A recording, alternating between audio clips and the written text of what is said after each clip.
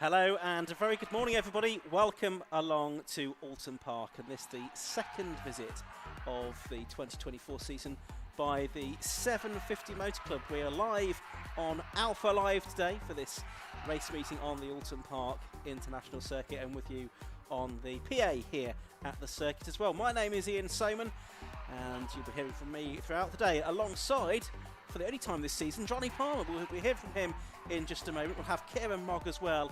He is going to be on duty down in the pit lane and Park Fermi area, grabbing interviews after the races. And we've just got the final qualifying session of the morning coming to an end here. Slight delay with an incident earlier on in the session, so we've got about 6 3/4 minutes left of this session. Then we'll be into racing around the 2.660 mile international circuit. The weather forecast, well, up until early afternoon it doesn't look too bad. Cloudy but dry, but I believe that thunderstorms are threatened later in the afternoon, so we'll be watching out for those and hoping that they can skirt around the Oulton Park circuit. We've got a busy programme of 11 races coming up for you today. We're going to have 4 of them before the lunch break. We're going to be starting in a few moments with the 5 Club MX5 Cup. Then we've got the Nankang Tyre Sports 1000 Championship, the Zamp Helmets Formula Vs and the K-Tech Racing Cleo Sport Championship as well. Then after the lunch break, we've got the first of 2 races for the cars that are now qualifying, the High-Tech Alfa Romeos and the All-Comers, and then the main event of the day, really, the 100-minute race for the Tagiwa Club Enduro Championship. That comes up at 5 to 2. We're at the business end of the season as well. There are some titles that could be decided today, notably in MX5s and Club Enduro, where it's likely that we'll see champions crowned. They've already been crowned within Alphas. The remaining categories, the Sports 1000, Formula V and the Cleos, well, they could all go down to their final rounds of the season, with a meeting to go for all of those championships after this. I say alongside me in the commentary box we've got Johnny Palmer. So Johnny, let's say good morning to you. It's a pleasure to have you back here with the 750 Motor Club and the Alpha Live stream. Thank you for asking me back, Ian. It's been sort of one of those dates that I've circled from way back on the calendar and looking forward to it. A, because I love the 750 Motor Club and the variety it brings, but B, I love Oulton Park as well. It's one of my favourite circuits, if not right up there.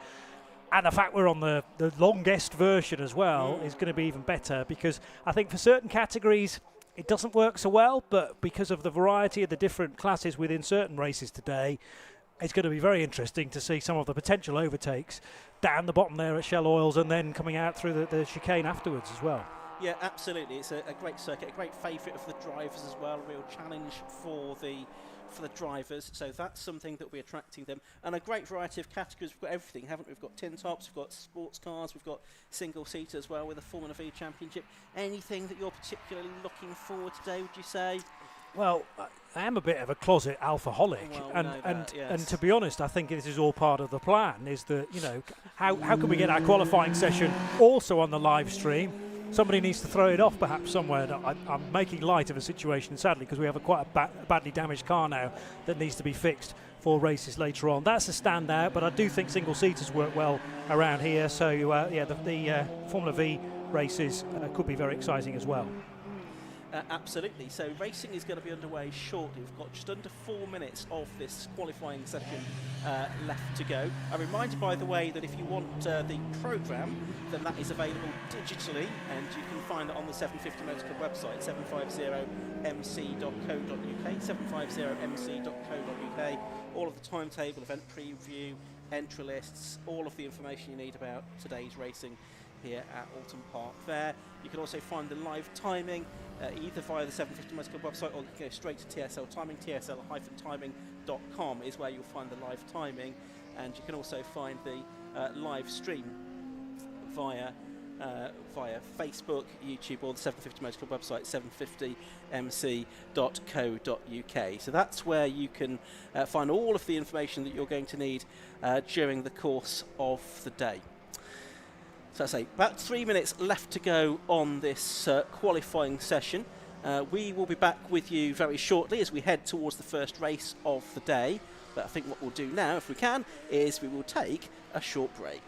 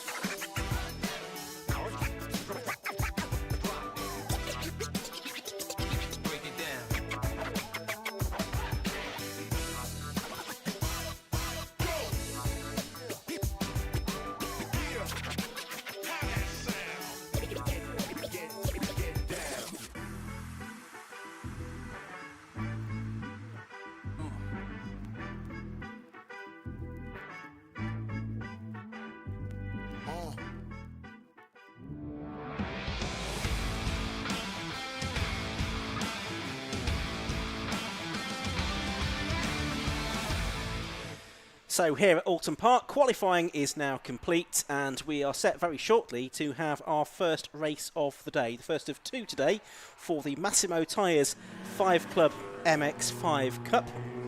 And this is going to be for rounds 15 and 16 of 18 during the course of this season so far. The MX5's very cost-effective way to go racing, of course.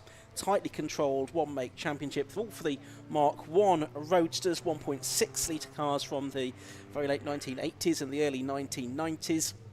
And there's an excellent field of them assembled here at Oulton Park today. I think 26 cars that we had in qualifying. And coming into this weekend, it's Ben Short that is leading the championship, and he's very much the man that could wrap things up today. I think he just needs a finish really in either of the two races to secure the championship with a meeting to spare. There's another two races at Donington Park next month as well. He has, after drop scores, 1,105 points. He's won every race bar 2 of the 14 that have been held so far this season.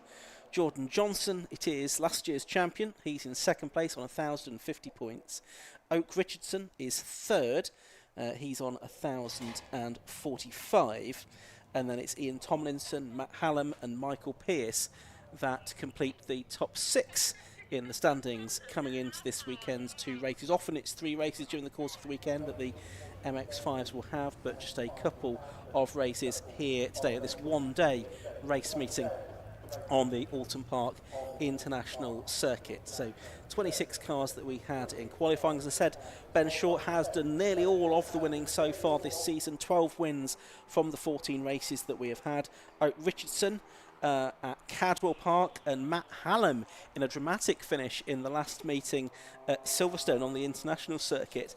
He grabbed his first ever win there, and those have been the 3 different drivers to have had race wins during the course of this season. But the likes of Jordan Johnson, he's had 5 second places. Ian Tomlinson's been 6 times in 3rd position during the course of the season. But Ben Short really has been the man to beat this year, as he has been so often in MX5s down the years. He's already won the championship on 4 previous occasions: 2015, 2017, 2021 and 2022.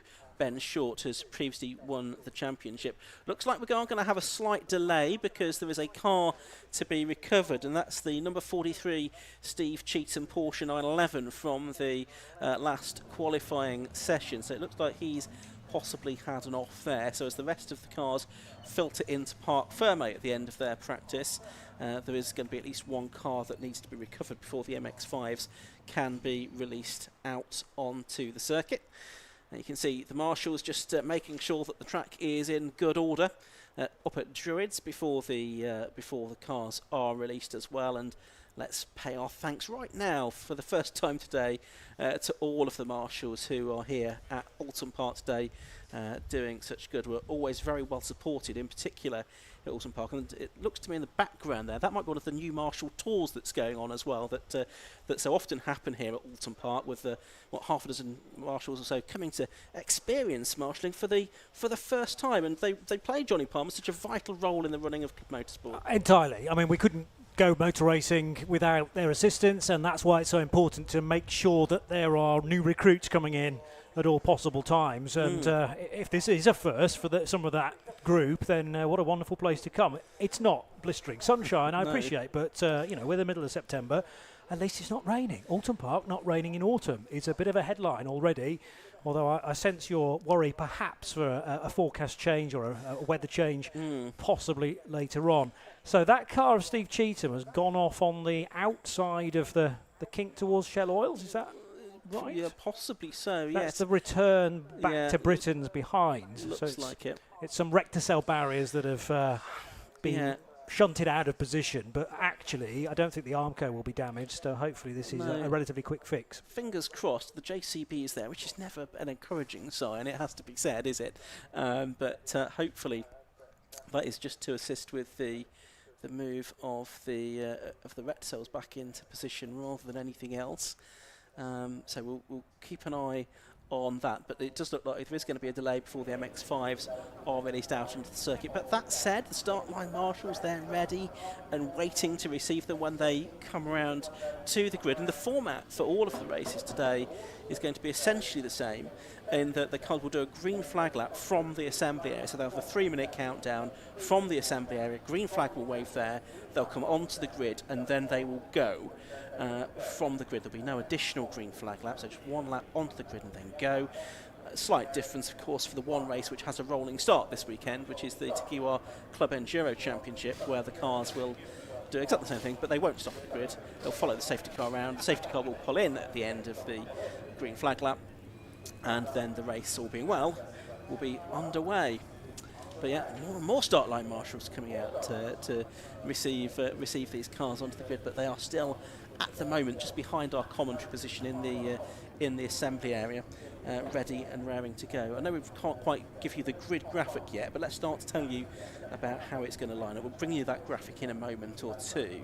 But Ben Short, possibly unsurprisingly, is the man on pole position, having won 12 of the 14 races and won 4 championships previously. A point for fastest lap, but you don't get a point for pole. Correct. Okay, that's Yes. how I had taken note of it. Yeah. But I wonder how many points he's kind of not scored through the pole positions he's had through the years. Because has he predominantly been from the front row? He has, this year? yes, more or less every round as far as I can remember. So yes, he has been dominant. He's clearly had the pace all the way through the season, and the man from Wiltshire who runs the BS Motorsport team as well, which has several cars on the grid, he is going to be on pole position. It does look like there's some work being done on the Armco there as well, Johnny. Yeah, I've kind of put the commentator's curse You on have. the day before we started. Because That's I a said, record even for you. the Armco looks all right, Ian. And you said, no, there is a JCB there, Johnny. And sure enough, yes, that's being now hauled back into position. So obviously they're reasonably confident, the marshals and the track crew, that the struts behind the horizontal slats are okay and their strength has not been compromised. So a question of just easing that back into position, and sooner rather than later I would hope that work is done. So yes, the Armco's damaged, I'll admit, but I think actually it's pretty much all been fixed now. Yeah, and they're pulling the cushions back in front of it now, aren't they? So that's good to see. I'll continue our little mini walk through the grid, which had only got as far as pole position so far. Matt Hallam is going to be alongside him on pole position. Matt, who has had a breakthrough win at Silverstone at the last meeting. It was it wasn't a live streamed race, that one, I don't think. It was a very exciting race. It really ought to have been streamed, because it was one of those situations where he came through from about 6th position or something, going into the Vale, and all sort of happened in front of him, and he capitalised by going around the outside at the Vale inside for club and got the win. So that was Matt Hallam's breakthrough win. He's done some Formula Ford racing in the past, in particular down at Castle Combe. That was his first win in MX5s. And second row of the grid, we've got the reigning champion Jordan Johnson, the HGV mechanic from Gloucester, and he's been racing since 2018, last year's champion, as I say. Apart from racing in 5 Club, he's only done a few track days, not done any other racing anywhere else. And his car, built by BS Motorsport, but it's run on a day-to-day basis by, or the engine is built by BS Motorsport, I should say. The car is run on a day-to-day basis by Jordan and his father, Adrian, who also is a regular and lines up a few places further behind him on the grid. Ian Tomlinson, number 9, he's got his local circuit this weekend, because he hails from Blackpool, home of a very good football club, I understand. The best. Although not quite at this moment. No, okay. But that's what they're aspiring to be. I've not been following their fortunes, I must admit, Johnny. Have you heard of a bloke called Steve Bruce? I have. Yeah, he's the manager now. Oh, right. I'm not convinced, No, but we'll see. Okay, but Ian Tomlinson, I don't know if he's a supporter of Blackpool or not, but he hails from that part of the country. He's third in the championship. I can only this sympathise weekend. if he is. Okay. Third row of the grid, we're going to have number 70, which is Michael Pearce. As we doing a tour of the car park now, I think, on the live stream. Some very interesting vehicles to be seen in there. Michael Pearce, number 70 on the inside of row 3. And then Oak Richardson possibly a little bit further back than we might have expected to see him, lining up in 6th position, number 17. One of the other 2 drivers besides Ben Short to have had a win this season. And Scott Leach on the inside of row 4. And he's been racing MX5 since Noah was a lad. And he is, where is he in the championship coming into this weekend? Just trying to look down a bit further back, because he did miss the opening meeting of the season at Croft, unfortunately, and he has got Samuel Gormer behind him in the number 128 car. There is the Steve Cheetham Porsche being recovered. You can see behind that the JCB and other circuit vehicles were heading back to the paddock as well. I would think they will come off the circuit at sort of Knickerbrook part of the track and take the internal roads back to the paddock to allow the Mazda MX5s to be released for their first race, which should have been off about 13 minutes ago, but hopefully will be underway very shortly. It's going to be a 15-minute race when it is underway, and MX5s always provide some very entertaining action, and with a good grid, 26 cars we have, I think today is going to be no exception. Grateful to Mint Alloys for their support as well. You can see their branding on the live stream as well. Andy Bailey is concerned, and yeah, we're very grateful to them for their support as well. So very shortly we'll have the cars released out onto the circuit, I would think. Anticipation is mounting behind our commentary position, and so we are, in fact, yes, we are about to see the cars released from the assembly area, which is a good sign for our first race of the day. Actually, this isn't the only 750 Motor Club action this weekend, because there's another race meeting going on today and tomorrow up at Croft. First time for a long time that 750 Motor Club have run 2 race meetings in a weekend, and I'll be there tomorrow. I'm heading up north later on. Not quite coast to coast, but not quite. It's a fair width of the country that you'll be covering then this evening. Yeah, I'm not going all the way okay. this evening. I'm because of course a late start at Croft on a Sunday, as you know, 12 o'clock. Yeah, so it does give a bit of wriggle room for journey in the morning as well. So very good. That's the plan. So looking forward to that, because we've got F1000 there. That's always worth watching. What else we've got tomorrow? We've got the BMW 116 Trophy. We've got Porsches and the MR2s as well. So looking forward to those. But back here at Oulton Park, we do have the cars being released out onto the circuit then, the MX5s, for their first of 2 races today. And good to see them. There's Scott Leach heading out, familiar livery on his car with the red tongue licking out of the front of the blue and yellow car. And one of the nice things about the MX5s is that they do come in quite a range of colours, which is very helpful for the commentators, because it means that we can distinguish between them that little bit better. The green car you can see there, that's Michael Pearce in the number 70 machine, so we will watch out for him in that bright green car. Ben Short in the familiar white car with the red checkered flag type stripes down the car. That's a familiar car that's going to be on pole position. We'll see Matt Hallam in a red machine as well very shortly. The view out on track, that's Jordan Johnson, number 1, in the gunmetal grey car ahead of Ian Tomlinson's familiar sort of crimson type livery. There's the scene down at Shallow's Corner, the hairpin. Scene of many an incident over the years. Bit of banking to that corner as well, and then pit the cars up again here as they make their way through the left of the Britain's chicane. And from here they will climb up to Hilltop and then drop back down again towards the second of the 2 chicanes at Hislops. That's the view from the exit of Oulton Corner. Let's have a look at the grid then for the first race of the day.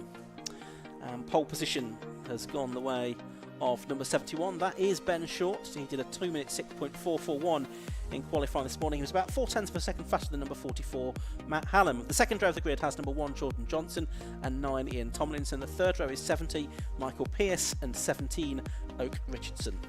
On to row 4, Scott Leach in 13, Samuel Gormer 128, Adrian Johnson, father of Jordan, is 5th on the 5th row, number 22, I beg your pardon, next to 65, which is Amy Worthington. 99 is the car of Martin Vernon, 97 is Jack Lawrence, who went well at Silverstone last time out. 23, Martina Ward on the inside of row 7, besides 64, which is Scott Lawrence. Then it's the 68 car of Stephen Robinson, and 72, Matthew Short on row 8. Nico Favo is in 46, and Mary Barnard is 29 on the 9th row of the grid. Row 10 is Andrew Robinson, and 19 is Andrew Beale. The 11th row has number 41, which is Alexandra Quashte, and 129, Paul Barnard. 31, Neil Burrows on the inside of row 12, alongside 191, Philip Barnett. And then the final row of the grid, 28, Peter Brown, and 63, Stuart Dowson. And while we're going through that, the cars have arrived on the grid for the first race of the day. Then the Massimo tyres, the sponsors, and indeed the tyres that these cars run on, 5 Club MX5 Cup Championship, round number 15 of the season out of 18 that we're going to have. And Ben Short, who's on pole position, really just needs a finish here, we think, to wrap up the championship, such as has been his dominant form during the course of the year. Last couple of cars just coming into position. The grid marshal there pointing them to where they need to go. Safety car is at the back of the field. That will just keep a watching brief to see if there's any incidents in the first corner. Otherwise it will, I think, dive into the pit lane and park there for the, hopefully, the duration of the 15-minute race. So green flag waved at the back. There's various whistles and klaxons and noises off down at the start line, but the red lights now go on and they go out, and the race gets underway. It's a good start from Ben Short there from pole position. It looks like he's going to have the lead as they head into Old Hall Corner for the first time. Matt Hallam is there in second. It looks like Ian Tomlinson has got his nose in front of Jordan Johnson there. There's a couple of cars off wide. One of them was Scott Leach. Another of them might have been Samuel Gormer as well, as they head off down towards Cascades for the first one. It is Ben Short in the lead, and it's side by side for second place as they go through Cascades. On the inside for Cascades, it was Ian Tomlinson. On the outside, it was the man from the front row, Matt Hallam. Those two still side by side as they head down towards the Island Bend and then Shallows Corner for the first time. And it's Johnson, actually, Jordan Johnson, who's managed to now get ahead of Tomlinson and get alongside Matt Hallam as well as they head down to the hairpin for the first time. But all of this is allowing Ben Short just to make a little bit of a break, Johnny.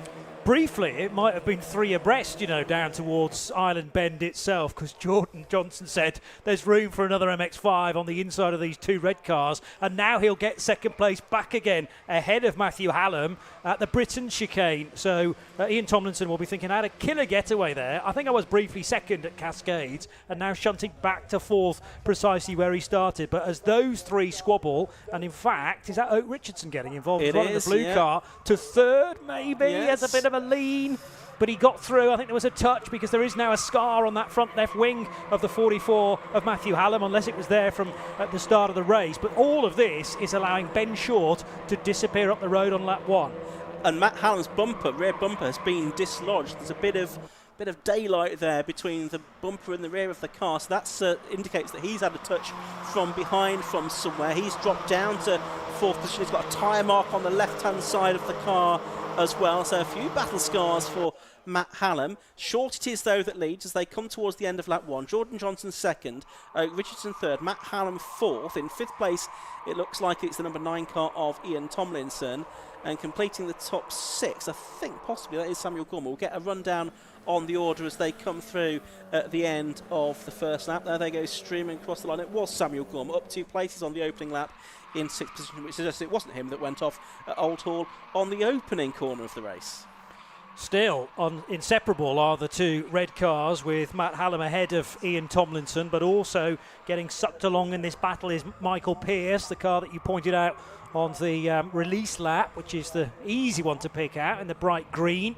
Richardson then in third, behind the primer grey of Jordan Johnson, but none of these cars able to keep pace with Ben Short, who at the end of the first lap had a gap of 1.6 seconds. It's probably double that now, as the cars, all of them for second place, 6 or 7 of them now in one long line, just drop a wheel onto the curb at Ireland. Good exit coming out of Shell Oils for Jordan Johnson as he tries to fend off Oak Richardson behind in the blue car. Yep, down towards Britain's they go for the second time in this race. It's probably going to be an 8-lap race. They might just about squeeze 8 laps out of this 15-minute duration that they have. Ben Short it is, though, dropping down from Hilltop towards Hislops for the second time then, with a clear advantage over Johnson. He just lock up there, but I don't think loses too much time. Johnson, Richardson, and then Hallam filling the next 3 positions as they make their way through Hislops and now through the right-hander Nickerbrook and off up Clay Hill. Ian Thompson, a few car lengths back from Hallam, is in 4th, and then Gorman's got Pearce and Scott Leach behind him. A fine battle there going on for 6th, 7th and 8th position. Wouldn't surprise me if there was a change among that trio before very much longer. They head through Druids now for the second time and off back up towards Lodge Corner. These are the championship top 3, and in the correct order, with Ben Short leading Jordan Johnson and Oak Richardson both in the championship standings and on the road. As now Pearce to the inside, there's a touch there as well to the rear of Sam Gorma's car, and they're going to be right together as they head across the line. So this is for 6th, 7th and 8th places, and actually Scott Leach judged to be marginally ahead, or he's totally ahead of Michael Pearce now as they head into the first corner at Old Hall and out the other side. But there's a bit of pushing coming out of that corner, saying to Gorma, hurry things up a little bit because we're losing touch on the quartet ahead. Down towards them, the Cascades they go, and a little bit unsettled there with Sam Gorma at the head of that group. Does that mean that he loses a bit of momentum and allows Scott Leach to try and get ahead on the run down towards Ireland? Possibly not too much actually, but we'll get a view on that. Oh, he has certainly got right onto the back of Gorma there. He's dropped Michael Pearce a little bit, and Pearce has Adrian Johnson and Martin Vernon now bearing down on him as well. That leading sort of quartet or quintet goes through. Then this now near 5-car battle for 6th position is now headed by Scott Leach. So he has made it through Ireland and Shallow's Corner. So the very experienced Scott Leach, the driver from Warwickshire, is now up into 6th position, but he must now be about 3 seconds, I would think, behind the group of cars in front. And that gap, I'm sure Scott Leach is licking his lips just as the car is doing over Hilltop there, because he's now got ahead of those 2, but they're not going to give him any peace and quiet heading into Knickerbrook for the 3rd time. But the 13 car, blue and yellow, does look slightly faster than Sam Gorma and Michael Pearce in this phase. And then there's a second and a half back to Adrian Johnson in 9th position. There in blissful isolation is Ben Short, and well, maybe the gap came 2.2, so it extended on the previous lap. I'm just wondering whether that's starting to stabilise now. Ben Short not needing to push a great deal more and risk throwing the car at the scenery. He can probably manage that gap now of just over a couple of seconds back to Jordan Johnson. But Johnson threatening to edge away from Oak Richardson as well and stabilise himself in 2nd position. Yeah, Ben Short's just come across the line to complete lap 3 and he's done the best lap of the race at 2:06.084. Interesting, that's a couple of seconds outside his own lap record, but they are on different tyres than they would have been 2 years ago, and that always does have a bearing on things because different tyres offer different grip levels. Some are more durable than others, and so you can't always compare lap times from one season to the next when you have had those tyre changes. So Short now leading by 2.6 seconds, so it went out by another 0.4 that lap. Richardson 3rd is half a second behind Jordan Johnson, and then Hallam and Tomlinson. Well, Tomlinson has been dropped a little bit now, I would say, and Leach has started to make a break from the next group of cars, I think, Johnny. Yeah, so are they going to meet in the middle will be the question, as Tomlinson just hasn't quite got the speed of the Johnson, Richardson and Hallam freight train. Leach certainly making a break for freedom from the 2 behind him, as more cars pour their way out of Shell Oils on the 4th lap now. Still a good tussle for 9th and 10th that we're catching a glimpse of now and again between Adrian Johnson and Martin Vernon. They're desperate. In fact, it's Michael Pearson that's now dropped behind Adrian Johnson as well. Oh, beg your pardon, right, yes. So Johnson's got the better run. Was that a mistake from Pearson then? Because he was right with Gormer, and now there's a bigger gap. You're right. That bumper's not, fallen off the back of Matt Hallam's car anymore, which he'll be relieved about. I don't think he's had any kind of signal from the officials that he might need to go into pits. I can see a driving standards flag being prepared though. For car number 90, that's for Andrew Robinson. I expect that will be because he's been spotted breaching track limits on one too many occasions. He's got to watch his step now to make sure he doesn't do it again and start picking up penalties. But here's the fight for second, coming into Lodge Corner. Jordan Johnson, Oak Richardson, Matt Hallam. You could throw a pocket handkerchief over the three of them, and it's a really good fight this, but it's not for the victory. They were letting Ben Short get away to what would be his 13th win of the season. He's just come through to complete lap 4 and the 6.5 minutes of the race left to go. Interested again in the gap between Tomlinson and Leach for 5th and 6th. It's under a second now, 0.9 as they cross the line. So Ian Tomlinson waving goodbye to the trio as they head down into Cascades ahead of him. And the pressure is definitely on from Scott Leach, who's just set the fastest lap of the race as well. So 0.9 is the gap. I thought Jordan Johnson was actually able to pull away from these two, but that is not the case. Just a half a lap later, I realised quite how close Oak Richardson was. And there they are, with Hallam still very much in attendance. And then the Leach and Tomlinson scrap just creeping through shot there. That was the red car of Ian Tomlinson. A bit further back, off camera but out of our commentary box window, Michael Pearson could see got back ahead of Adrian Johnson into Old Hall Corner that time. It was a tight move, but it seemed to work out for him. We'll perhaps pick up on that battle again in a moment. But yeah, you're in the background there. Scott Leach right with Ian Tomlinson now, so possibly pick up on what will be the fight for 5th position in a moment. At the moment, we're looking at those 2nd, 3rd and 4th place cars heading up over Hilltop for the 5th time in this race, with just over 5 minutes of the race left to go. Ben Short well on his way to the championship. Here comes Scott Leach, though. He's going to make a move down into Hislops for 5th position, and he's through. First attempt there. So Scott Leach is absolutely on fire in this race. He's taken a lot of time out of Ian Tomlinson. He's got ahead at the first attempt into Hislops, and now can he do anything about the next group of 3 cars ahead of him? His car is clearly right in the sweet spot because he's easily the fastest car of any of those ahead of him. The question is, how many more spaces or at least real estate can he make up in the 4.5 minutes plus the change that we may have waiting for the race leader? And clearly Ian Tomlinson's not going to take this lying down because he's sticking with Scott Leach as they head out of Druids and into the braking area for Lodge. But the blue and yellow Mazda licking its lips as it heads out of the final corner and back across the grid hatchings. And now it's Oak Richardson's turn to be soaking up pressure from Matt Hallam, who's maybe pushing for one final time to go for the podium. Yeah, so they've gone across the line with just over 4 minutes to go. So I think it's probably going to be 2 more laps, including the one that they're on. So probably a 7-lap race, I would think, is what we're actually going to get out of this today, with the cars moving on to their 6th lap of the race now. So you've got Johnson just breaking away ever so slightly now from Richardson and Hallam. There's Leach, who's now pulled out a few car lengths over Ian Tomlinson as well, who has had the warning flag for track limits as well. So he's just got to mind his step. He can't push too hard in his efforts to get back ahead of Scott Leach there.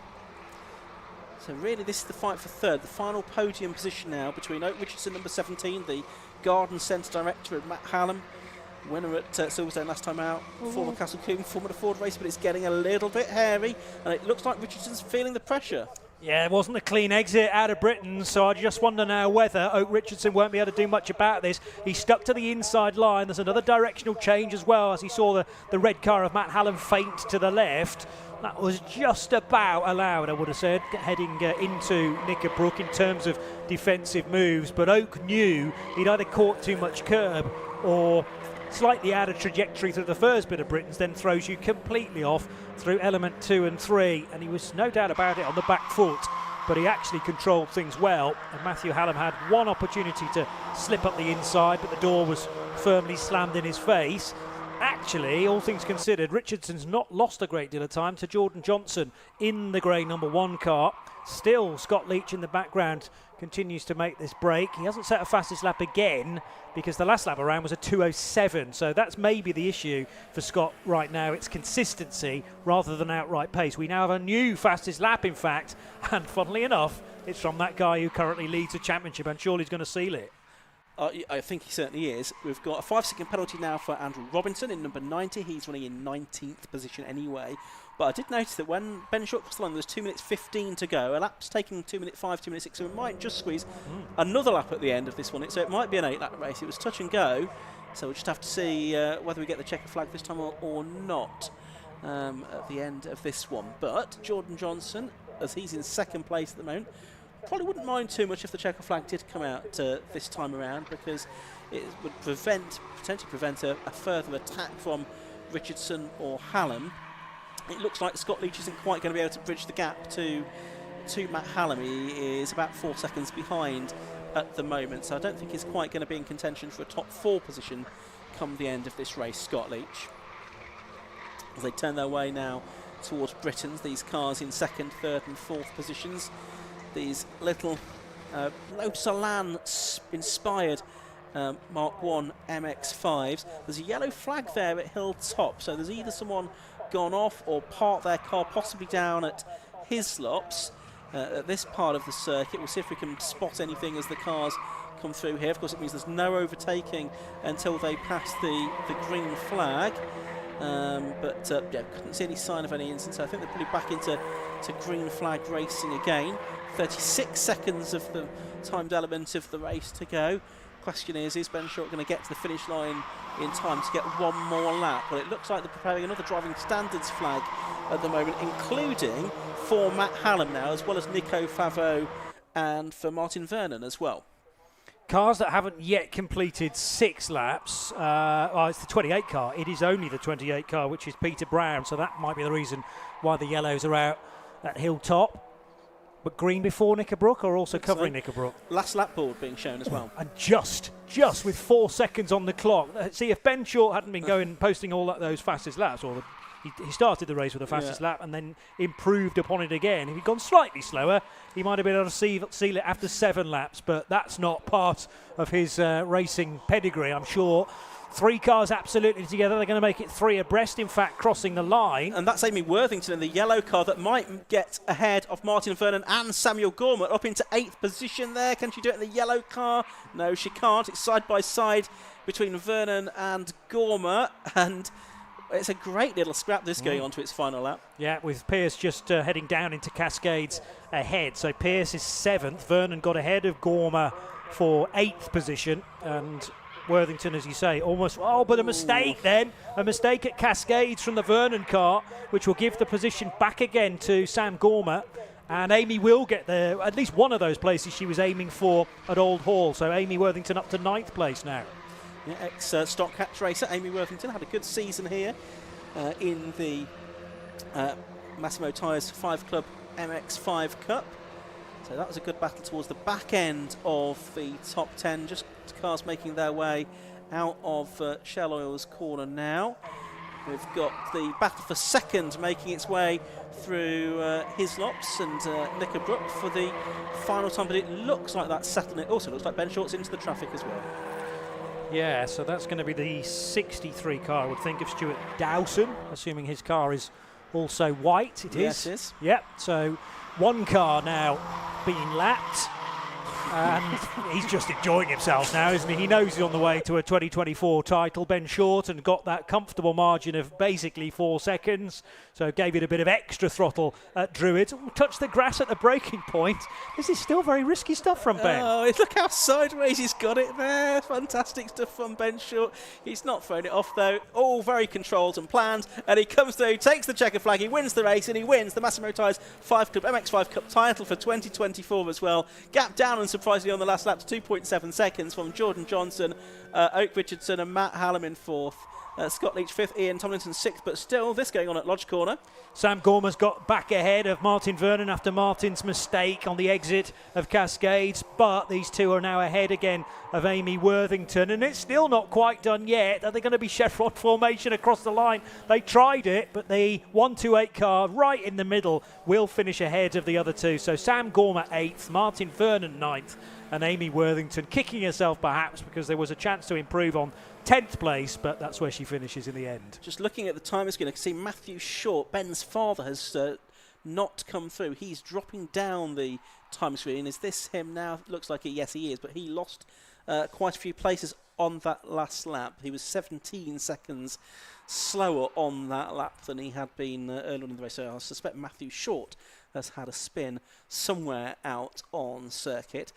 So Ben Short's going to have won the championship. That's going to have just really given Jordan Johnson a little bit more of an edge over Oak Richardson in the sort of race for second in the championship. On drop scores coming into this weekend, there was 5 points between them and another 10 points back to Ian Tomlinson, and that will have just slightly extended that gap now, but still very much the race on for second place in the championship with now 3 races to go, 1 later on today here at Oulton Park and also 2 more at Donington Park in October. So the cars heading around on their slowing down lap now, the marshals showing their appreciation and the drivers reciprocating that gratitude as well at the end of a very good race for the Massimo Tyres 5 Club Racing MX5 Cup, which has been a fantastic way to open up the day's 11 races here at Oulton Park. Ben Short it was that was taking the win at the end of 8 laps in the number 71 car, and he finished 2.7 seconds ahead of number 1 Jordan Johnson in second place. Third place was number 17, that was Oak Richardson. Fourth to number 44, Matt Hallam. Fifth was number 13, Scott Leach, ahead of number 9 Ian Tomlinson. He's dropped a little bit further back in that battle for top or second position in the championship. Then it was Michael Pearce 7th, Samuel Gorman 8th, Martin Vernon 9th, and Amy Worthington rounding out the top 10. Ahead of Jack Lawrence, Nico Favreau, Adrian Johnson. He fell back out of that top 10 battle, didn't he, as the race went on, and Scott Lawrence was 14th. Further back, we can see that it was Martina Ward and Mary Barnard 15th and 16th, ahead of Stephen Robinson, Matthew Short, who dropped back on the final lap, losing several places.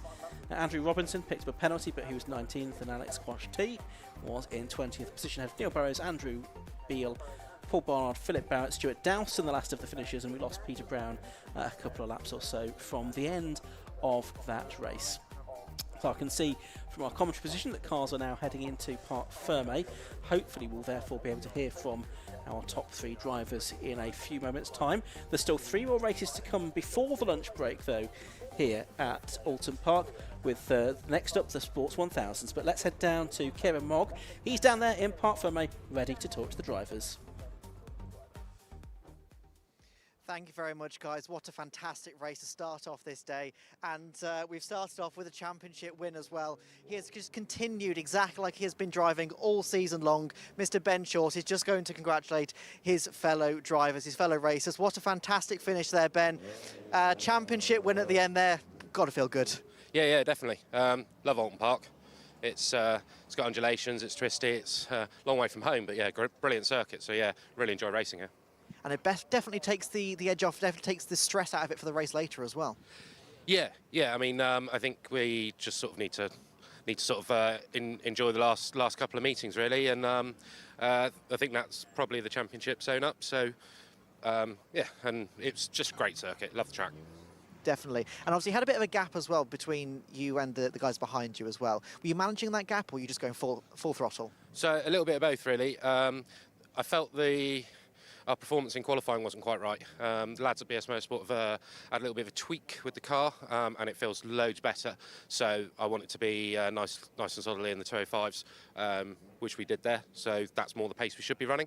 So yeah, sort of look after the tyre a bit, then try and put a lap in, and yeah, it was just really good fun. Absolutely. Well, congratulations on, I think it is the championship win, so congratulations. I think so. We'll have to do the numbers, but yeah, thank you very much. Absolutely. Congratulations. Thank you very much. Right, we're going to speak to second place Jordan Johnson. Jordan, that was one heck of a finish there.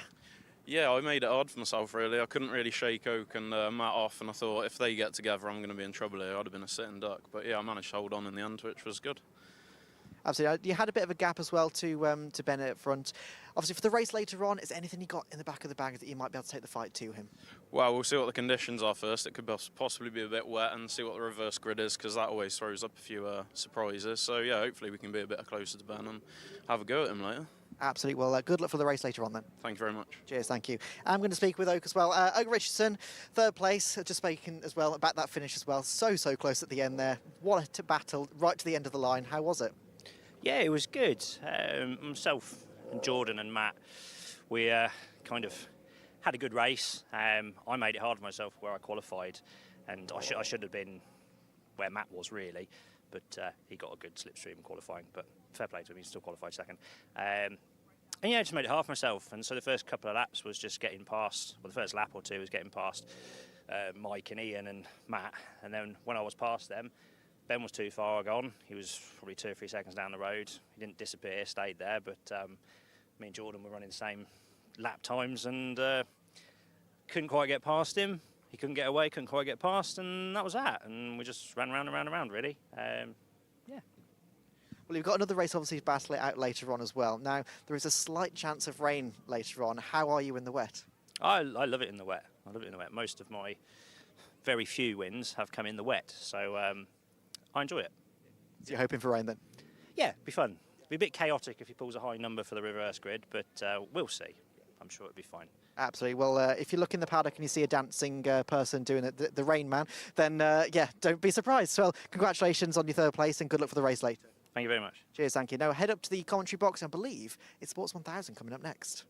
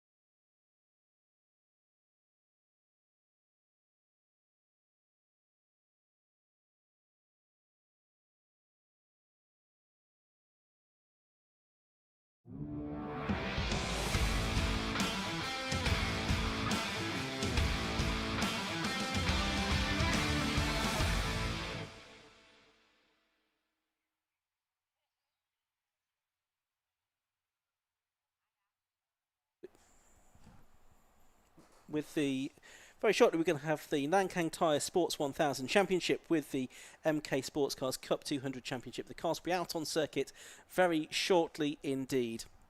For that one, just a little bit of clearing up to be done from that MX5 race. And again, this is the penultimate meeting of the season for the Sports 1000s.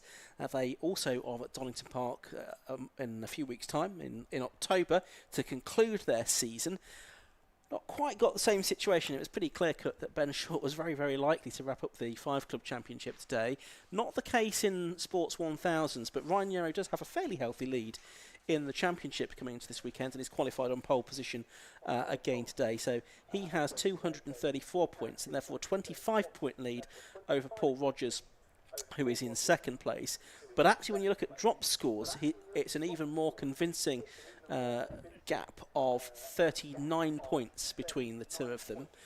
Clint Newman is third in the championship coming into this weekend, and then it's Dan Clues and Carl Austin completing the top 5 in the overall championship coming into this weekend. In the Sporting Cup, which is for drivers who finish outside of the top 5 positions, it is Colin Chapman that is leading the way there, ahead of Charlie Slatton, Johnny McGill and Ian Hutchinson. That's still wide open with 4 races of the season left to go. And within Cup 200 for the MK manufactured cars with a 1.3 litre Suzuki Hayabusa engine that have been running in this competition for a couple of seasons now, it's Mike Whiteman-Haywood that leads that particular championship, from John Cutmore, Dave Watson and Alexandra Aloro. So that is the way of the points coming into this weekend. This is going to be some of the fastest racing that we're going to see this weekend. These cars powered, in the case of the Sports 1000, by 1000cc superbike engines. The majority of the cars are the Chesterfield manufactured Spires, but we've got a couple of the Mittels as well for Dan Clues and Charlie Sladden as well. And these effectively sort of mini sports prototypes, but they run on treaded tyres, they run on Nankang tyres, so they're not running on slicks, and there's not really too much in the way of aero aids as well. The regulations are quite strict around that. Performance level is probably quite similar to something like the British Touring Car Championship, but at a fraction of the budget. There you can see the cars in the assembly area, shortly to be released. The 28 car with its nose poking out there, that's Charlie Sladden's Mittal. But there's the pole position driver, Ryan Yarrow, in the green and yellow Spire. That is the traditional works Spire colours for the car that's going to be next to him on the front of the grid, which is something that we'll be able to bring to you very shortly. Clint Newman it is alongside him on the front row of the grid today as the cars leave the assembly area. There is one of the Cup 200 cars. The blue and yellow car is that of John Cutmore, and just behind him actually was Mike Whiteman-Haywood. Those two qualifying 12th and 13th overall in the first 2 of the Cup 200 cars, which have a higher engine capacity, but as you can see, very different in terms of aerodynamics, being front-engined and 7 style bodywork as well. So off they go on their green flag lap. It's going to be a 20-minute race for these cars now that the circuit is clear, and the sun is coming out as well, which is fantastic to see. It's just over Oulton corner at the moment. So 20-minute race is going to be ahead of us, so they will probably get something like 11, maybe even 12 laps out of that, because Ryan Yarrow in qualifying did a 1:44.351, an average of nearly 93 miles an hour around this Oulton Park circuit, and about 0.6 of a second outside Richard Webb's lap record from 3 years ago. I think it's the first time that Cup 200 cars have raced here at Oulton Park, so they don't have their own lap record as yet. Story of the season so far is that Rich Miles won the opening race of the season at Croft. Ryan Yarrow bounced back in race 2. But they both had a win each at Silverstone as well. And then at Anglesey, 3 different winners there. Ryan Yarrow, Scott Mittell and Richard Webb. Mittell and Webb just making one-off appearances in the championship. Then it was another triple header at Snetterton for the last meeting, and again 3 different winners. None of them Ryan Yarrow. Clint Newman, Rich Miles and Dan Clues took the victory there. So quite a few different drivers have tasted success this season. No one has won more than 3 times, and that is Ryan Yarrow.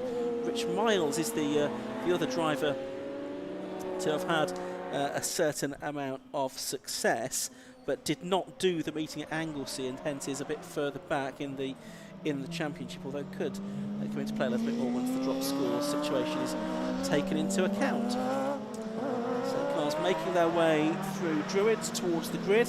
Let's have a look at that grid now. Pole position is the number 54 car of Ryan Yarrow, and besides him, number 42, Clint Newman, both of them in Spires. Then it's the Spire of number 24, Rich Miles, and the number 2 Mattel of Dan Clues on the second row of the grid. Row 3 is 43, Paul Rogers in the Spire, and another Spire for number 44, Carl Austin. Row 4, you've got Charlie Slatton in the second of the 2 Mattels, number 28, 72, Tronny McGill. Row 5 is 63, Colin Chapman, and 33, Daniel Ashby. In Hutchinson, and 69 and 98, John Cutmore in the first of the Cup 200 cars on row 6 of the grid, ahead of his nearest rival, number 111, Mike Whiteman Haywood. He's on the inside of row 7, next to number 9, which is Naeem Hack. On row 8 of the grid, it's 46, which is the car of Charles Wright, and 34, Stephen Dean. 35, Leon Morel, the bike sports champion, making a guest appearance on the inside of row 9 in one of the Cup 200 cars, besides number 85, Dave Watson. Row 10 of the grid is where we find number 20, which is Mark Goodwin, and 83, Alex Aloro, and rounding out the field is number 4, John Murphy. So 21 cars we should have. The first few cars on the grid, there's one that's coming down the pit lane, I can see from our commentary box, one of the Cup 200 cars, and it is the 35 car, that of Leon Morel. So is he going to start from the pit lane, or is he stopping beneath us at his garage, so possibly getting something checked out on his car before he goes out into the race? But the field forming up there, Johnny, it's a good looking grid this, isn't it? Well, I'm excited purely because how you've built it up, as in these will be some of the fastest, if not the fastest machinery around here. Oulton Park's also a great bike track, but when you put bike engines in four-wheel cars, then the entertainment value is absolutely superb. Hopefully you've found a really quick part of the racetrack if you're here at Oulton Park to just witness how quick they are before the braking area. And their approach speed to Cascades is quite incredible as well, because Cascades just sucks you in, so cambered it is. Here we go then, Ian. Race is underway, but there's a yellow flag waving because one or two cars don't get away quite so well. It's Ryan Yarrow that's got the lead, though, as they head down to the first corner. It's Dan Clues in second place, and I think it might be Clint Newman that's into third position then as they make their way, as John Morel does leave the pit lane to our right in the commentary box. But it's Ryan Yarrow, the man that leads the championship, already a couple of times champion. He is in the Sports 1000s. He is looking to add another title this year. This is home territory. He's from Greater Manchester, and so he'll be keen to have some success at his local track. He's leading the race as they head down towards the right-hander at Shallows Corner for the first time, and it's Dan Clues second. I think it is Clint Newman in third place ahead of Rich Miles. Almighty squabble though, and scrabble to come out of, and there's a spin for the number 43 car, which is Paul Rogers, who started on the inside of the third row. Amazingly, he got going again. There's another one though off as well, perhaps in sympathy. I can't believe that recovery from Paul Rogers. He maybe went round once or twice on the grass, then absolutely buried the throttle and carried on as if nothing had happened. So unblinking.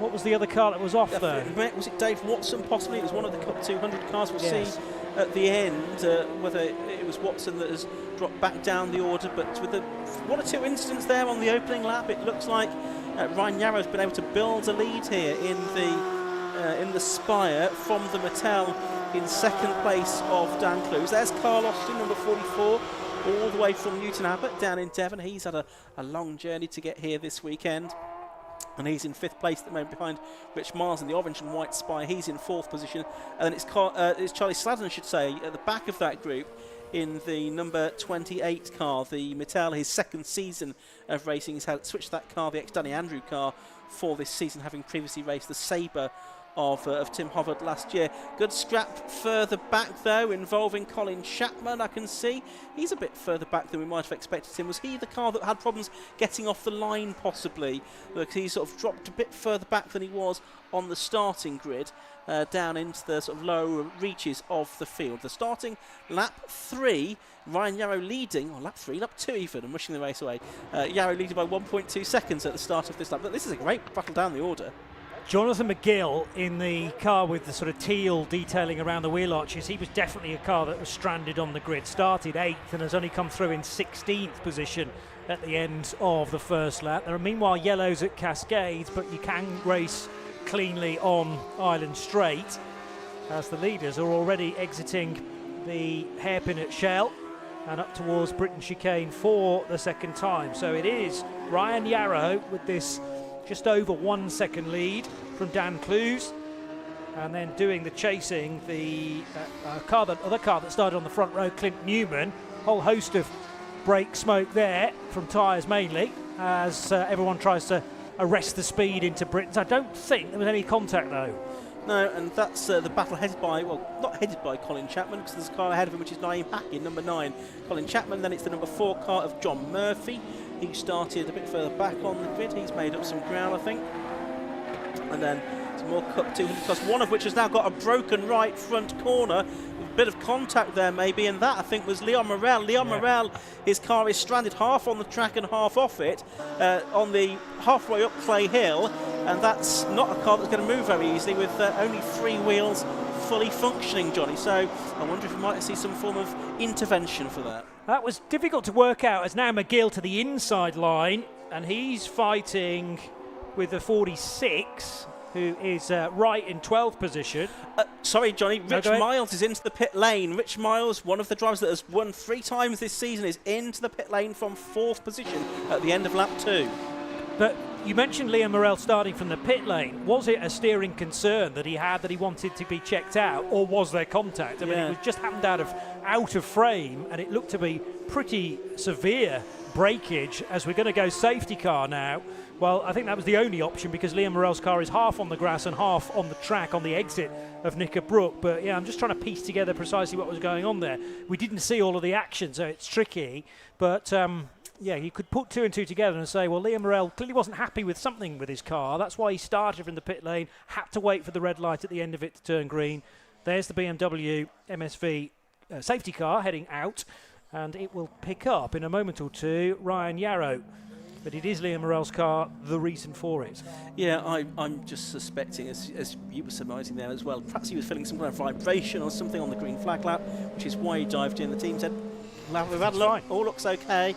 But obviously they couldn't do a full service on the car, could they? In that time, he's gone sent out, and maybe it was a sort of component failure rather than some contact there. There are some pretty substantial curbs around here as well, particularly at Britain. So if he's whacked that and then gone down into Knickerbrook, and it might just have broken on him because of fatigue or whatever. So these things can take a bit of time to actually manifest. Yes. And then it's kind of too late, because I mean he did very, very well to hang on to that, because so often when you're coming out of Knickerbrook, it's quite a high-speed exit, not as fast as it used to be without the chicane, but nevertheless that gravel trap is no stranger to the odd car, and he actually kept it out of the stones.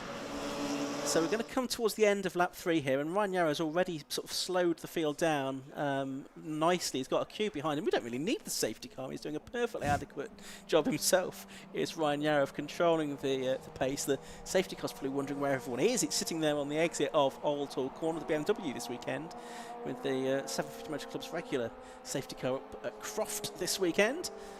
So we're using the MSV liveried BMW. And they do come across the line now to complete lap 3. Ryan Yarrow it is that leads in number 54 from number 2, Dan Clues. 42, Clint Newman is second. Charlie Slazen up to 4th in the 28 car. The second of the Mattels. 5th is number 44, Carl Austin. 6th is 43, Paul Rogers, which is quite an achievement after that spin on the exit of Shell on the first lap. Then 7th is number 33, Daniel Ashby. 8th is number 111, Mike Whiteman Hayward. 9th is number 98, John Cutmore. And 10th is 69, Ian Hutchinson. And Whiteman Hayward, therefore, ahead of Cutmore in the Cup 200 battle. There is one of the Cup 200 cars about to be recovered. It is going to need a lift, I think, because of the failure on the right front corner on that car. So the recovery truck now on. So no, it looks like they are going to go for a tow, so a suspended tow possibly is what they'll go for there. We'll wait and see. Anyway. 12 and 3/4 minutes left. We're going to have at least one more lap, possibly 2 more laps behind the safety car, one would think, and we'll see how much more racing we get at the end of that. But obviously a 20-minute race this, so prodigious as well, because if it was only a 15-minute race, I suspect we might be almost to the end of the race already, but we should get a few laps in, I would think, Johnny. Yes, and now a question of making sure that everything is reasonably at temperature. I'm mainly thinking about tyres. The ambient temperature is okay, considering we're third weekend of September, and any inclement weather, proper inclement weather, is yet to hit. Slight gap now growing between Ryan Yarrow and Dan Clues. I did know that pronunciation. I know somebody else who maintains that is correct with that name. It's going to be a straight lift, isn't it, with the crane, the inset frame there. So they may well have tried to tow the car on its rear wheels, but the safer option is to do it this way. Yeah, that's a substantial breakage. It is. It might have been that there was some contact as well to finish the part off that was already on the way out, if you like. So it could be a combination of the two scenarios. A bit of a squeeze now for everybody to get by. There's basically only a car's width between the recovery truck and the edge of the track. But I'll be surprised if we're racing again at the end of this lap. But I think it'll have to be one more lap. Yeah, but one more, and that's a pretty good recovery. But we're going to be doing, 4-minute laps, 5-minute laps. I would think so. Probably 4, I would think. Okay. So we might have 6 or 7 minutes still to go at. I would think so. Just looking at the point situation, after drop scores have been taken into account, it's Yarrow on 215, and actually second after drop scores have been taken into account is Clint Newman on 194 in second. So there's 21 points, do the maths right, between the two of them. And then third is Dan Clues on 181, and then fourth is Paul Rogers on 176. So after the drop scores have been taken into account, Paul Rogers is dropping more than anybody else. Paul Rogers drops from second to fourth in the standings, and Carl Austin fifth as well. So only 21 points between Yarrow and Newman. As you can see, they are taking the shortcut into the paddock there, so that gets the recovery off the truck off the circuit even quicker. So we should go green at the end of this lap that has just begun. 21 points. For context, you get 30 points for a win in Sports 1000. So, with also points available for fastest lap and fastest qualifying lap as well, there was actually, I think, 126 points available coming into this weekend. And so 21 points, when you look at it that way, it's not a huge amount. It's certainly less than Lando Norris has got to make on Max Verstappen, and everyone's reckoning that's a title race. So maybe it could still be on. So we've got 9.5 minutes left of this race. We think we're going to go green at the end of this lap. That last safety car lap was only 3.5 minutes, wasn't it? So we'll probably have 7.5 minutes, something like that to go. The pace can pick up a little now, of course, as long as everybody else reacts.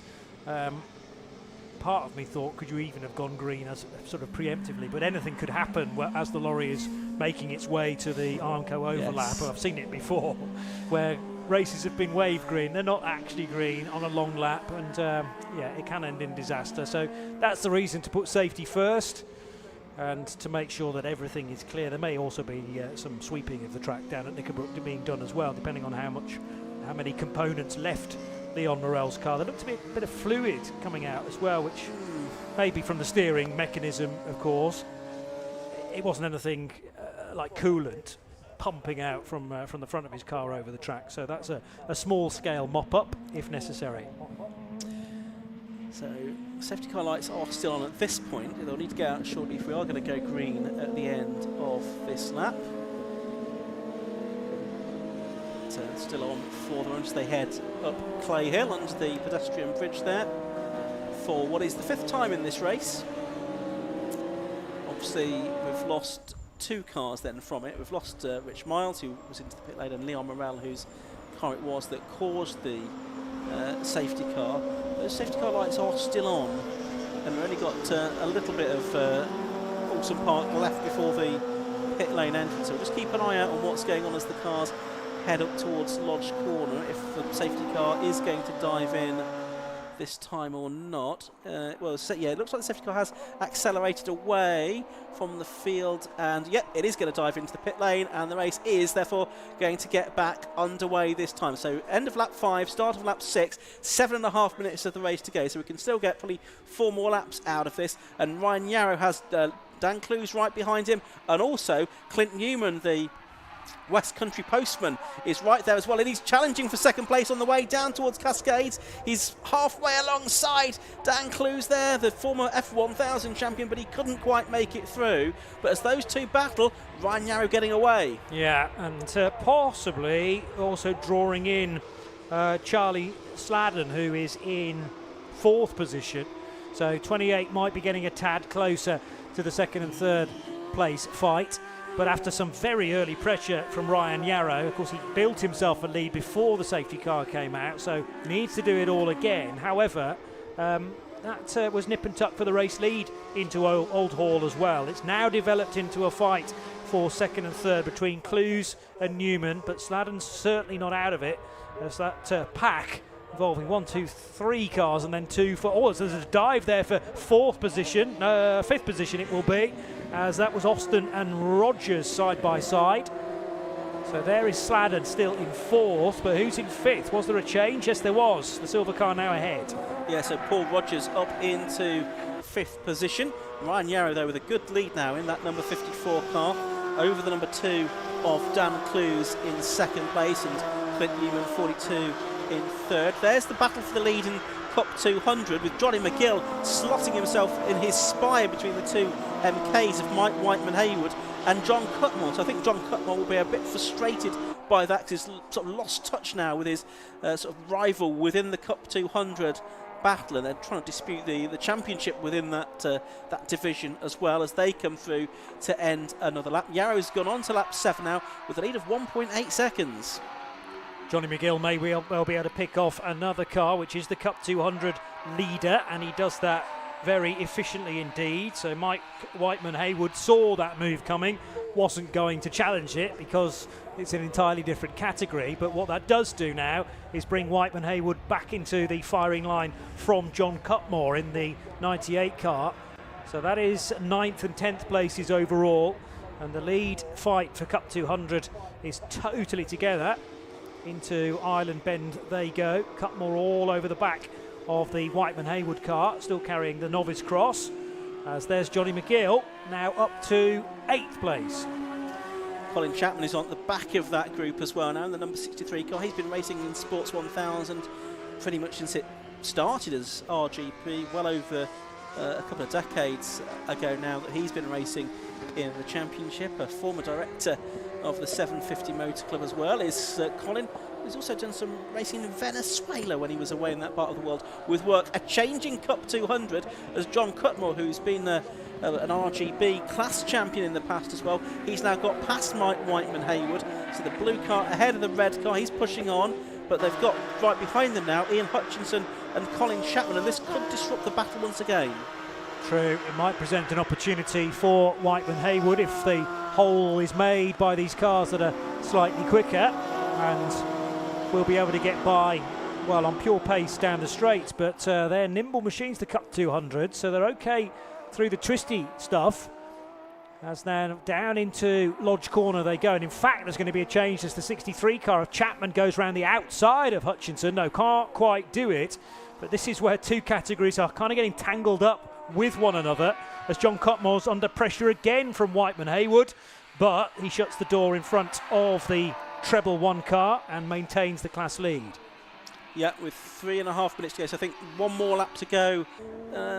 Actually, maybe 2 more laps to go at the end of this one, because of course Ryan Yarrow went for a little while ago now, so possibly 2 more laps to go at the end of this one. We'll keep an eye on that, as Chapman now separating the 2 Cup 200 cars. He's looking to get up another position.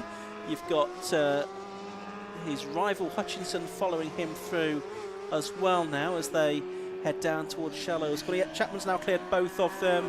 Looks like Hutchinson's going to do the same, and then the Cup 200 cars of Cutman and Haywood can resume their battle, but it will now be outside the top 10. But that I say it doesn't matter. It kind of does, because the points that they score is based on their overall finishing position within the classification, rather than within their class. So it does kind of have a potential bearing on the championship as well, although if you're adjacent to the car or in front or behind of you, the differential remains similar. True, but that is an interesting dynamic that you need to be aware of clearly with every race. Now there's a slow car which looks at, well, one in the pit lane, which is Niam Hack. Yeah.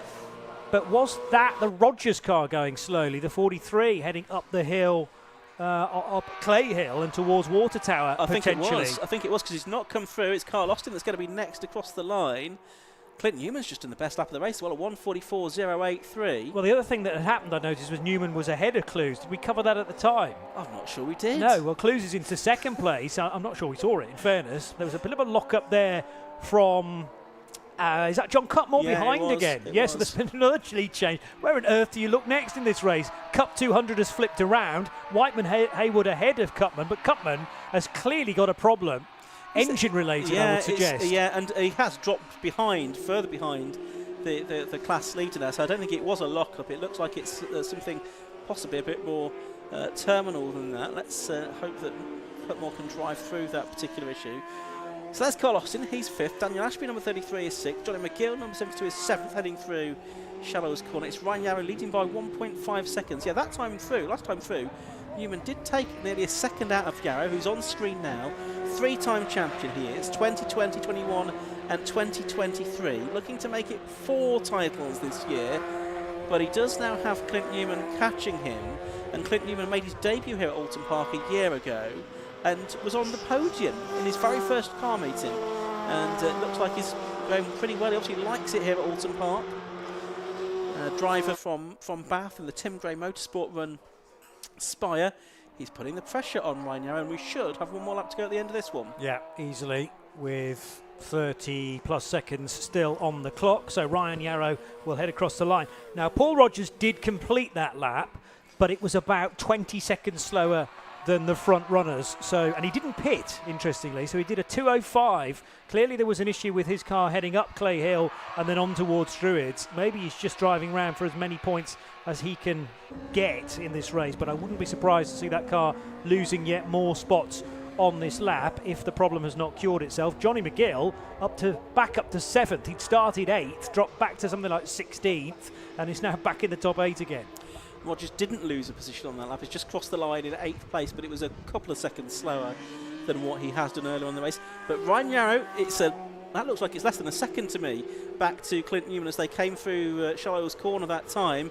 Not really many overtaking opportunities left though, and Clint Newman still sort of in the catching rather than trying to pass phase of this battle. Yarrow will be feeling his breath on his shoulders, I would think, as they come down from Hilltop towards Hislops for the final time in this race, the 10th and final time. It's Yarrow in 54, it's Newman in 42, Newman the fastest lap of the race, so that's 1 point he's potentially taking away from Ryan Yarrow up the Clay Hill towards Druids for the last time.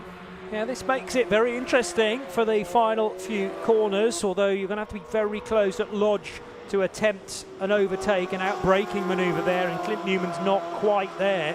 As long as it's a clean exit out of Druids for Ryan Yarrow, he should have this in the bag, but it's more uncomfortable than he would have wished for, I'm sure. So Yarrow ahead of Newman. Sadly, John Cutmore continues to lose speed, so he should have a clear winner in Cup 200. But the win in the main class is going to go to Ryan Yarrow. Nip and tuck in the end, back to Clint Newman, a gap of less than half a second. Yeah, good dive that from Clint Newman. First class drive from the postman. Dan Clear is there in third place. Charlie Slatton took fourth. Clint Newman improving the fastest lap on the last lap of the race as well, 1:44.025. So if he'd got another lap, who knows what might have happened. Carl Austin is going to be 5th and Daniel Ashby 6th. Paul Rogers is ahead of Colin Chapman, and I think he's going to stay there for 8th place towards the end of the race. So whatever happened a couple of laps ago at Clay Hill, it's not really completely ruined his race because he has managed to bring the car home in 8th position at least, ahead of Chapman and Hutchinson, with Mike Whiteman Haywood going across the line to take the victory in Cup 200 in the number 111 car. So the two championship leaders, the overall championship leader Yarrow and the Cup 200 leader Whiteman Hayward, both getting wins there and taking another step towards their championship titles, but still far from settled yet. 3 more races to go, 1 more this afternoon and 2 more at Donington next month for Sports 1000 and Cup 200. But that was an entertaining race, Johnny, wasn't it? It was good and, well, entertaining from our perspective, not great for others involved, sadly, because we do have damaged race cars, and Ryan Yarrow will have been wishing he'd got a bit more in reserve, if you like, as they crossed the line. But he wins by just under half a second, and that all counts, from Clint Newman in second position. Dan Clues just fading slightly in third, almost 8 seconds back. Then Charlie Sladden and Carl Austin. Dan Ashby and Johnny McGill, a good run after his difficult start. Paul Rogers, I think that might have been a spin down at Knickerbrook. Yeah. So he was so slow away, but then the lap times after that were most impressive. Colin Chapman, Ian Hutchinson and Mark Goodwin and Mike Whiteman Hayward did indeed win the Cup 200s from Charles Wright. And David Watson, second in that class. John Cutmore in the end, slipping back to third with a problem that he was able to nurse to the finish. Yeah, Alex Aloro was 4th within that class. John Murphy was 5th, and the final finisher with Liam Hack, Rich Miles and Leon Morello, all of course falling by the wayside during the course of that race. The Sports 1000s are back out around about 4 this afternoon for their second race of the weekend. We've got 2 more races coming up before the lunch break. Next, it's going to be the Zaum Helmets Formula V Championship. Then we've got the K-Tech Racing Cleo Sport Championship as well. Then after lunch, and around about 1:20, we've got the high-tech Alfa Romeos combined with the Allcomers. There's a mouth-watering grid there. And then the Tagiwa Club Enduro Championship, which this weekend takes the form of a 100-minute race around Oulton Park, completes the lineup of races there. You can see the top 3 drivers. They've arrived in Parc Fermé, lined up very neatly indeed. And hopefully Kieran Mogg is going to be there to talk to them in just a few moments' time. We'll let him get all the drivers out of the cars and ready to have a chat with him at the end of that race. So lots more racing to come here at Oulton Park today. Another 9 races in total to come for you. As I say, 750 Motor Club also in action at Croft this weekend, and then the next meet after that is at Mallory Park at the beginning of October. Then it's Donington Park and Silverstone to round out the season, with Silverstone being a double header weekend with a Burkitt Relay on the Saturday and the Grand Prix circuit on the final weekend in October. And on Sunday, it's the championship finals on the national track. John Cutmore's car putting out an awful lot of smoke there. It's like on a heritage railway or something. The amount of smoke and steam and goodness knows what that John Cutmore's car is putting out there. But hopefully that will be something that can be attended to between the 2 races, and we'll see John Cutmore later on. We're also due to see him out in the Allcomers race as well in a different car. Oh, good, okay. The Spire RB7, which is quite a piece of kit.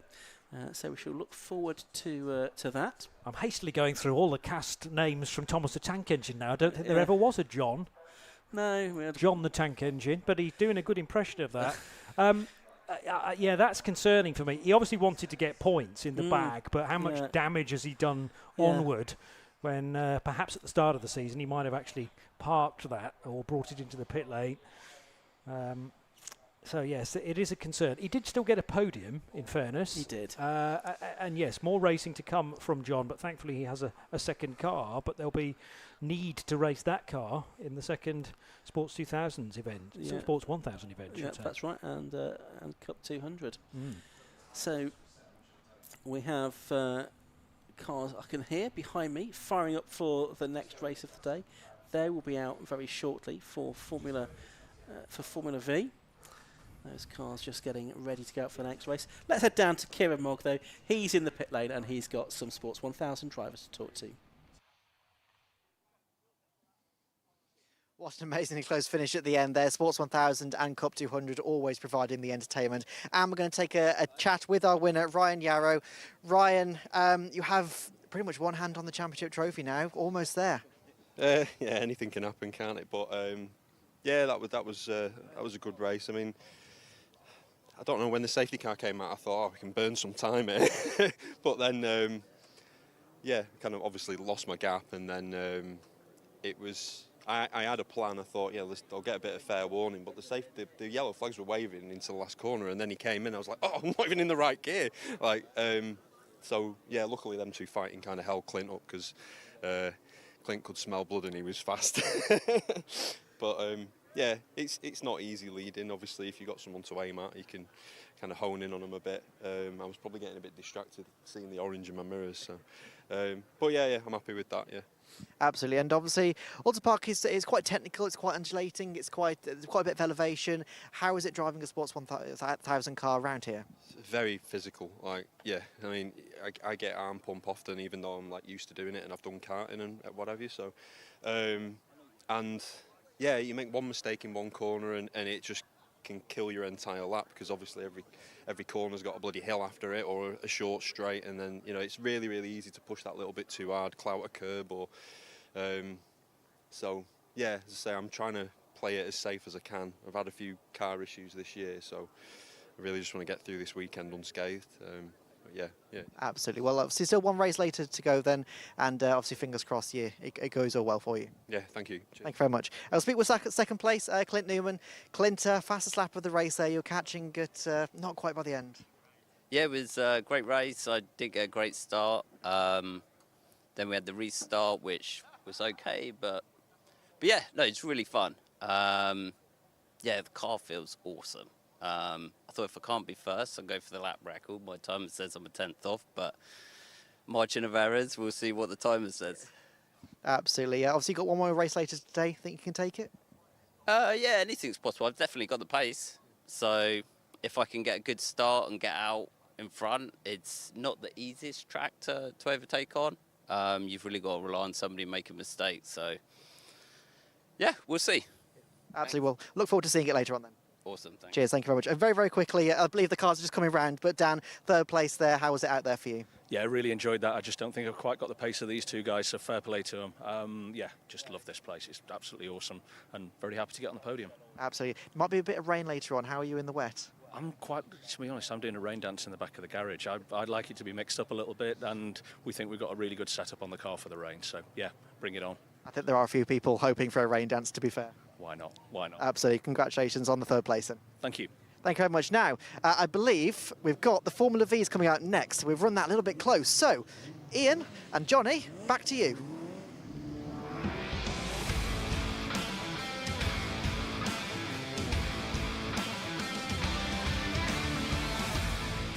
Yes, the cars already lining up on the grid in this staggered formation for the Zamp Helmets Formula V Championship. It's round 11 of 14, and it's very tight in the championship between Matt Harbert and Craig Bell. And guess who the two drivers on the front row are? Matt Harbert, number 33, and Craig Bell, number 99. There's one in the pit lane, though, which is number 24, which is the car of Rick Lanier, who was due to line up on the inside of row 6 of the grid. Second row is going to be Leon Frost in number 93 and Tortulla in number 90. 46, Will Malins, in only his second weekend in Formula V, lines up on the inside of row 3, beside 12, Bill Garner. Row 4 is going to be 32, Simon Foley, and 36, Bradley Carlton. 61, Peter Belsey, and 3, Vaughan Jones are going to be on row 5. Row 6 is 24, Rick Lanyon, 88, Francis Twyman. Row 7, 4, Tim Proberton, 56, Adam Hayes. Row 8, 94, Maurice Gloucester, and 66, Phil Waterhouse. Row 9, 42, James Huckle, and 8, Ross Price. Then 47, Matt Topham, 60, Mark Newton, 59, Chris Wilshire, 95, Oliver Mitchell, and 14, David Huckle is at the back of the grid. It's going to be a 15-minute race for the Zamp Helmets Formula V Championship, and the race gets underway, but not very well for Leon Frost from the second row of the grid in the red and white GAC. He's left standing there. It's side by side for the two leaders as they head into Old Hall Corner for the first time, and it looked like it was just Matt Harbert in the sort of grey and green dominator ahead of the black and blue car of Craig Bell in second place. Who's that that's made it up into third place? I think that could be, that's Will Malins, I think, in the number 46 car, the ex-Martin Stary car, I think, might even have got up to second place there as the car's headed out of Cascades. We'll pick up on that in a moment, but that was a good start from Will from row 3 of the grid. And as I say, only his second race weekend. He made his debut at Brands Hatch last month. They're heading down towards Shallows Corner for the first time.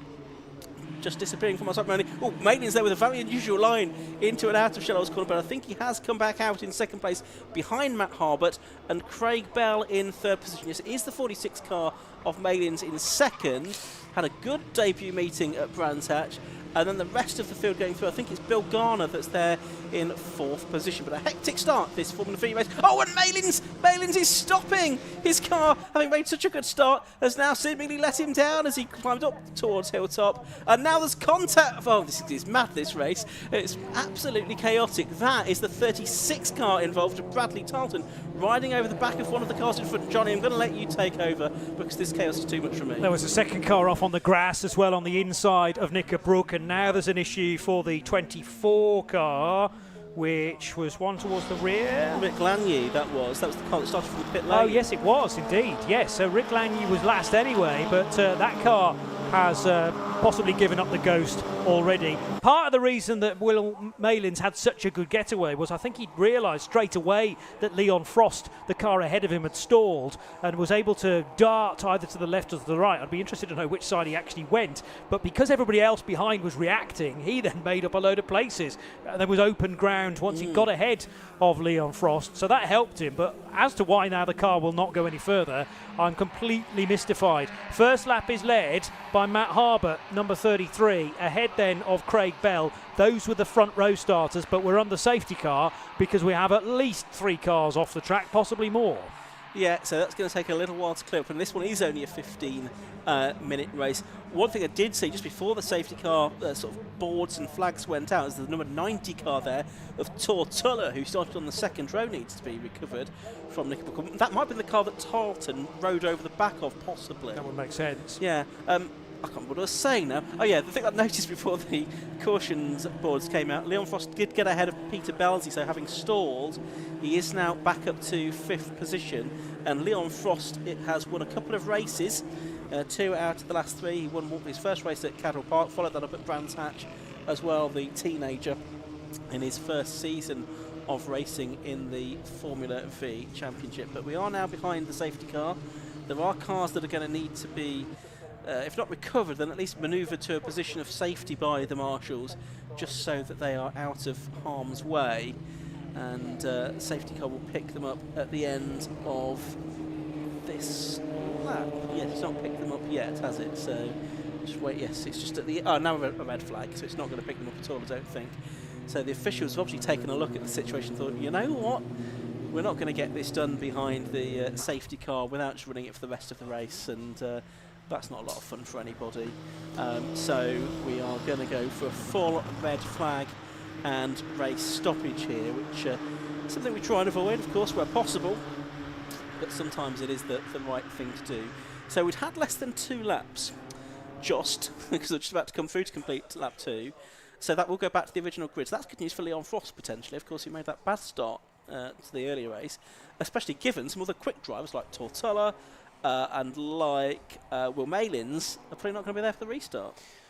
Yeah, we're going to be missing a few that were towards the front end, aren't we? Tortulla, as you've mentioned, and what we can't see is the back of Tulla's car to see whether there's any damage after the contact potentially from Bradley Tarleton in the 36 car, which lifted the front wheels off the ground of car 36. Now, all of those incidents happened on the first lap, didn't they? Yes, so indeed. Is it wound back to the original grid? It will be, yeah. Yeah, it will be. And 15 minutes have appeared on the clock. I was about to say maybe it's going to be 10.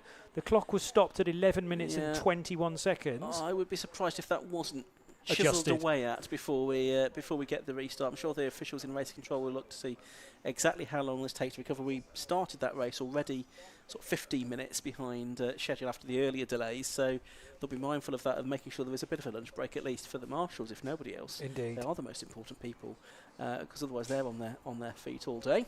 So the officials will be mindful of that. So we'll just keep an eye on that as to how many minutes the restart will be over. You can see the cars have been sort of held in a line, sort of going up Deer Leap, and the reason for that, of course, is just to allow the marshals then to sort them all back out into the right order and get them onto the grid in the right order, because they've all been jumbled up in the first lap or so. There's Tortulla. He's just returning to his car, surveying the damage that we can't see from our vantage point. Almost can't see the car at all now as the recovery truck pulls up in front of it. ready to recover it.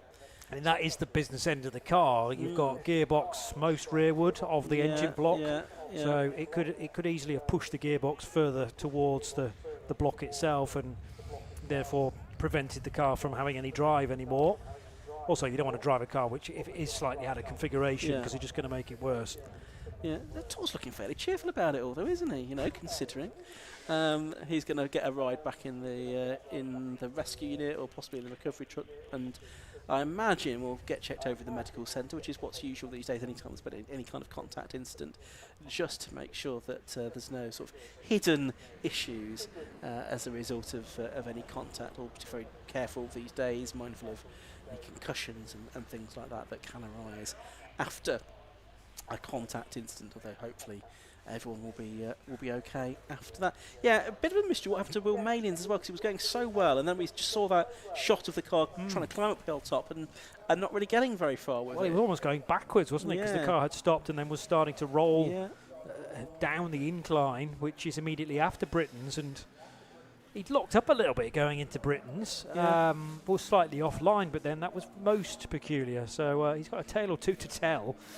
Thought he may possibly even not get away because of the car in front of him stalled. He dealt with that nicely, and then you noticed he was up to third or possibly second at Cascade. At one point, and he must have thought, God, it's easy, this Formula V lark. I'm going to win this race. Streets ahead of everybody else, and then no power. Or maybe it could have been a spin, but the car looked reasonably in control going into Britain's and had scrubbed the speed off sufficiently. So, yes, there were a few mysteries in that opening lap. Now, I think that's Malins that has taken up his position, I think, isn't it, on the grid? I don't know if our camera man can just look a little bit further backwards, because there's Matt Harbert on pole position, the driver from Markfield in Leicestershire, in the Harbert Builders engine car. There's Leon Frost. Good. And there's Will Malins. Right, okay. Number 46, so that's good news. He's back out again, and he's giving us a wave. Hello, Will. Nice to see you. So Will Malins is there on the grid on row 3 after whatever happened to him on the opening lap. This is good, isn't it? It's interactive. Can we get him to do the YMCA or something like that? Is he listening to our live stream somehow? I think the PA's blooming good here at Oulton. Oh, that's a good point, actually, yes. Yeah. And with engines off, no doubt, then it'll be crystal clear. It's a very good point. So we've got other drivers now coming into position. That's the Bradley Tarleton car. Now, that was the car that was airborne, wasn't it? So Bradley's done incredibly well. I actually can't see much of a mark on the front of that car.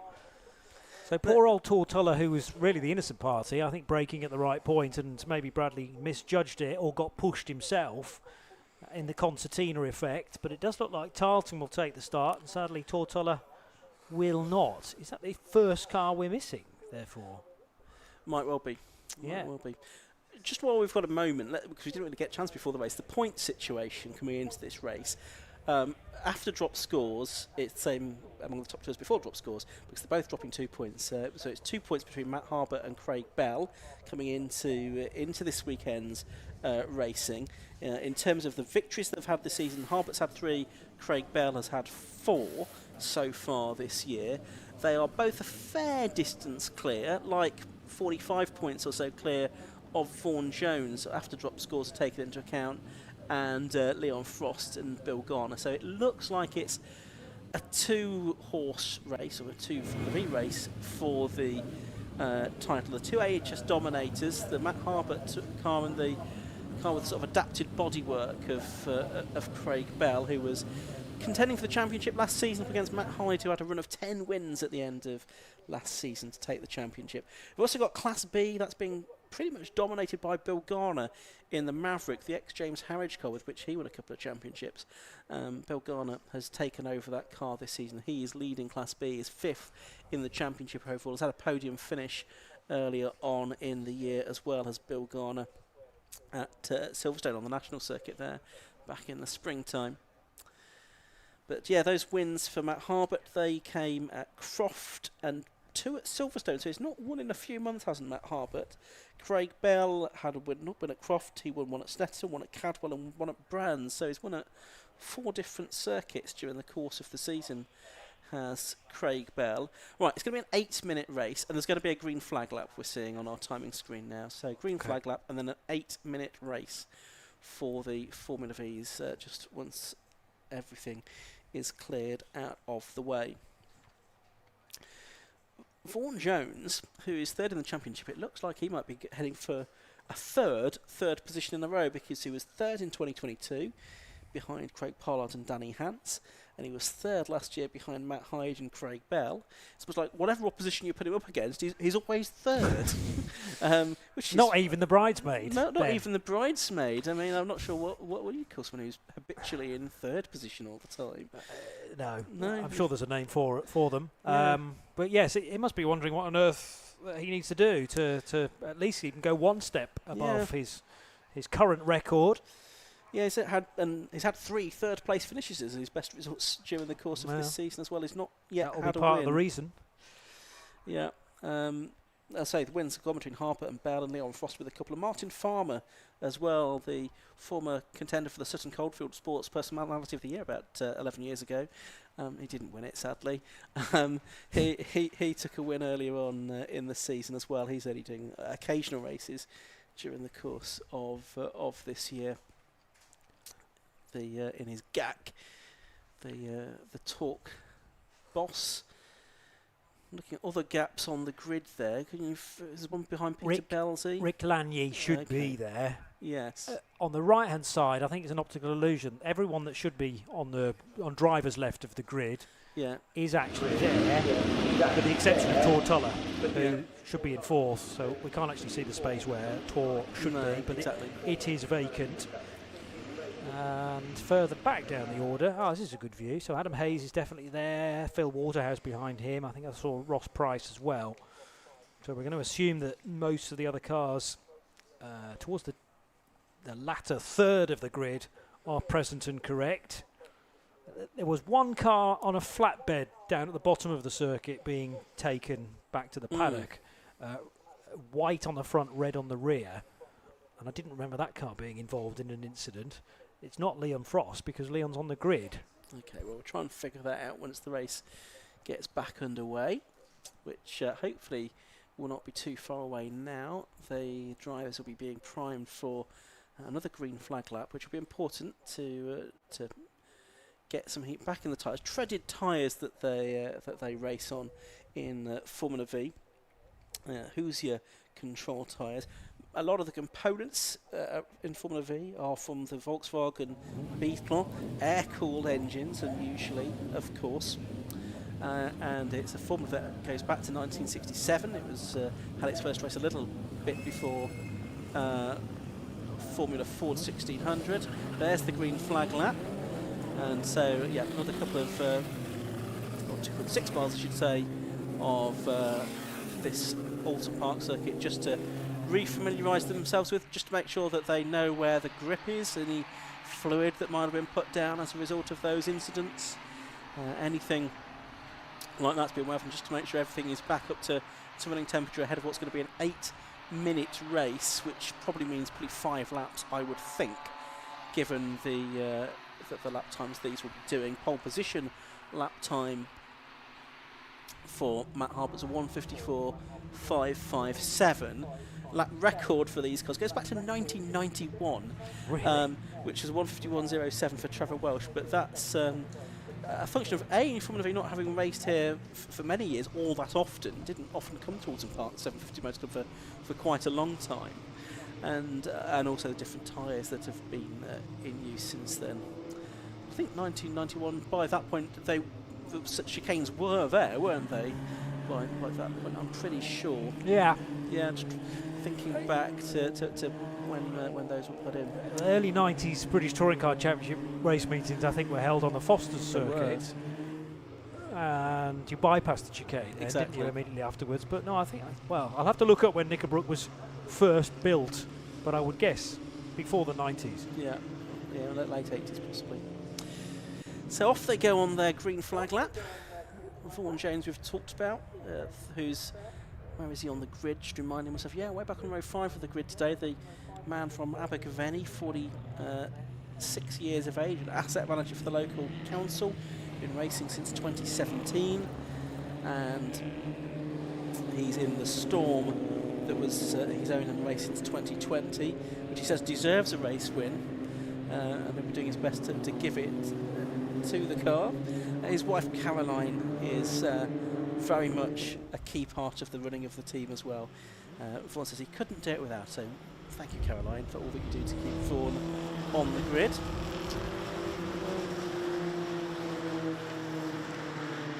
Ross Price is also out there today, I think, yeah, in car number 8, 18th on the grid. He is 39 years of age, from Cardiff. He's a doctor. Been racing again since 2017. Done some club level kart racing as well. He says his favourite circuit is Anglesey because it's his home circuit. Well, it's not that close to Cardiff, but I suppose it's in Wales.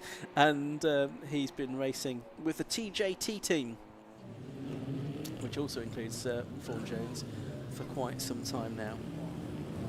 We've got cars back onto the grid at the end of that green flag lap. It's going to be an 8-minute race then. And oh yeah, now Craig Bell had overshot his grid position there, and is now having to reverse into it. And he overshot it by quite a long way, which is something. And he's now getting back in slot. So the official will still be keeping an eye on that, making sure he's in the right grid box now, and therefore not in receipt of any kind of out of position start penalty. Did it before the green flag was waved at the back.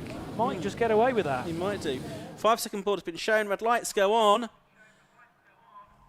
And they go out now. Away they go then. And again, it's a bad start from Leon Frost. And again, to his left has gone Will Malins there to sneak around the left-hand side of the slow away Gak. So Malins up to third. But got to try and go around the outside of Frost up to fourth position. But it looks like it's, again, as it was in the first race, Harbert leading from Bell as they go down to Cascades for the first time.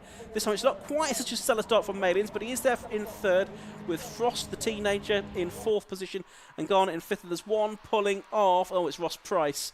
Gave him a build-up there, and he's pulled off at the first corner, unfortunately. So it's Harbert leading from Craig Bell and Will Malins as they head down towards Shallows Corner for the first time in this shortened race. Ross started from grid spot 18th, although he wouldn't have been the 18th car because of various ones missing ahead. So the time's going to tick away very quickly indeed.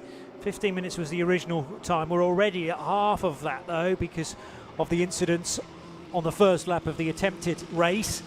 And as they thread their way through, Leon Frost is trying to make some of those places he lost for the second time back again. Good dice as well, as the 88 car of Francis Twyman pursues a couple coming out of Britain's. The squeal of coolish brakes this early on in the race, but another good getaway from Will Malins puts him third, ahead of Leon Frost, who's snapping at his heels to try and get that place back, and one more. Well, actually, one just that place that will give him his original grid slot back again.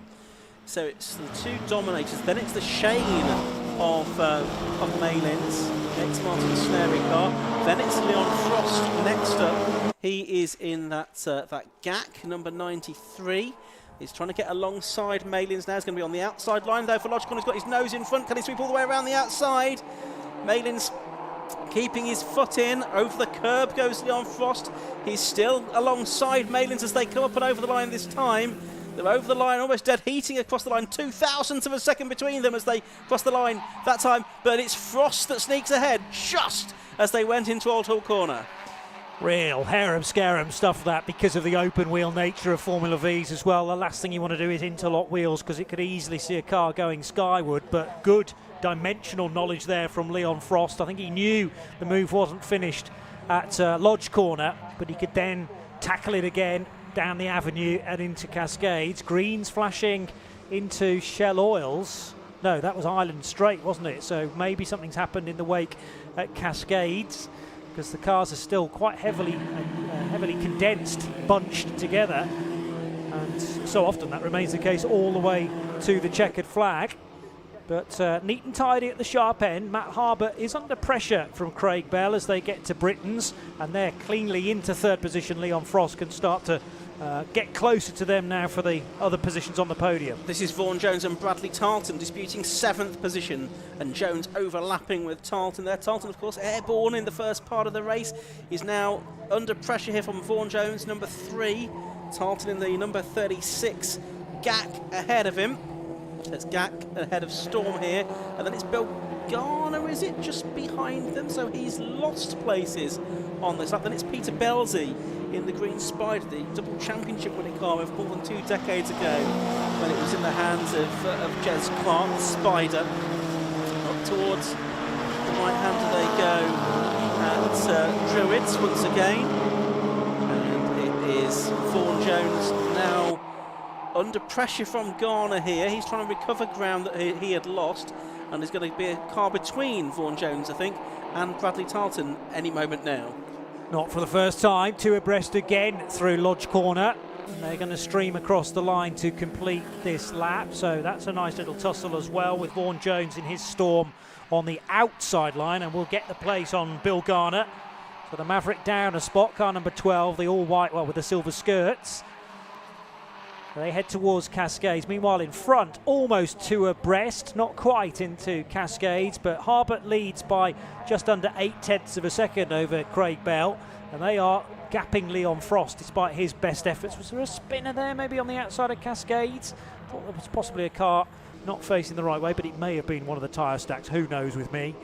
As the car rapidly panned from left to right. Leaders safely out of Shell Oils, though, and on towards Britain's. Yeah, with 3 minutes to go, I think they'll get at least one more lap at the end of this, and possibly another one after that. We'll just have to wait and see exactly how many laps that we get out of this. This is lap 3 of the race. There's Bill Garner just ahead of Peter Belzy. It's the Maverick. Here's the lead though, Matt Harbert, number 33. It's less than 0.8. Well, it was looking like even less than 0.8, if you know what I mean, as they came through into his laps that time. Maybe it does look about 0.8 on the exit of the corner, and up Clay Hill they go. Matt Harbert then looking for his 4th win of the season, and therefore to go level in terms of victories so far this year with Craig Bell. Harbert has had more podiums though, 8 to 7 coming into this weekend. Harbert's been racing in Formula V for a while now, has had some podiums in the past, but this is really his first year when he sort of mounted a sort of concerted attack on the championship. Craig Bell did so last year, but in the end was no match for the teenager Matt Hyde, who's gone on to race in the Britcar Trophy this year. Fastest lap for Craig Bell. He took 4/10 out of Harbert that time, and the gap down to less than half a second, and there should be time for this lap, Johnny, and one more. Yeah, so Dominator is being chased by Dominator VD, and I noticed the dorsal fin on the rear of the 99 car, which may have been an upgrade to that configuration for Craig Bell's car. I noticed also one to the pit lane. That might have happened a little while ago, but Maurice Gloucester no longer in the race. And I'm not sure how good your livery knowledge is, but Ross Price may well have a red and white car. No, he's the yellow car, which is just that parked on the first lap. Yeah, so that yeah. doesn't explain. I'm wondering now whether they were recovering a car from a previous race, and it actually wasn't a Formula V at all. Anyway, let's cope with the matter in hand, because down into Britain's, this is definitely on with 1 minute and 10 seconds to go. So Harbert will have a face full, or a mirrors full, of Craig Bell. Just set the fastest lap. Yes, he did, on 154.9 on lap 3. No chance to get up the inside into Knickerbrook. Leon Frost still further away at this stage, 3.8 seconds further back, but he is clear of Will Malins. These two both have a little bit of a history of throwing good situations away. Together or separately? Separately, usually. So we've just got to be mindful of that. I mean, it's looking good here for Harbert, but the pressure is on from Craig Bell. Equally, Craig Bell can get himself into a good place and then have a spin or something like that. We've seen that before. So, yeah, let's just see what happens with probably just over 1 lap to go here, because there's 17 seconds left on the clock. I think the last lap board yet is being prepared to be shown to the drivers this time, with about 10 seconds to go as they cross the line. So we are going to get 1 more lap out of this. The gap that time, well, there was only 0.02 of a second between them. Harbert slightly the quicker of the two. That time through, so basically nothing to choose between them on that lap, and it does give Bell an opportunity here to try and find a way through, as number 56 is out of the race. That's Adam Hayes, but the leader's Johnny heading through Cascades. There was just a bit of a squirm there from Harbert's car right on the apex, and I wonder whether that was good car control or whether it was a flick that he wasn't expecting, and the exit then out of the first corner was not great in comparison to Craig Bell. He has, though, stayed ahead, and that is a key position or a key passing place done now for this final lap. They've also coped with Shell Oil's hairpin. So Craig Bell, although he's got a faster car in certain places around the lap, is running out of opportunities now, and he's not as close as he was into Britain's a lap ago. His car this time moving around on the road slightly more than he would wish. Leon Frost still looking good for a podium, though. And I noticed Bradley Tarleton's now got ahead of Will Malins. They're very close to they were very close to one another as they crossed the line. Only 0.3 of a second as they began the final tour. Off goes Vaughan Jones from 6th position. It looks like he's lost a position there, possibly to Simon Foley as he recovers. Here are the two leads, though, and that looks like a more comfortable gap now for Matt Harbert over Craig Bell than it was. So he should, therefore, be in a position to extend his lead. Now, at the moment, it's Bell that's got the fastest lap point as things stand. So that's worth 1 point. So if it finishes like this, it'll be 25 to Harbert, 23 to Bell. And that will mean that the gap will increase by 2 points. There's Leon Frost. Bell, he's only in 3rd place, really. And then you've got the two Mavericks together, because you've got Foley and Garner together here, and Peter Belsey with them as well. But over the line goes Matt Harbert to take the checkered flag. Then he wins by 0.7 of a second from Bell. Let's have a look at this battle, though, for 6th and 7th, or 7th. Yeah, I think it's going to be 6th place now between these two, and it is just going to be Simon Foley that holds off Bill Garner here for 6th position, and Peter Belsey 8th. Vaughan Jones, yeah, he's going to be 9th, having had the off on the earlier lap. And just looking at this timing screen, yeah, the fastest lap stayed with Craig Bell, didn't it? So 25 points for Harbert, 23 points for Craig Bell. So, although not the win for Craig Bell, at least he's limited the damage there. It could have been if Harbert got the fast lap, it would have been a 4-point swing. Now it's only 2 points. Yeah. So, like you say, just measuring that, or trying to just cope with that damage, realising that the opportunities to get by on that final lap were slipping through his fingers, but he had managed to push. It was really was that the penultimate lap? Lap 3, no, anti-penultimate lap 3 of 5 that he was able to do the fastest lap. Here's the results here. Yeah, they are. Matt Harbert it is that took the win at the end of 5 laps of racing, car number 33. In the AHS Dominator, he was ahead of number 99, Craig Bell. The gap between them just under 0.7 of a second towards the end, the two Dominators. Then it was Leon Frost in 3rd, recovering from tardy getaways both times around in the GAC. He was 7 seconds behind the winner. 4th was number 36, Bradley Tarleton, after an eventful race. 5th, number 46, Will Malins. 6th, number 32, Simon Foley. And 7th, number 12, Bill Garner. Will Malins winning Class B ahead of those other two Class B cars. 8th was 61, Peter Belsey, ahead of 9th, number 3, Vaughan Jones. Tim Probert, number 4, rounded out the top 10. Matt Topham again came from the back of the grid to a reasonable position in 11th place, ahead of Phil Woodhouse, James Huckle and Francis Twyman.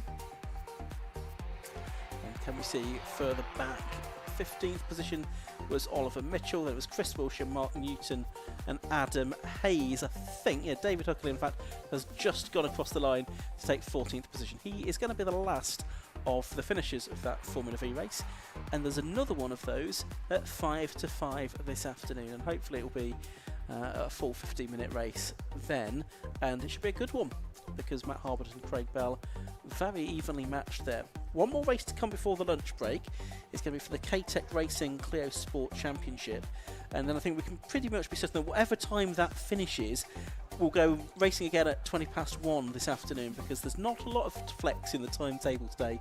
So it'll be 1:20 for the first race of the afternoon, the High-Tech Alfa Romeo Championship with the Allcomers, and then we have the Takiwa Club Enduro race as well, the 100-minute race.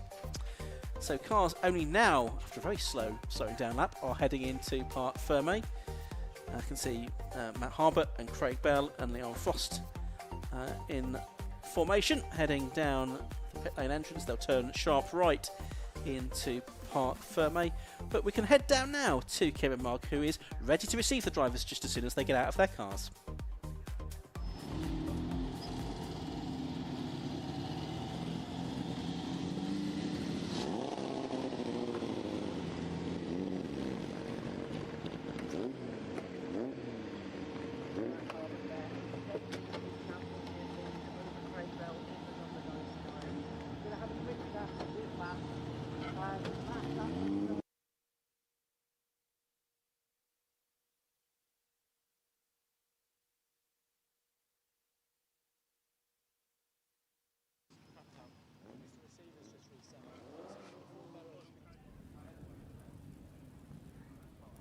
just having a few problems with the audio there with Kieran down in the pit lane. Hopefully we'll get that resolved and be able to go back down to him very shortly to hear from our top 3 drivers. Let's have another go. Let's go back down to Kieran.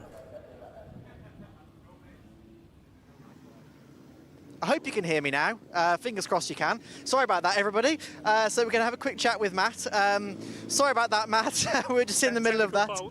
It's always technical faults with live broadcast. But thank you very much. Obviously, congratulations on the win. Just about managed to extend your lead. It's a very, very tight battle for the championship. So must be very pleased to come away with the win. Yes, it is. It was a tough day yesterday. We were nowhere near the lap time, and Craig was fastest all day yesterday, and we spent more time under the car than in it.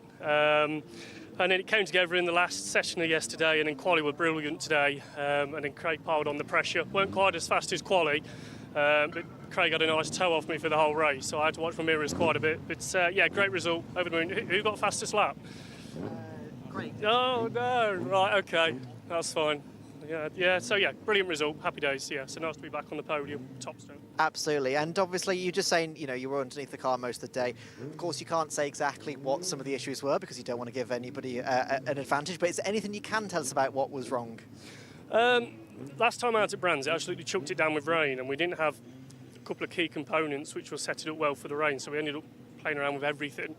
And I was concerned about changing too much before this weekend. To then find that we had to undo it all throughout the day, really. So basically it was trying to get it back to somewhere we're comfortable with. It's a total different track to Brands, very bumpy here, and then Brands is very smooth, and it was also chucking it down with rain. So we just fettling really, but tiny adjustments just make such a difference to how comfortable you are in the car. So yeah, good result really.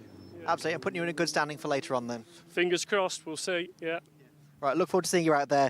Craig, congratulations, second place, fastest lap. Not quite 0.6 of a second though. Yeah, Matt's car, obviously his qualifying time was way quicker than me, and I expect to drop back from him. But obviously in the tour he managed to pull me along, and I was pretty comfy out there, but I couldn't get close enough to make a move on him. And making a move is too risky for the sake of 3 points. So I was quite happy to settle second in the end, and the tyres went off at the end anyway. So there was no point in taking any risks. So I'm happy. That's a good result. Absolutely. Now, I believe of all the series racing today, your 2 in the championship is the closest championship fight we've got so far. Level pegging all the way. Yeah, 1 or 2 points in it still, and obviously me getting the fast lap, that's a point back. So yeah, it'll only be 4 points now. So 3 more races, anything can happen. Exactly, and obviously the weather today is what we'd probably call dynamic, looking at the forecast later on. Is that changing your mentality? Has that changed perhaps the setup of the car? Are you anticipating rain? It's hard to say. It is forecast showers later on this afternoon, as you say, but we will make some setup changes, but more tyre pressures, to be fair. We tend to not mess about with the setup too much. The only problem with me and Matty is both our cars aren't as quick in the wet, so we're going to have everybody else pushing us if it's damp conditions. So that's the only problem, mentally-wise. We're not going to have it like we did then. So we're not just going to drive off from everybody. So we'll see what the conditions are like. You just take it as it comes, hope for the best. Absolutely. Well, look forward to seeing the race later on then. Great, thank you. Cheers, thank you very much. And we'll speak with our third place man, Leon Frost. Leon, obviously fantastic fight up at the front there. Could you take it to these later on, do you think? Yeah, I think I can. I think the weather's looking a bit wet later, and we did well at Brands in the wet. We won a race and we put it on pole, so I think we can do well in the wet. But if it's dry, I think we can do. We had the pace at the beginning. We started to catch them, but their toe was just, they were dragging each other on, they were pushing each other, so it was really hard for me didn't have anything to chase really. But tricky start, that's sort of my mistake. I messed up on the start. I'm still getting used to the starts in cars now, and someone got past me and they wanted to battle for a few laps, which I thought, you know, maybe they should have went with me and caught up, but it's racing, so I'll try and go for the win the next one. It's just championship points now.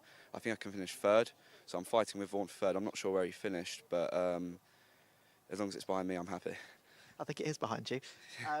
So obviously, you know, battling around, there's a lot of chaos in that race. Just how difficult is it to race these V's around Oulton?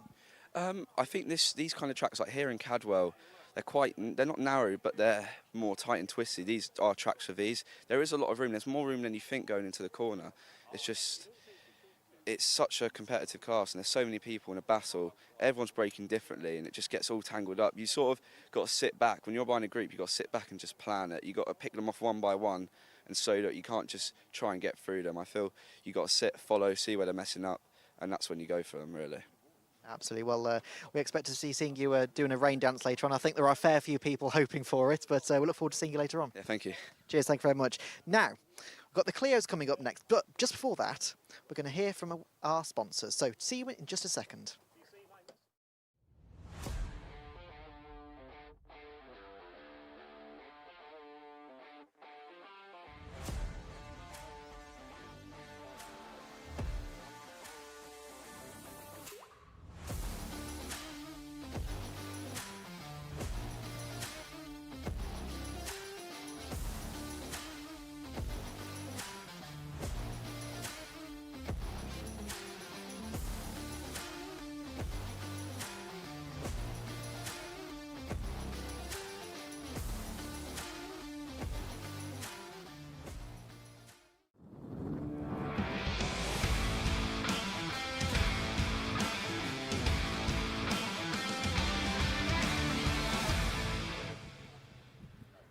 Break is the K-Tech Racing Cleo Sport Championship. Cars are coming up onto the grid now, so let's see if we can have a run through the starting order for this one. It is going to be the number 72 car of Pete O'Connor on pole position. Besides him is number 30 Darren Ransom.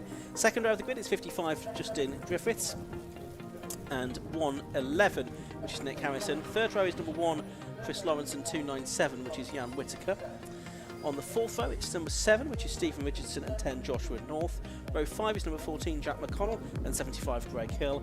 Row 6 is the 62 car of Max Martin, and the 12 car of Hipkins.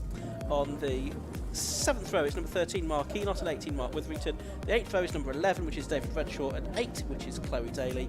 And rounding out the grid, number 57, Matthew Poncia. So that is the way the grid is going to line up. It's quite different to what's on TSL, for example.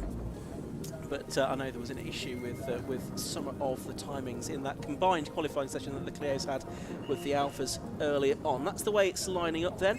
Almost ready for the off. The whistle goes. The red lights are about to go on. They do so now.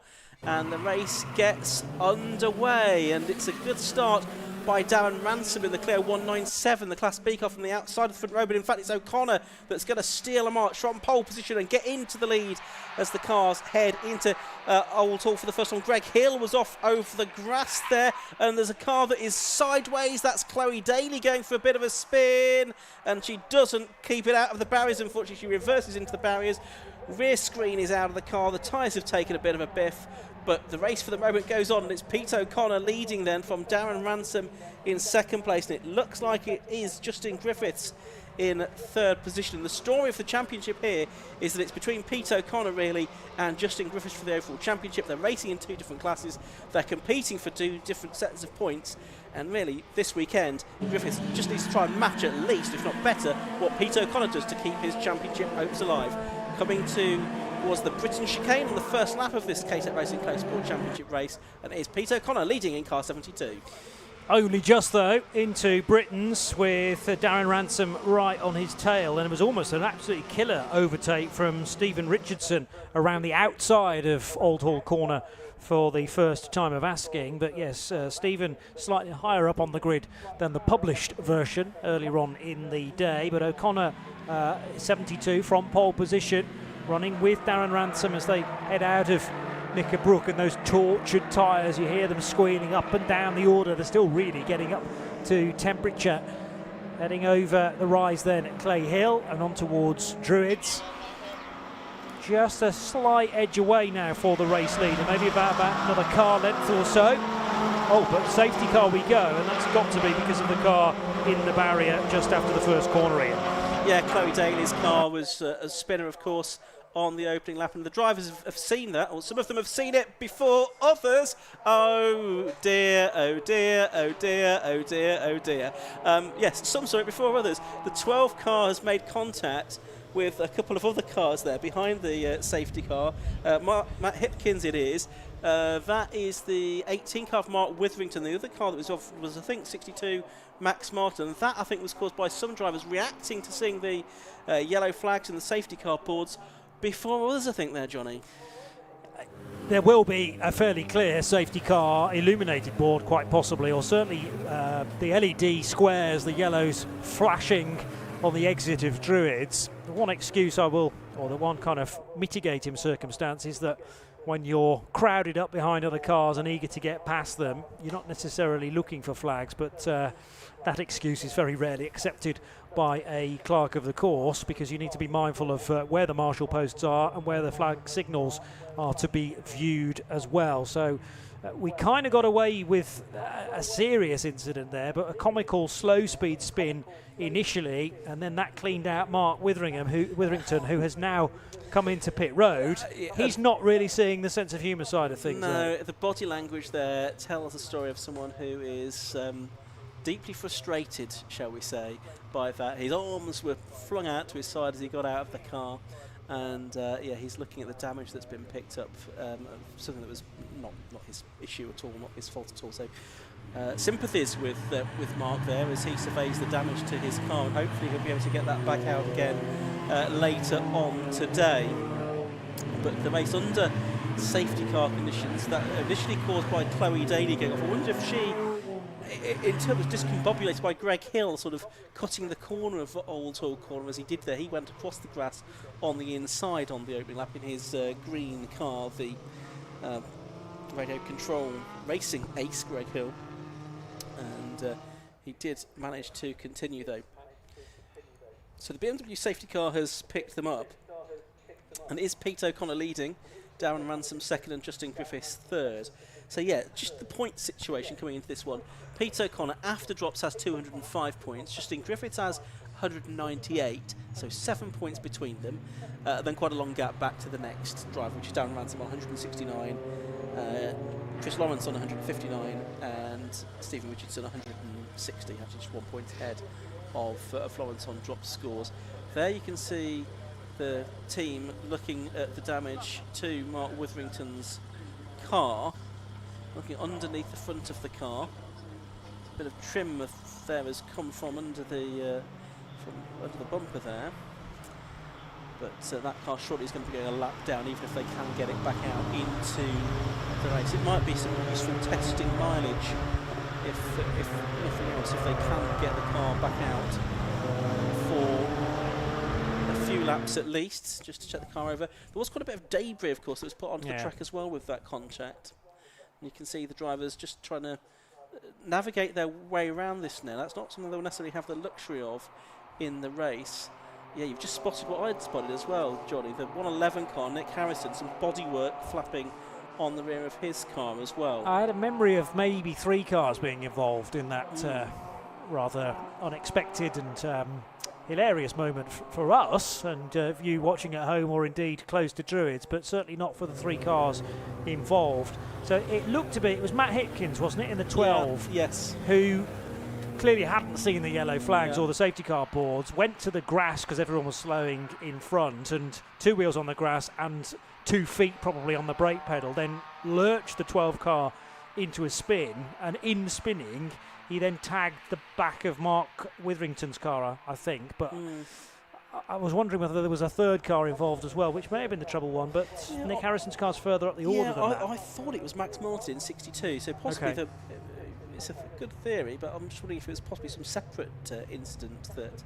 Well, there was a lot going on, so those areas where the field tends to concertina, maybe into Knickerbrook, could have caused that trim to fly loose on Nick Harrison's car in true Cleo racing form, in fairness, not doing it right unless some rear bumper is flapping.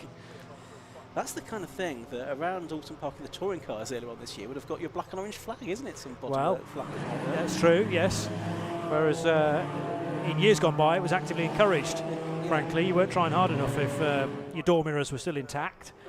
They're going to try and get Mark's car back in the race by the looks of things. He's already lost a lap, but maybe just some testing mileage ahead of a second race today could come in useful. Yeah, how much more time do we need? I can't see any recovery work going on at Old Halldale, which suggests that possibly we'll be able to get going again at the end of this lap. There's 7.5 minutes of the race left to go. Pete O'Connor it is that leads it in the number 72 car, Bristolian. The tank tape's been located and is coming out to get the car back out into the race. Yes, Pete O'Connor from Bristol, 41 years of age, works in IT. Safety car lights are out, by the way. Only his second season in racing, was 4th in the championship last year, had his first overall win at Castle Combe earlier on this season in a shortened race, and also had a win in the 3rd and final race of the weekend at Snetterton last time as well. But we're going to get going again this time. With a name like O'Connor and those door mirrors, though, there's got to be some Irish connection as well, you would have thought. Yes. Maybe based in Bristol these days. He's going to have a lot of pressure on his tail, though, because for the second time of asking, heads away. This time, of course, a rolling restart, and Darren Ransom's not quite as close as I thought he might be in the newer shaped Cleo. And it's Ransom and Griffiths, in fact, that arrive at the first corner together. They've got a slight advantage again on the Richardson car. Stephen Richardson in 4th in that red and black number 7. So through Cascades they go. That's Stephen Richardson. There's Mark Witherington getting back out into the race. So he's going to get 3 or 4 laps probably of driving as he goes back out into the race, having been caught up in that incident behind the safety car. But it's Pete O'Connor leading, Darren Ransom 2nd, Justin Griffiths 3rd, and Stephen Richardson in 4th position. So it's Class A, Class B, Class B, Class A. Class A cars the 182s, Class B the 197s, the 200s, the more modern cars. As Johnny was saying, the next iteration of the Clio. But it's O'Connor that's leading the way here. He's grown in confidence as the season has gone on. Up the hill towards Hilltop they go, and then they immediately dropping back down it again towards Hislops, and the right-hander that brings. And it is still Richardson in 4th, and he's got Jan Whittaker, the Nottingham driver, in the 297 car from Retford actually. He's there in 5th position, and Chris Lawrence is 6th, and Chris, last year's champion, of course, he was in the 182s last year, switching to the 197s for the first time this season. Has had some success, a couple of wins, but he's found it not an immediately straightforward switch to the more modern cars. I like Chris's livery, classic Renault, half yellow, half blue. That used to adorn the Renault Lagunas in the mid-90s, and also some rally cars as well. I remember McGann's in the British Rally Championship, that colour. So he's 6th, ahead of the treble 1 of Nick Harrison, and there's this gap back to that's the 62 car of Max Martin and Jack McConnell in behind, both carrying the novice cross, I should say. And then the very standard-looking silver and black car behind, which is Mark Aynott, I reckon, number 13. Again, still the squeal of tyres. I suppose they're still coming up to temperature. This is the start of the restart, so everything's cooled off, and the 2 relatively inexperienced drivers going side by side. That's a neat and tidy overtake, in fact, as long as he can get it sealed on the exit of Cascades, which, no, it can't quite be done from Jack McConnell, because now fighting back on the inside is Max Martin. And Mark Aynott thinks, well, I might be able to overtake the 2 of you here, maybe on the brakes into Shell Oils. He's just following suit, like slot cars glued to the apex of the corner. So through Shell Oils they go. Here's the next group of cars coming through as well. That's headed by Max Martin in the number 62. And then you've got the 14 car of Jack McConnell behind him, the driver from Belfast, senior EV test engineer. He's done quite a bit of karting, dating back to sort of 2010 was when he started. Success in Irish and Northern Irish karting championships. Done some Formula Ford as well, but has first season racing in the Cleo Sport Championship, and he's just behind there, the number 62 car of Max Martin. You can see that big dent in the side of his door, which rather does suggest that he was involved in that earlier incident. The driver from York, only 20 years of age, he's a firefighter in his first season of racing, having done some Super 1 karting in the past as well. There's the leading group going through, back to Joshua North in 8th place. This is for 9th place then. It's Max Martin ahead of this group from Jack McConnell, and then it's Mark Aynott there in the 13 car, and Greg Hill after his first lap moment. Enoch with 2 wheels on the grass and partly up the curb as he was going up over Clay Hill, pushing like crazy. He got a very good run actually on Jack McConnell, so wanted to make use of that, but there was no way through because they were still in the same order at Druids. Leaders heading back down the avenue, and just fanning to the left slightly there, Justin Griffiths, with a more sowing the seed of doubt, I would have thought, in Darren Ransom's case. And he just moved across to defend that as well. But interestingly, is those two squabble. They're not really losing time on Peter O'Connell. The gap was about 3/4 of a second as they began this lap. It's possibly slightly less than that now at Island Bend. So first, second, third, then the gap back to Stephen Richardson. And then it is the 297 car of Jan Whittaker. Oh, but a problem now for Jack McConnell. So he was in that 3-way fight, which involved Max Martin and Mark Aynott, so Aynott will benefit from that. Was there some contact, though, to cause it? Yeah, well, there's the battle for and it is an intense battle for the lead, isn't it, between Pete O'Connor and Darren Ransom. And we've now got yellow flags at Hislops as well, the approach to Hislops being waved. There's no overtaking here. Yeah, it's O'Connor, Ransom, Griffiths and Richardson, your first 4. Can see a drive out of the car there. Oh, and it must have been McConnell's car on the other side of the track that, with the driver getting out of the car, they waved the yellow flags for. So not a separate incident as such, but Jack McConnell getting out of his car. My word, that's Joshua North. I thought he was going to be heading straight for the gravel trap there. He did well to gather that up, didn't he? Very well. Max Martin was almost playing the same games there, but I think that was just leaning on the left side tyres. With that significant ding in the left side door, it's almost bent it back on its hinges, so it may find that difficult to open at the end of the race. O'Connell, Ransom, Griffiths still circulating at very close quarters. Then with the yellow door mirrors, it's Stephen Richardson slightly further adrift. No, it is a different car. I didn't think it quite fitted. Now that's Mark Aynott. And Mark Aynott and Jack McConnell are running together, and they're now no longer in the race. Yeah, Call me a detective. Yeah, well done, Miss Marple. Yeah, I think we've worked out what's gone on there. Right, we have got just time for one more lap to go in this race. Pete O'Connor and Darren Ransom have a bit more daylight between them, and what's important here is for Justin Griffiths, if he can possibly do it, to get ahead of Darren Ransom, because as we said earlier on, Pete O'Connor, well, whatever he does, Justin Griffiths kind of needs to do the same within his class, and as things stand, that's not happening. It's not happening. Justin Griffiths being beaten by Darren Ransom here, as things stand. Has Darren Ransom had a class win yet? No, he has not. Charles Shelburne, Justin Griffiths, Chris Lawrence have been the 3 different winners in Class B this season. So Darren Ransom has been racing in the Cleo Sport Championship for quite a long time now, looking for his first class win of the season, and coming at a crucial time as well, because this will really assist Pete O'Connor's championship bid. A little bit further back, you've got Jan Whittaker and Chris Lawrence disputing 5th overall and 3rd in Class B as well. Yeah, I was about to say that's not decided either. Don't look too long at the side of Jan Whittaker's car, because those wheels are very hypnotic. Painted alternate colours. 297 then working its way through the Knickerbrook chicane. He's got a slight advantage this time over the yellow and blue of Chris Lawrence, whereas Lawrence was right on his back bumper through the first sector of the lap, if you like, although we're not actually timing those sectors this weekend. So Peter O'Connor heading through the double right-hander at Druids.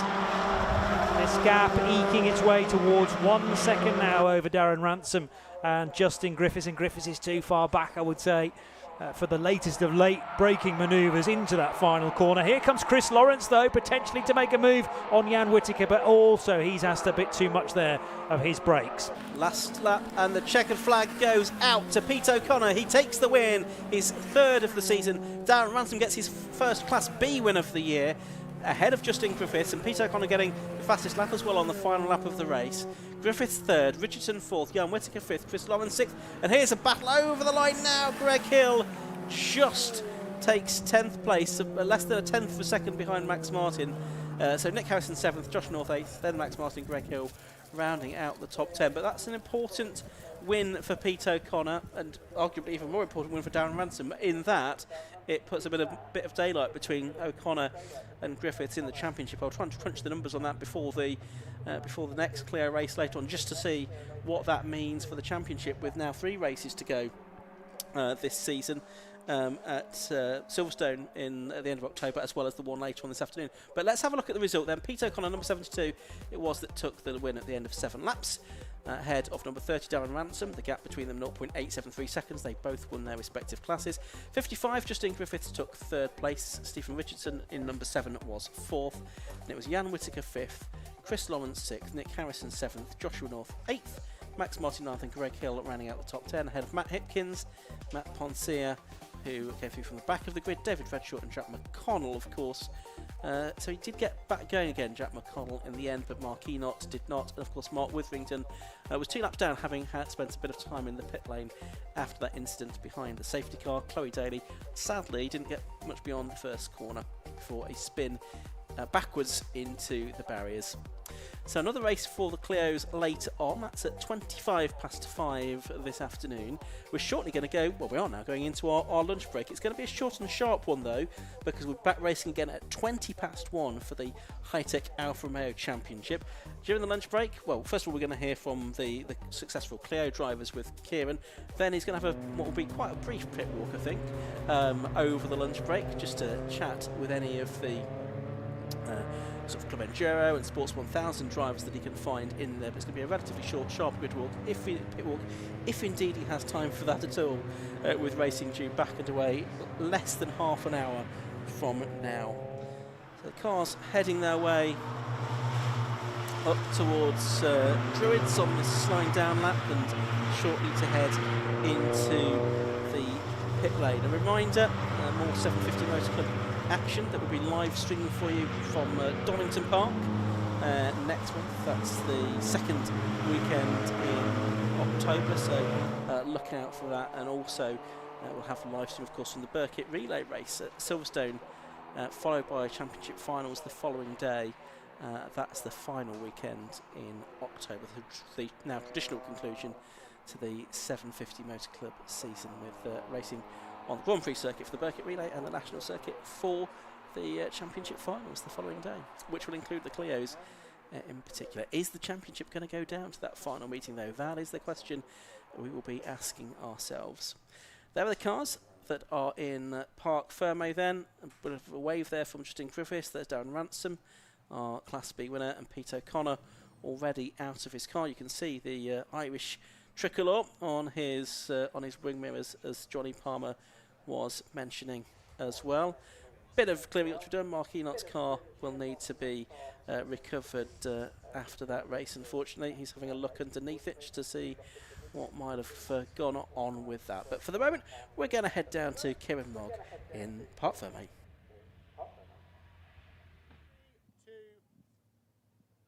Thank you very much, guys. It's been a fantastic race with the Cleos. It's our final race for lunch as well, and Peter O'Connor just extending your lead in the championship there. Yeah, Aaron kept me honest all the way. I had to be inch perfect round the back. That was where I was making the time, and he was so fast down the bottom. So, yeah, super clean. He got alongside me at the start and managed to just get in front. So then it was quali laps all the way. It was great fun, yeah. The weather's changing quite a bit as well. It's got quite hot now as well. How hot was it in the car? It was definitely hot, trailing behind the safety car, right? And you kind of never know when it's going to come in, right? So, yeah, there's definitely no aircon, but it's worth it for the effort, right? So, yeah, it was good fun. Absolutely. And you reckon you can repeat it later on? Hope so. I was getting quicker and quicker. So yesterday, I missed him by like lap 10. My secrets here, but it was the fastest it's been. So it was just going quicker. So fingers crossed, right? We get a good grid slot. Same again, really. Absolutely. Well, good luck later then. Thank you very much. Cheers, thank you. We'll speak to our second place man, Darren Ransom. Darren, if I could just come around there a second. You kept him on it. And I believe also, am I wrong in saying it's your It's my first class win yet. It's taken a little while. It's been close, but we finally got one eventually. Peter was he just rode a really good race, and his class really. Well, judging by your pace out there, it's not out of the car completely that you might get your first overall win later on. No, we did try a couple of times. I didn't want to start, but I just didn't have enough. Didn't want to push him anywhere, but yeah, it was good. I enjoyed that. Just to be honest. Yeah, absolutely. And just for the viewer at home, could you explain the difference roughly between the two classes? Obviously, we've got the A and the Bs. Just explain briefly what's the difference. We can run a diff, bigger brakes, poly bushes. We're a bit heavier than them. Stiffening kit in the rear. We can run more toe, but yeah, that's about it really. They're not that far away, to be fair. Absolutely. Well, good luck later on then. Obviously, we hope to see you on the podium later. Hopefully, yes. Again. Cheers, thank you. Well, go over here and we'll speak to our third place, Justin. We've spoken a few times this year. Third place again, right up there. How was it? Difficult at times. Aaron was doing a very good job of blocking, and yeah, he was that little bit quicker than me. I just didn't quite have enough pace to get alongside him anywhere, and yeah, good result I think from where we were in qualifying, because the car was an absolute useless, basically, to put it politely. So yeah, I'm pleased with where we've moved to with it. Fingers crossed we can do at least the same again, or maybe a little bit better in the next one. Absolutely. Well, good luck later on then, and we hope. Thank you very much. Cheers. Thank you very much. Now, we've got the lunch break coming up in just a second, but first, let's hear from our sponsors.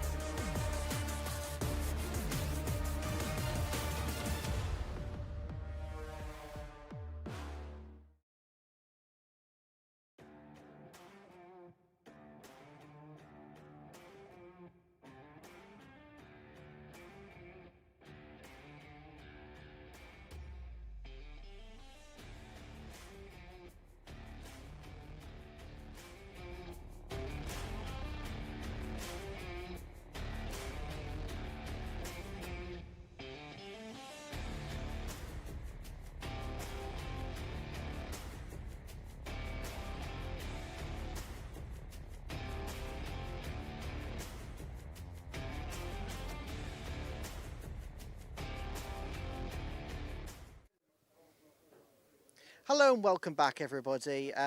We're down in the pit lane. We're going to take a bit of a walk. I'm not 100% sure exactly how long we've got. Now, for the more eagle-eye viewers amongst you, I don't know if you can change, but I've had a bit, don't know if you can tell even, but I've had a bit of a costume change. Now, the producer Stuart thought it'd be absolutely hilarious if I wore this hat on the stream. Now, the reason for that is basically I have it in the boot of my car. He saw it and go, oh my God, you need to wear that. So here I am. But yeah, so we're just going to have a bit of a wander down. Try and chat to some of the drivers.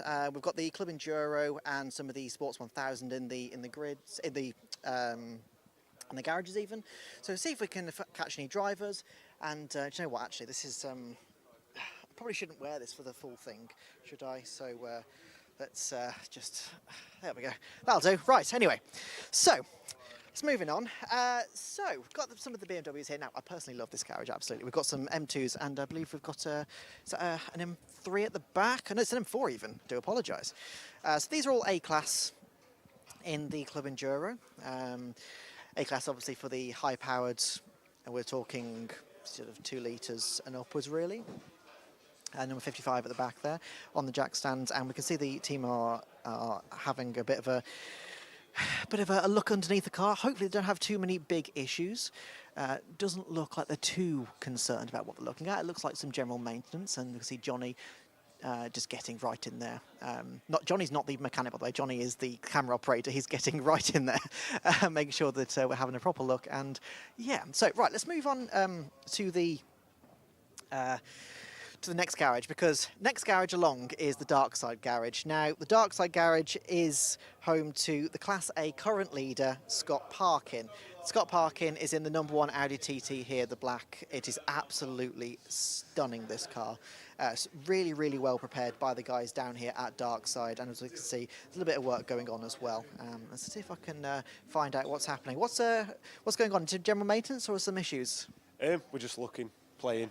I'm just pointing at things and upsetting mechanics by giving them more work. Being boss, that's what he says. Delegation. Delegation, yeah, that is. Yeah, I got my hands dirty though. I had to clean them. But yeah, no, we're just final little bits. Cars are ready. They had to work a bit late last night. We've had some cam belt issues, plagued us all year. I think we've lost 2 engines, maybe 3 engines over the other car as well. We finally think we've got it nailed. So hopefully no issues today. We'll see. First and second, we've never been there, so we'll see. Yeah. Well, he's currently leading the championship, so there's a lot to ride on this. How is he feeling against with the race coming up later on? Scott's always confident. I'm not so much. And they're all pulling funny faces at me behind camera as well, so. But no, it should be good. It should be good. Should be a good race. Well, we look forward to seeing how you guys get on, and we'll let you crack on with it. We probably won't get in the way anymore. No. Cheers, thank you very much. So let's carry on. Now, in second place in the championship as well is that car. So they're doing very well at the moment, the Dark Side guys. They're always up for a chat. They're always great to chat with in the paddock. And obviously, as we can see, both TTs here are prepared absolutely beautifully. Like every single time you see them, they just look absolutely stunning. We probably should avoid that branding on the number 169 there. So, yeah, Johnny, just don't look at that branding. It's probably good to avoid it. Now, while we're at it, those of you who have been watching a fair few of our streams this year know that I like to go through some random stupid facts. And guess what? It's that time again. Yes, we're going to sort of not try and listen in on the PA there. So, Oulton Park fact. Here we go. It started in 1953. It was opened. It's an FIA Grade 3 circuit. And MSV bought it they've owned it, I should say, since January of 2004. There are obviously a lot of famous corners like Shell and Druids, but the most famous one, in terms of how it was named, is Knickerbrook. Now, I can't go into too much of the fruity details of this corner, but put it sort of in a very short manner. Basically, Demolition's team were removing a tree stump just outside Knickerbrook Corner, and when they blew it up, there was a loud scream and some running away from a couple that were hid in the bushes. Don't really know what they might have been doing in there. And whatever they were doing, they must have been really scared because they found a pair of ladies' underwear in the bush. Hence why it's called Knickerbrook Corner. So there are 3 different layouts to the circuit. You've got the international circuit, which is the one that we're currently on today. It is 2.7 miles, has 17 corners, and the current lap record is by Joseph Locke in 2023, driving a GB3 car. We have the island circuit, which is basically pretty much the same, but instead of going all the way down to Shell Corner, they just cut a little bit at the island corner. Thirdly, we have the Foster circuit, which as you go down Cascades, rather than turning left, you just go straight on, basically. So that one is 1.66 miles and has 11 corners. Some of the current events that are held here: BTCC, British Superbikes, British GT, TCR UK, GB3, and of course 750. Now, earlier in the year, we had the fantastic BMW Live event. Thousands of BMWs were here, and I was in a bit of Candyland. I'm a bit of a BMW fan, which is why you'll hear me talking about a few of the BMWs. But I think that's enough from the stupid facts. Let's just jump in and we'll see if we can chat with someone here. Can I just jump in a second? Hello, how are you doing? Now, I believe I'm in that one, but they're in that one. Ah, okay, right. Yes, I want to say. So, obviously, these guys have wrapped up the championship. All in his 3rd place. Yeah, they have. I think they can win it today, though, can't they? Off points, I believe. Yeah, I believe so. I think from what Ian said to me, I've had a bit of a chat with him. He said they need 3rd place overall, so 3rd place in the race to win the overall championship. Yes, I believe that's true, yeah. And because there was a slight, because in Class C there was a reduction in car numbers, so it's half points or something. It's all very confusing, isn't it? Yeah, well, I think their strategy is just to try and win in Class C. It seems to make it a bit easier, I think.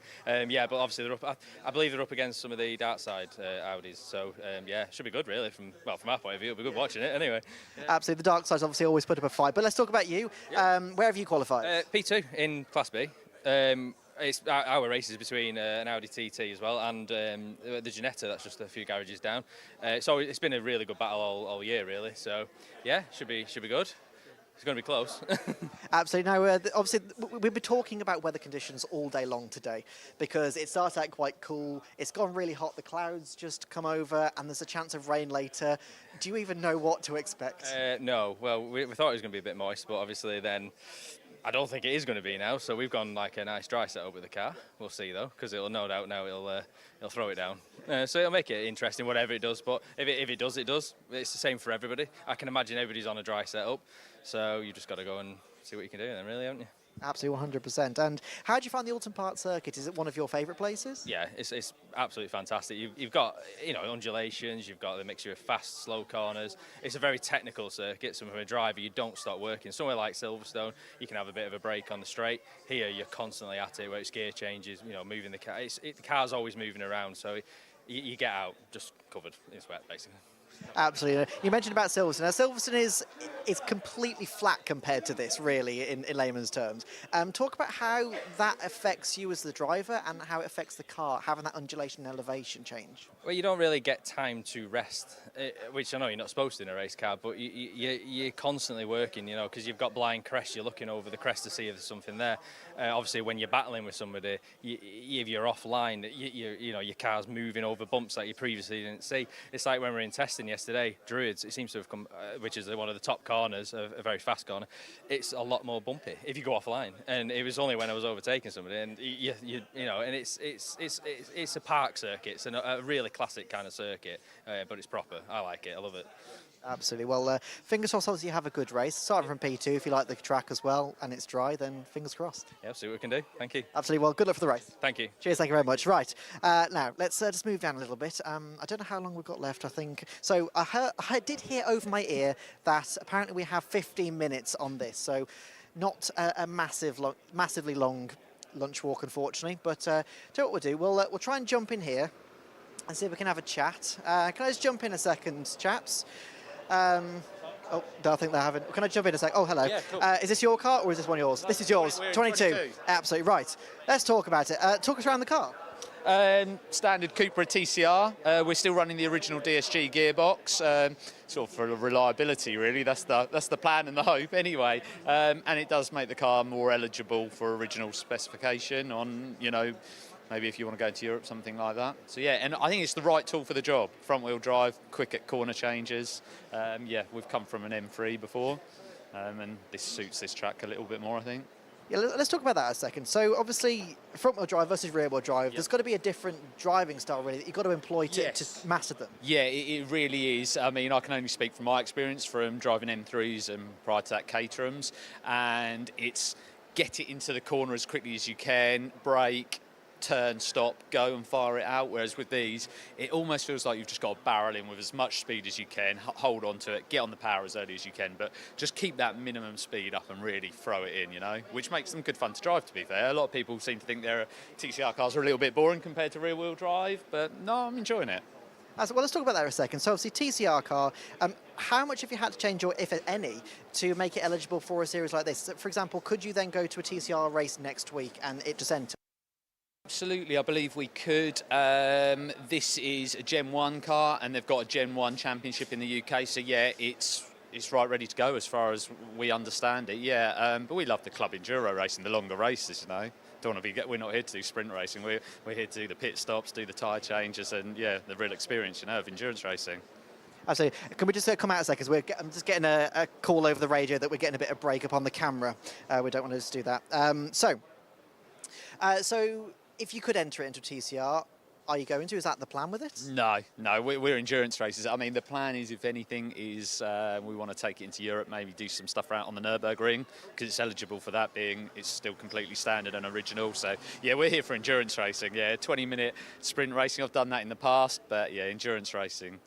And talk us through the difference between that. Obviously, 750, they host a wide different variety of different length races, really.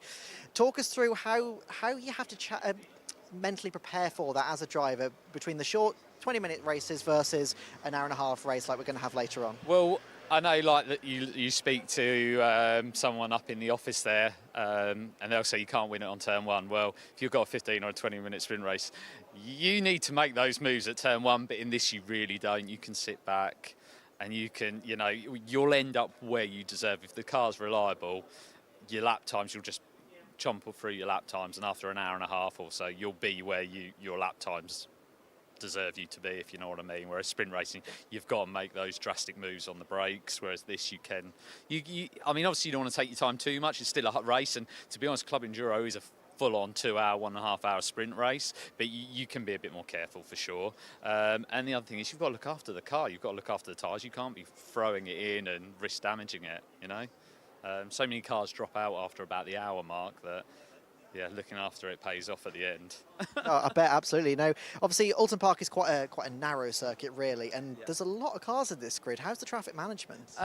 I don't think it's too bad, to be honest. There's a lot of heavy braking zones, so Class A cars, that's not too bad. You know, these cars have got pretty decent brakes, so you know, it's a factory race car in essence, so you can make the moves on the brakes. You've got some nice straights as well, so I don't think it's too bad, to be honest. You've got to be a little bit careful, obviously, because the Class B and C cars are having their own race, so a little bit of respect there and a bit of caution. But yeah, no, I think it's fine. Absolutely. Well, good luck for the race later on, and we hope to see you up there. Cool. Thanks very much. Appreciate it. Thank you very much. Cheers. Right, now I believe we've got about 3 minutes left. I'm being shouted out of my ear, so yes, Stuart, I hear you. Don't worry. Johnny's trying to get some of the kids to wave. They look a bit flabbergasted at you, Johnny. I'm not sure they know what to do.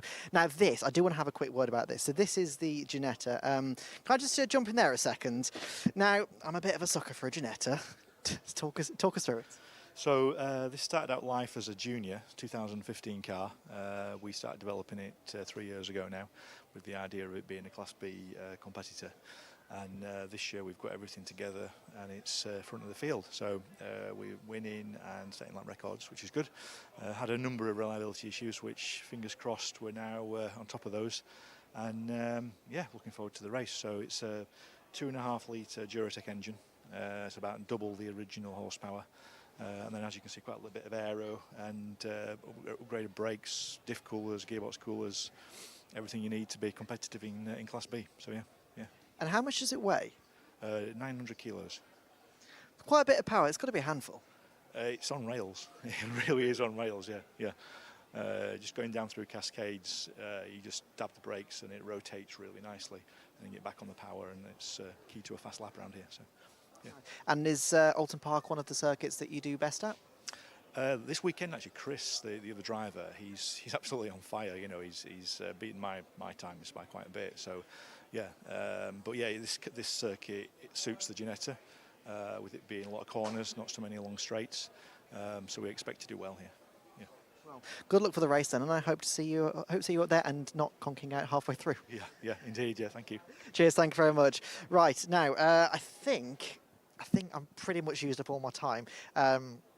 So yeah, the safety car is just heading out. Johnny, if you just spin around a second, we can see the safety car heading out. I'm guessing to just do a cycling lap just to make sure the circuit's all clear. The marshals have already gone out, so we are pretty much ready to go racing again. We've got the Sports 1000. We unfortunately didn't get a chance to speak to some of those guys, but I believe Ian and Johnny are ready in the commentary box. We can just about see up there. So guys, are you listening? I'm too busy waving it. Yes, me too. Can't do two things at once. No. Yeah. Good afternoon, everyone. Thanks, Kieran, for filling the gap with the in the lunch break there with some interviews in the grid walk, and or the pit walk, I should say. And we'll be hearing more from Kieran later on in Parc Ferme, and indeed during the Club Enduro race into the pit lane as well. Marshals are back on post. We've had minutes to go boards shown in the assembly area and cars shortly to go out onto track for the first race of the afternoon, which is going to be for the high-tech electronic materials Alfa Romeo Championship, combined with the 750 Motor Club all-comers as well. So an eclectic field of cars that we will have for this one.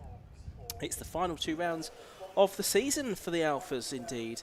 Their last meeting of 2024 with the 750 Motor Club here today. They have had 4 meetings already at Croft, Silverstone, Cadwell Park and Brands Hatch. Brands Hatch last time out was as part of Festival Italia, away from the 750 Motor Club, but a very successful meeting with their biggest grid of the year. And at that, Toby Broom had a couple more class wins, and he has therefore wrapped up the championship already, by my reckoning, with a meeting to spare. I don't think he can be caught by Richard Ford. So it looks like Toby Broom already the champion.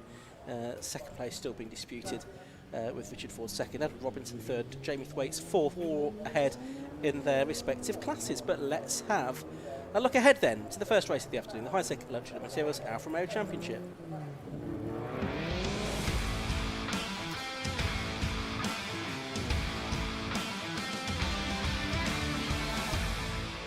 Yep, cars heading out onto the circuit for the Alphas and the all-comers. I say a mixed grid of cars. They will be starting in the order of the times that they set in qualifying this morning. And it's actually going to be Paul Collingwood, number 11, that lines up on pole position. The car that he normally campaigned in Sport Specials, the Eclipse. Besides him is number 98, John Cutmore, out for a second time today, this time in the Spire RB7 rather than the Cup 200 class car. On the second row of the grid, it's number 43, Steve Cheetham, in his Porsche 911, and 40 is Jamie Thwaites, and he's in the Alfa Romeo Giulietta TCR.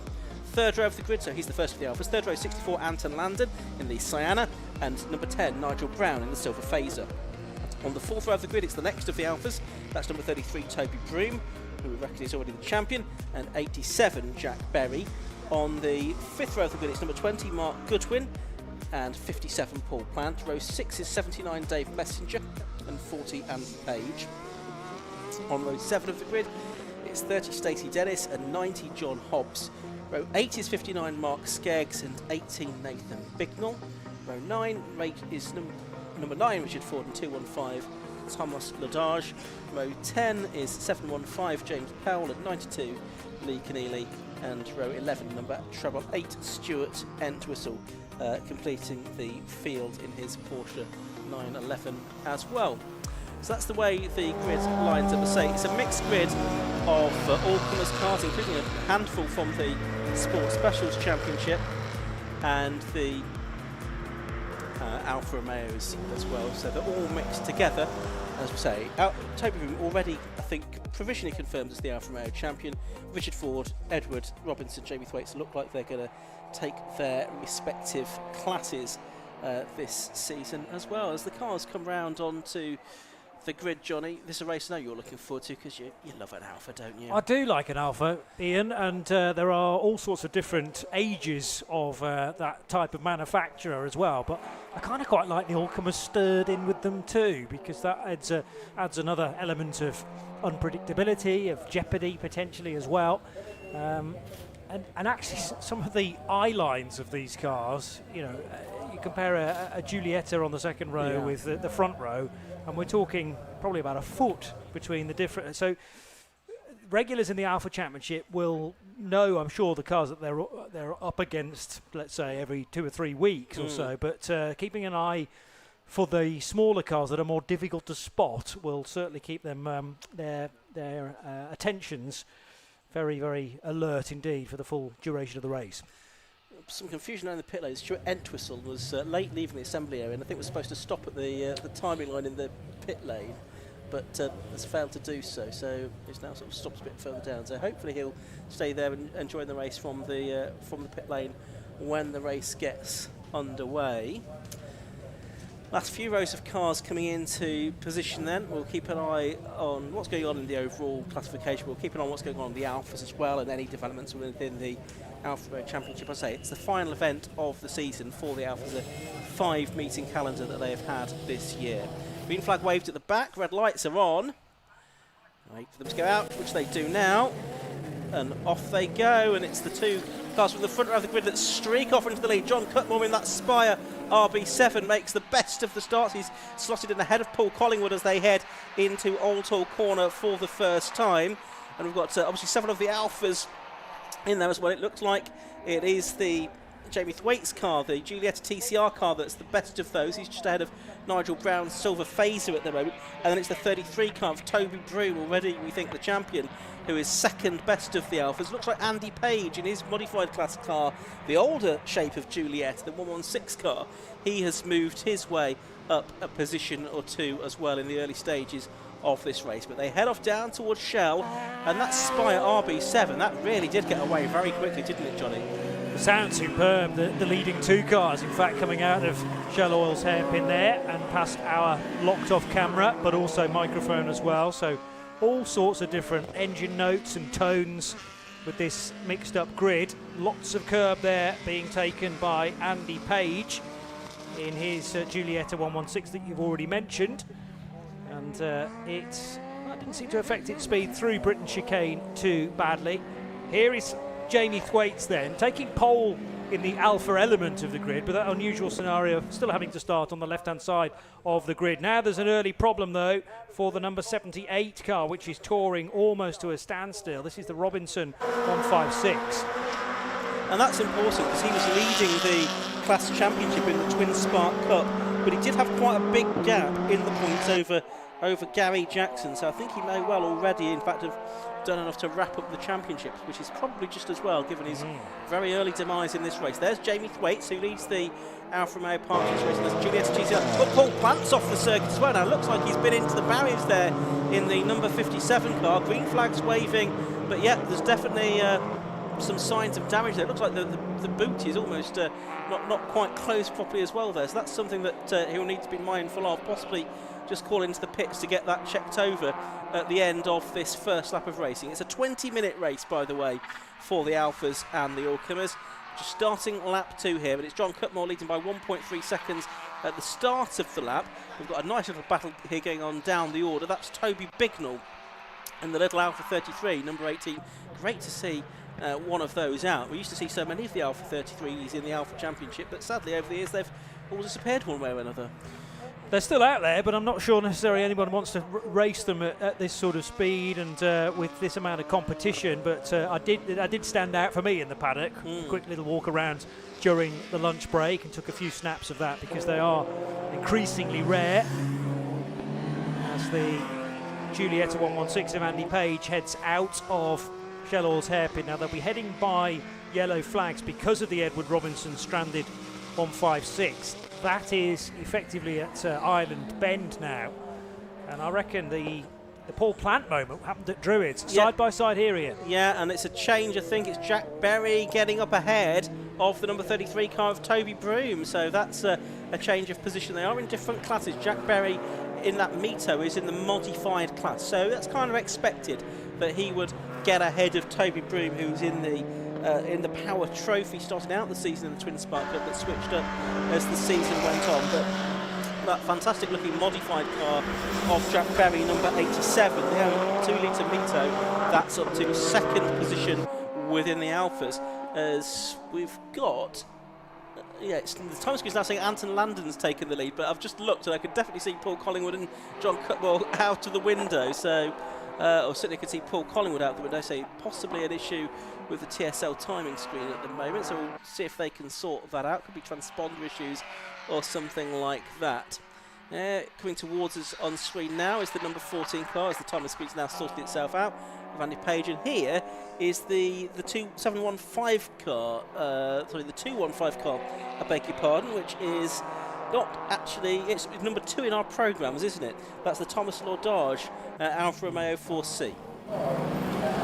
Yeah, so the 4C again getting a lot of attention during the lunch break, and it powers its way towards the first corner. There's also a little Citroen Saxo in the race, I noticed. That'll be Lee Keneally in the 92 car, part of the all-comers division in the race. And now, Laudage under pressure. It's in fact, no, that's a problem for the 215, touring its way down towards Cascades. Or was it just allowing those two cars through? Well, it seems to have picked up speed again now. One is John Hobbs in the Peugeot 106. One is Paul Plant in the Alfa that had a moment on lap 1 of the race. And which has now cleared the John Hobbs 106 as well. John Hobbs in the Peugeot 106 rally, the driver all the way from Brighton for this all-comers race. A lot of the drivers are fairly local, from Warrington and Manchester and Nantwich, but a few have come from further afield for this all-comers race this weekend. There is the car you mentioned, Lee Keneally's Citroen Saxo, for the driver from Swindon. And you can also see there in the background the 715 car.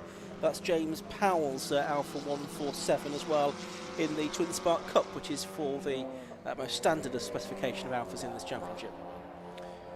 So over the rise comes the 4C. Now Thomas, I noticed the national flag next to his name was actually a German flag, so it might actually be Laudagger. The pronunciation, but do you think it's Laudage? You honestly don't know? I think we're both speculating, aren't we? I'll go with the German, you go with the French, and we're probably both wrong. But it's a glorious car, and I do think that was Thomas just making sure he was staying out of trouble, actually. Two cars getting pretty too close for comfort, maybe, because it's picked up speed again as the renumbered 215. It's got German plates on it as well, I've just noticed. Yeah. So it heads out of the double right-hander at Druids. Then there is the James Powell 147. That's car 715 in addition to the original programme. And 715 running in, well, it was 17th across the line. Yes, and with the couple of spots that Thomas has lost in the 215, that would be still for 16th and 17th as they head across the line. So overall, it's John Cutmore leading in number 98, from number 11 Paul Collingwood in second, 64 Anton Landon is third. Best of the Alphas is Jamie Thwaites in fourth, who's only half a second behind Landon at the moment. Then it's Mark Goodwin fifth in the Spire, sixth is Nigel Brown, number 10 in the Silver Phaser. Then the second of the Alphas is number 87 Jack Berry in seventh overall. Eighth overall is number 33 Toby Broom, who leads his class. Ninth is number 14 Andy Page, and then 10th leading his class is Dave Messenger. So that's the way of the things in the morning order. And there you can see how close Jamie Thwaites is to the back of Anton Landon Siner. Two very different cars here. Yeah, this is where two races being combined run as the same race, but there will be individual results, if you like, heading towards the championship in the Alpha case, and all comers, I'm guessing, is just a one-off. But nevertheless, they can still interfere with one another, and Thwaites may feel, in places, he's actually quicker than Anton Landon, but you've got to find a place to overtake and safely. The good thing for Thwaites is that his Juliet is not really under immediate pressure from the next Alfa Romeo, which is the 87 of Jack Berry. 7th position for Jack's Mito, and that was gaining spots not that long ago. There is also Mark Goodwin in the Spire GT3, just not too far behind. And I'm interested by the Porsche as well. So is that Stuart Entwistle's 911 SC? A lap down, possibly, yes, looking at the screens. He's gone a lap down because he started from the pit lane as well. Of course. Yeah. so still getting up to speed. Here, though, is a battle for third position on the road. It's the Alpha on the right-hand side of shot. It's going to go past Anton Landon into third place overall. So Jamie Thwaites in that Giulietta TCR takes the third position. He's heading for another Alpha win here. One who's not heading for an Alpha win is Andy Page, I'm afraid. His car is being pushed, or not pushed, it's going to drive. No, I think it does need a push, that's what Andy's saying. It does need a push back into the paddock there. His car was close enough, but Jamie Thwaites has already had 5 wins this season. Steve Deeks has had 3, who was originally on the entry list but had to withdraw, unfortunately. So Jamie Thwaites, the only driver to have won an Alpha race this season who's here today. He's leading on the road and now up into third position as we get the confirmation on the timing screen. Mark Goodwin in that Spire is now within about 8 or 9 tenths of a second of Anton Landon as well. He was 3.5 seconds faster than Landon on that previous lap as he and Thwaites did battle. So we'll see if we get a change. There's Stacey Dennis in the number 30 car. She's just inside the top 10. She's doing battle with Dave Messenger in the number 79 car. Both of these in the Power Trophy class. 156 for Dave Messenger. It's the Giulietta for Stacey Dennis, and she was the winner of the Power Trophy Championship last season with Stacey. And good to see her back out again. I don't think we've seen her at all of the events this season, although she has had 5 finishes from the 8 races that we've had so far this year. So good little battle this for what is not only 9th and 10th overall, but the lead of the Power Trophy class. Evenly matched, even though they're of different. It's about a few years separating these two car designs, but they found one another, lapping at a very similar speed. Dave Messenger's last effort at 2:02.0, Stacey at 2:02.2. So there's really not a great deal between them on an individual lap, and certainly on the timing screen, 4 tenths. Don't really need a screen to identify the 3 or 4 car lengths that separate them as they head back towards Island Bend. Fastest lap of the race was set a couple of laps ago now by John Cutmore, who is still definitely there. He went missing on the timing screen for a short space of time, but has been re-established now by TSL. So here's this battle for 9th and 10th and the Power Trophy Class D. Dave Messenger and Stacey Dennis, who's been doing the winning in Power Trophy this season. Well, Toby Broom has done quite a lot of it, which does beg the question. Yes, Toby Broom this weekend is shown back in the Twin Spark Cup class, but I actually don't think that is a Twin Spark Cup car. I think that's a Power Trophy car. But he's in this weekend, I'm pretty sure. Oh, what's going on there? The lock-up for one of the 2 of them. So it's possible we'll just get confirmation of that hopefully between the races. But if that is the case, then this is actually the battle for second within class. But yeah, Toby Broom has won 4 of the races. Paul Plant won a couple, and Richard Ford won a couple in the Power Trophy earlier on this season. In the modified class, I say it's been Jamie Thwaites and Steve Deeks that have done the winning. In the Twin Spark Cup, James Ford, Toby Broom, Peter Bell, Gary Jackson, and Edward Robinson, they've all had a go at winning races in the Twin Spark Cup during the course of this year. So still this battle going on, Johnny? Yeah, I'm just looking at details of the Twin Spark engine. I would have said that was a 2 litre rather than the 3.2 that's in the 147 GTA.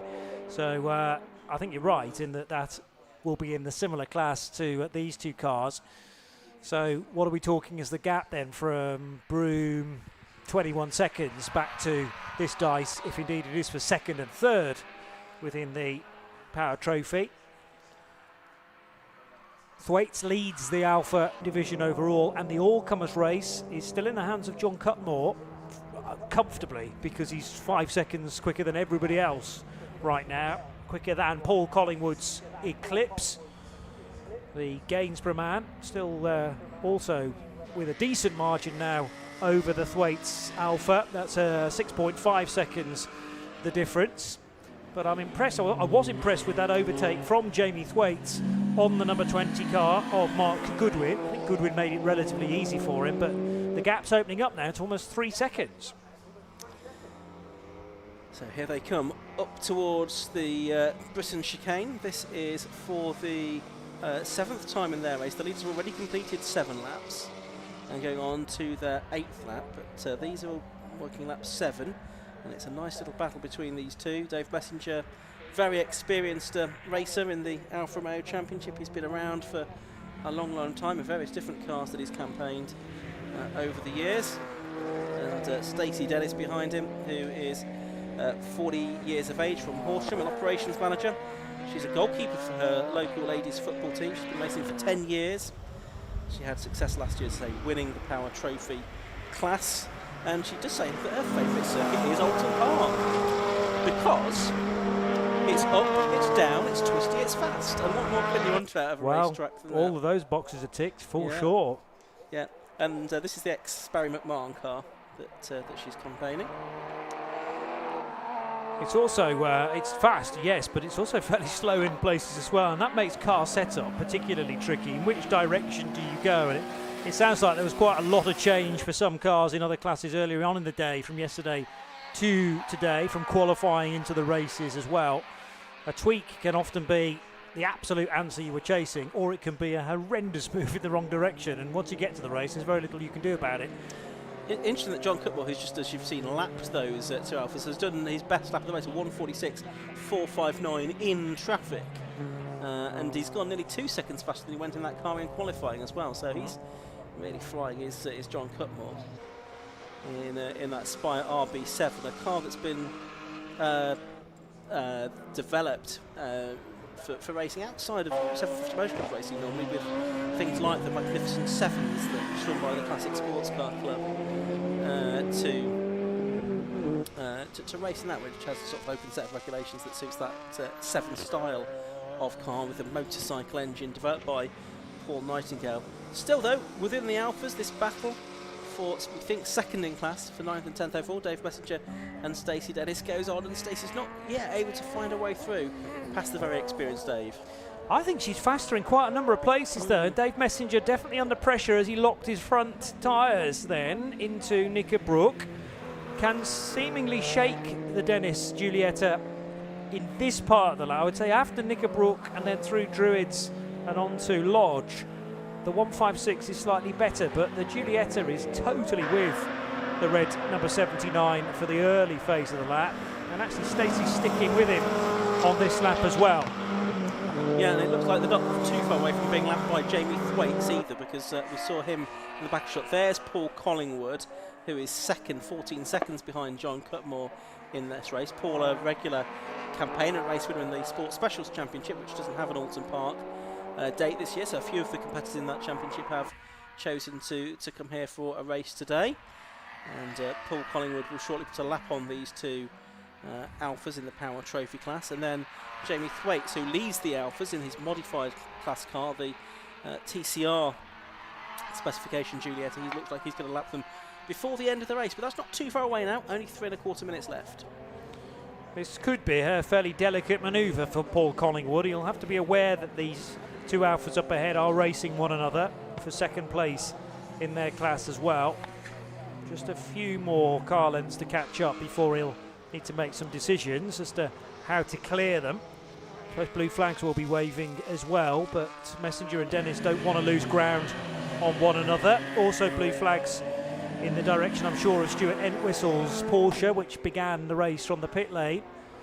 And here is Jamie Thwaites on the scene as well. So he's cleared the number 30 Giulietta nicely, but has to sit between these two Power Trophy cars now, waiting for the opportunity. The acceleration so much better, though, from the TCR car up the hill, dodging from the left now to the right of Entwistle's Porsche, and can do it all in the, as the 156 now pulls across the line of the next car wanting to get through. That's Mark Goodwin in his Spire GT3. He saw the gap, but it was closed in the end by Messenger. Yeah, it was. I don't think there's anything intentional about that, but as you were saying earlier on, it can be more difficult for these lower slung cars like the Spire to be spotted by the drivers who are sitting a little bit higher up in their tin tops, in their Alphas. But anyway, Goodwin has made it through safely now. He's there in 4th position overall. So Cutmore, and Collingwood's out of the race. Collingwood's car's come to a stop, I'm afraid, at the chicane at Knickerbrook. He's trudging away from his car. He'll get behind the barriers, I'm sure. But it looks like a mechanical, a reliability issue there for Paul Collingwood rather than any other drama. So Mark Goodwin, as a result of that, moves into third place. Jamie Thwaites into second overall on the road now, but 23 seconds behind John Cutmore. I'm guessing because we were so distracted by potential contact between the Messenger Alpha and the Goodwin car that we didn't even spot that that Collingwood was sitting there. But he must have pulled off the track before they even reached Knickerbrook. He was quite a bit ahead of Jamie Thwaites at the time.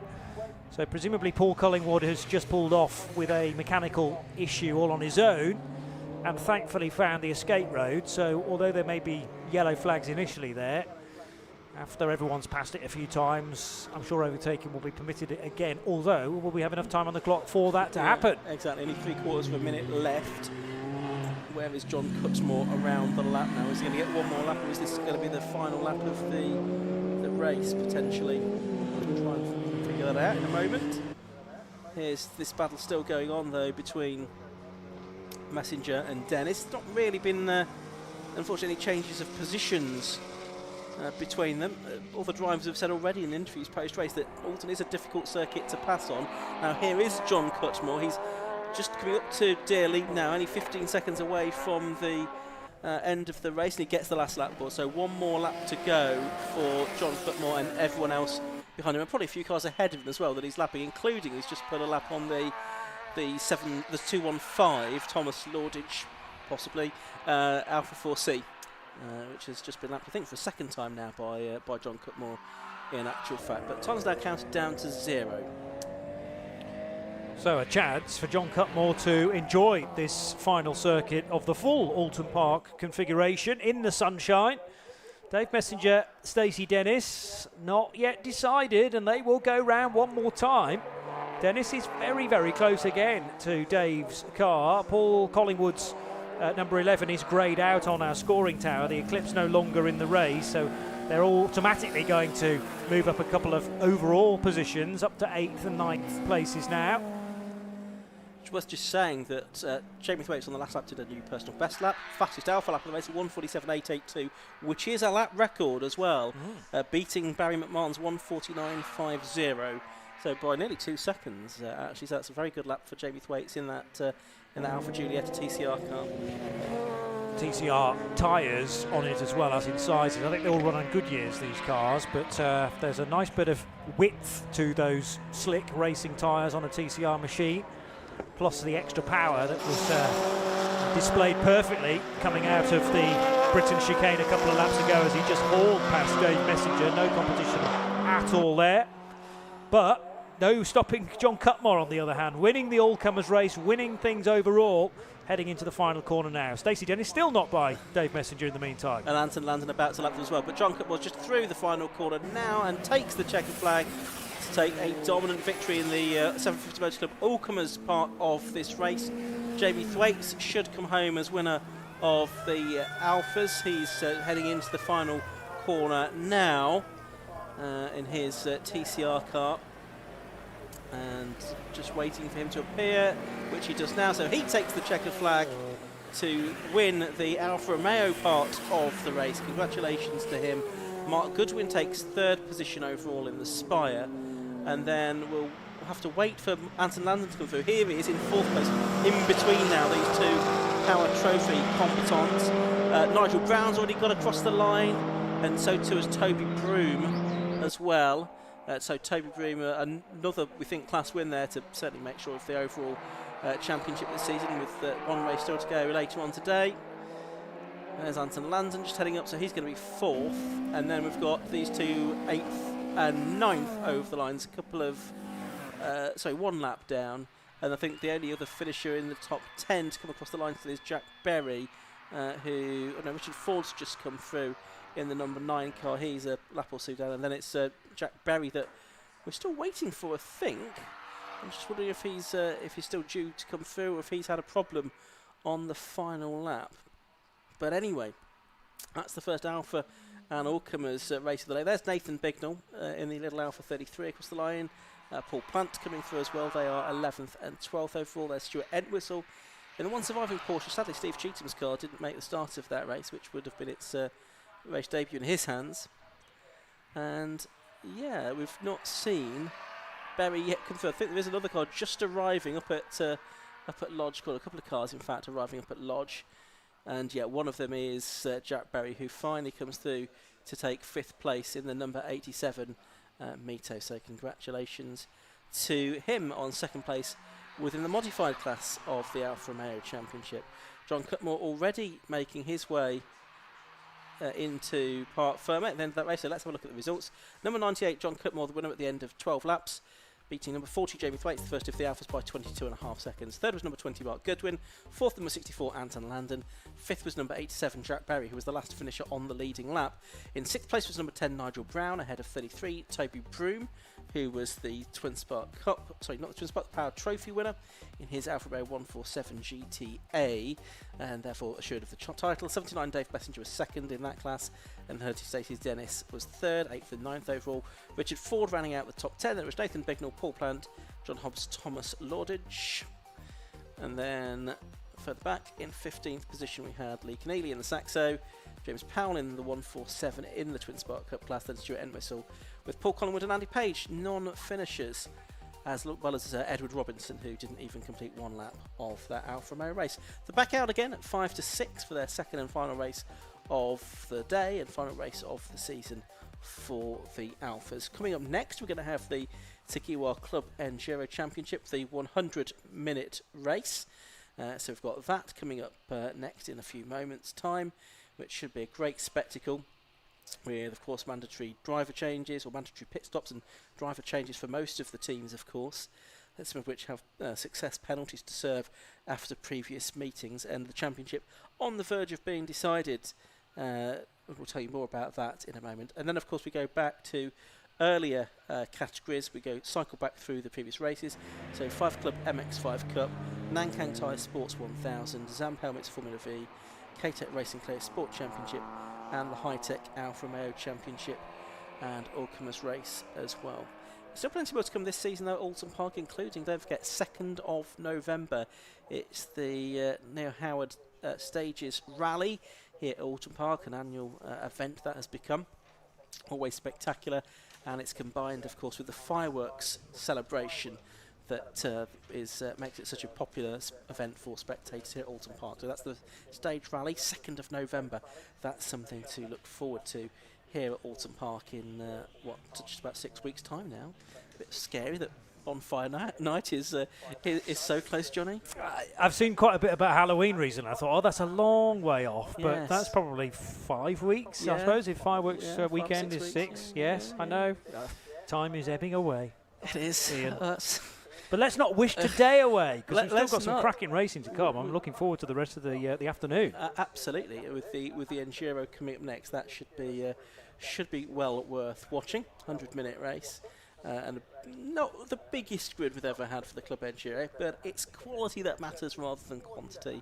And we've got a cracking field lining up for that one just in a few moments' time. They're in the assembly area behind us. They will, once the circuit is clear, go on to a rolling lap, because it's a rolling start for the Club Enduro, of course, rather than a standing start. Let's now head down to Parc Ferme, where Kieran Mogg has some Alfa Romeo drivers for us. Well, the Alphas are certainly a spectacle. I know Johnny was going on about them up in commentary, but we've got 2 of our class winners down here, Jamie Thwaites and Dave Messenger. So we'll quickly jump in with Jamie. Jamie, if I could just get you over here for me. So 2nd place class winner, how was it out there? Yeah, no, it was good. We tested yesterday, managed 5 laps all in all, between red flags and problems. But yeah, quite warm. Once the tyres came in, just put my head down, going. And have you found the circuit? Has it evolved since this morning? I think I've evolved since this morning. I don't know whether it's a circuit or me, but I'm definitely quicker by, I think, 3 seconds or so. And how's the car reacting to it as well? Does the car suit this kind of circuit? I mean, it's a TCR touring car. It's built for Oulton Park, you know. This is where it's most at home. Absolutely. Well, congratulations on the 2nd place, and obviously your class win as well. Thank you very much. Thank you very much. Now we'll quickly speak to Dave Messenger. Now, Dave, if I could just get you over here a second, please. So you're having a bit of a battle out there. Yeah, that was fun, wasn't it? Yeah. Me and Stacey, yeah, it's good. She's done really well. So managed to keep her at bay, but it was difficult. Yeah, no, it definitely looked it. Obviously, you guys were nipping and tuck here, there, and everywhere. Was it difficult to keep it behind? Very. I think second half of the race, the tyres had just turned to glue. I think I was fortunate enough I probably got a little bit more power in my car than Stacey's. But yeah, she drove really well and really clean. And yeah, it was a good battle. Absolutely. And how is your car on the circuit? Is this one of your favourite circuits? Yeah, I like coming out. I like the circuit. It's great. I've not always had good fortune. Today's going better. So yeah, it's a long way to come, but we enjoy it. It's lovely scenery, nice crowd. So yeah. Absolutely. Obviously, there was peak of rain. Were you hoping for the rain, or are you glad that it stayed dry? I don't mind if it rains or if it's dry, but if it rains, I want it to rain. I don't like it when it's kind of in between and we don't know what tyres to go. So I don't mind either way. Absolutely. Well, congratulations on your class win. Thank you very much. Thanks a lot. Cheers. Thank you very much. Now we're going to be heading over to the Club Enduro in a minute. So, got a bit of an endurance race going on. We've already spoken to the guys, so let's see how they get on. Club Enduro coming up next.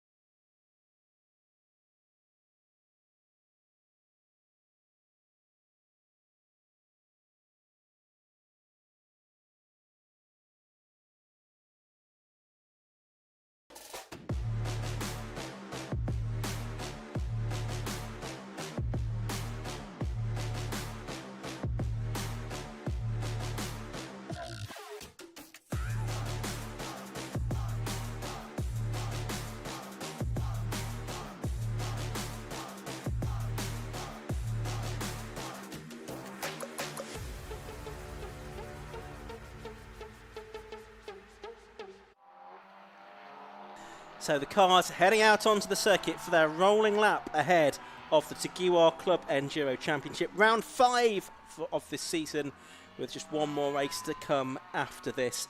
One hand already on the championship for Ashmore and Sam Dennis. I think a third place finish within their class today should be enough for them to wrap up the overall title, because they've had a perfect season so far. 4 wins and 4 fastest laps from 4 races to date in their Motion Motorsport run Honda Civic. They've already wrapped up the Class C championship. Still, Classes A and B are being hard fought. Grid of more than 20 cars, 23 cars that we have today, is on its way around the green flag lap, and we can bring you the grid. Do so. It's going to be a 100-minute race. Pit stops between 30 and 85 minutes into the race, with several teams having pit stop penalties to serve. So Scott Parkin in car 1 has a 10-second penalty to serve. Car 6 has a 30-second penalty to serve. Then which is Ryan Parkin and Dylan Brichter. Car 8, Matthew Tidmarsh and Chris Webster, they've got 30 seconds. 66, Paul Subiano, Tom Walker's 20 seconds. And then it's 30 seconds for 195 and 10 seconds for car 333. That all as a result of previous success in previous races. So front row, it's going to be the number 6 car, which is started by Ryan Parkin rather than Dylan Brichter, and number 1 is Scott Parkin besides him. The second row is the 444 car, which is started by Claire Norman, and number 22 is being started by Luke Browse. The third row, number 33, is being started by Kevin Clark, and besides him it's the 117 car being started by Ian Jones. Row 4 of the grid, it's the 25 car and Darren Ball, 69 Matthew Hampton, 10 Rob Fennick and 55 Paul Simerson on the 5th row. Row 6 is 78, which is Alan Stockford, and 8 being the car of Chris Webster. Row 7 is going to be 83, which is being started by William Puttergill, and 119 being started by Bobby Trundley. Row 8, number 19, is being started by Wayne Lawson. 67 6 Michael Downey. Row 9 is 195 being started by Samuel Dennis. 62 being started by Peter Dennis, Lee Dennis, I should say. Row 10, the treble 3 car being started by Thomas Stedman. 481 is Edwin Christie, and 666 is Paul Subiani. 169 is Matthew Simonight, and the 171 car completes the grid, which is Senna Osman. Red lights are already on the gantry because it's a rolling start ahead of a 100-minute race for the Takiwa Club Enduro Championship. You've got the 2 Dark Side Development Audi TTs on the front row of the grid, and it's the twins starting out. Ryan Parkin in car number 6 and Scott Parkin in car number 1 as the red lights go out and the race gets underway. Then a bit of a split grid. There's one heading into the pit lane, which I think is Alan Stockford at the end of the rolling lap, but they've all made their way out into this 100-minute race, an hour and 40-minute race for these cars with mandatory pit stops, as I say. And it's the 2 brothers, the twin brothers, side by side as they drop down through the left-hander at Cascades, but it's Kevin Clark in the BMW M3 that's right with them there in 3rd position. I think it looks like that might be Ian Jones in the BMW Compact, a very powerful BMW Compact that's there in 4th, but Kevin Clark's made it up to 2nd place now, is slotted between the 2 Parkins and has gone to P2 as they head into Shallows Corner for the first time. An opportunistic manoeuvre from Kevin Clark, but he's only going to work for one corner because back past will go the second of the Audis, which is the car that started from pole position, Ryan Parkin. So Scott Parkin leads from his brother Ryan, and then not really a gap back to Kevin Clark. It's they're almost touching one another as they come out of Britain's for this first time. The second of the BMWs worming its way through as well. Kevin Clark, after an absolute killer getaway, is just losing a bit of momentum now, far more distracted by the compact on his tail as they head up Clay Hill for the first time. They do indeed then. So it is number 1 that leads, which is Scott Parkin. He leads the Class A Championship coming into this weekend with 42 points to 29 of his brother Ryan, who has been shown with Dylan Brichter for this season. Although it was Ryan and Dylan that won last time out at Silverstone last month. And it's Ryan Parkin in 2nd place at the moment, Kevin Clark in 3rd. I think it's his first appearance of the season. The very experienced driver in all kinds of cars. Then 4th it's Ian Jones in that BMW Compact, the number 117 car, the 3.2 litre Compact. Here's Luke Browse, number 22 in the Cupra, and he's going wheel to wheel with Darren Ball, and I think he's getting a place away from Ball, so that's for 6th position. Looks like Luke Browse in the Stoke Market Class car. Well, he had got through, but as they turn into Cascades, it's Darren Ball that gets back ahead now in the sort of day-glow yellow and black car. Darren Ball, who's been racing in Club Enduro in various different cars for a few years, again through Ireland. Kevin Clark very quick at that part of the circuit and is right on the tail of what is not Dylan Brichter, but it's Ryan Parkin, we believe, for the first part of this race. And he is right with him, but also for very close company is that mighty BMW Compact. And just behind them you've got the Treble 4 car, which is Claire Norman in her Seat Cupra TCR that she shares with Alan Blenko. Yeah, so Ian Jones has started brilliantly well and matching the pace of Kevin Clark's similar manufacturer car, but a slightly longer version, if you like, versus the compact that is in 4th position. Now, one Audi's been sent off into the distance and the other one almost being given the job of the tortoise in this, perhaps.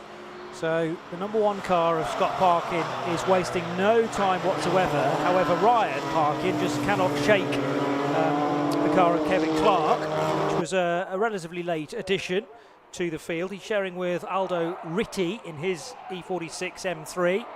And again, late on the brakes, just trying to perhaps force a mistake from the second of the Audis in this race, the Audi TT TDIs.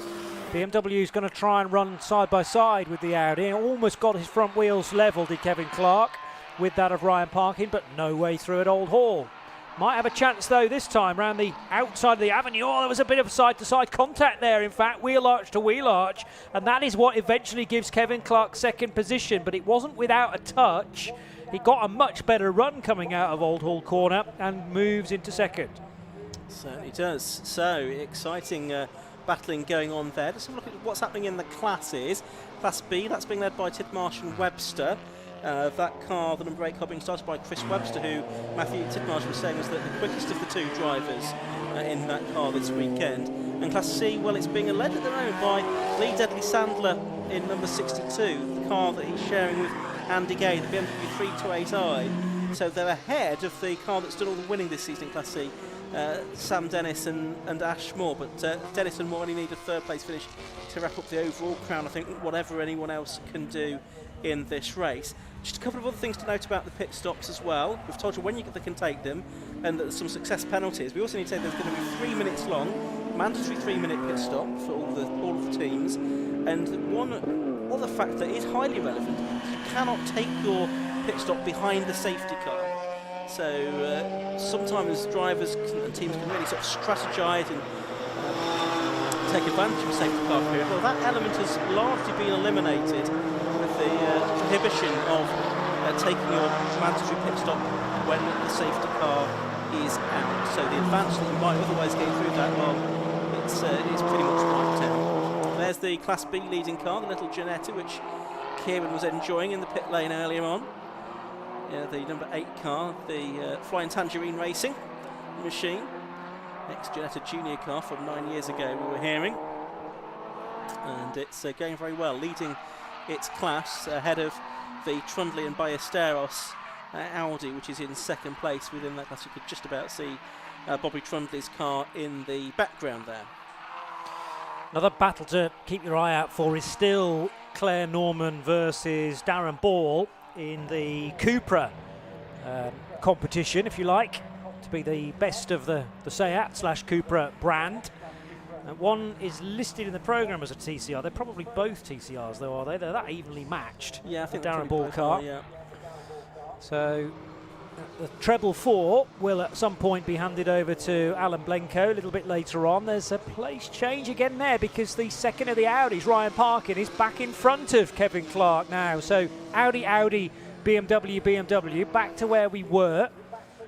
I wonder whether there was an element of Kevin Clark giving that place back again for fear of incurring the wrath of the stewards, because, as I said, there was a touch, although he got a much better run through the avenue and down into Cascades. It may have been done on pure pace, I suppose. Scott Parkin was away in the distance, still leads, but there's a massive margin of nearly 5.5 seconds now between these 2 leading Audis.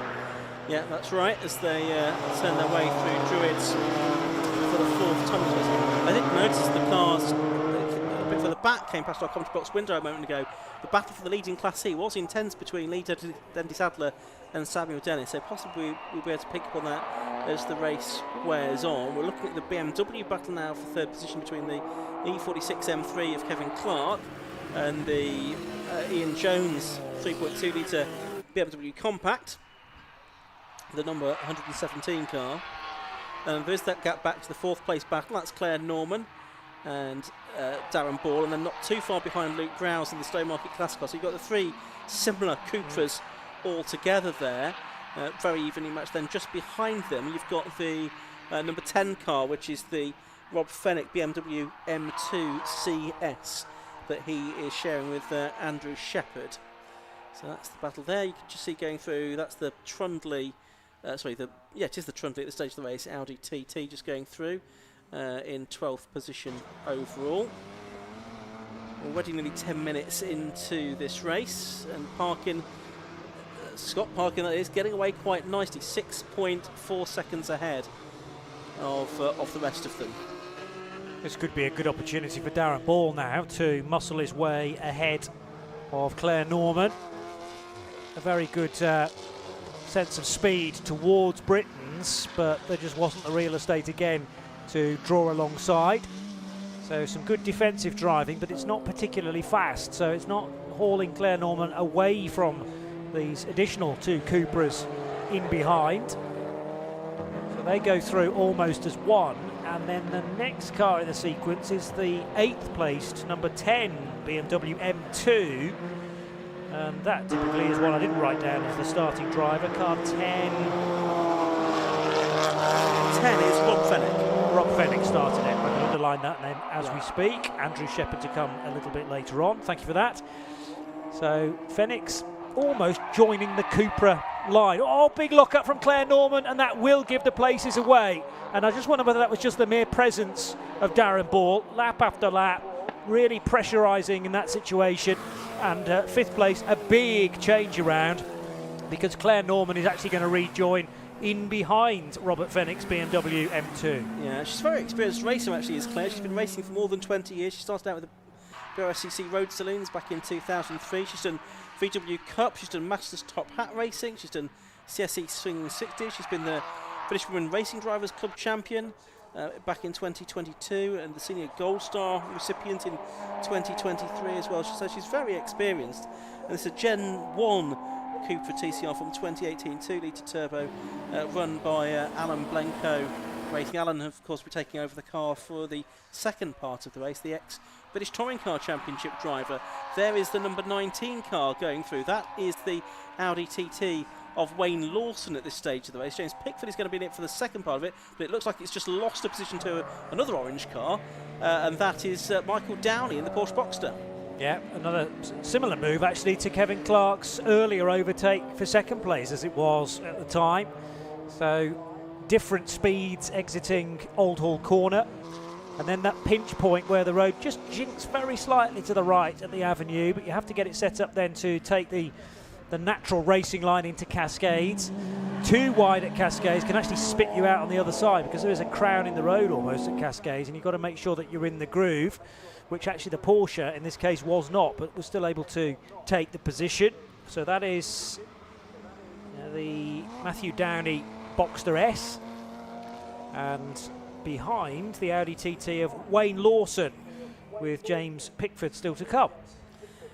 Yeah, so that's the 14th and 15th, the battle that we see on screen now. Both of those cars in Class B.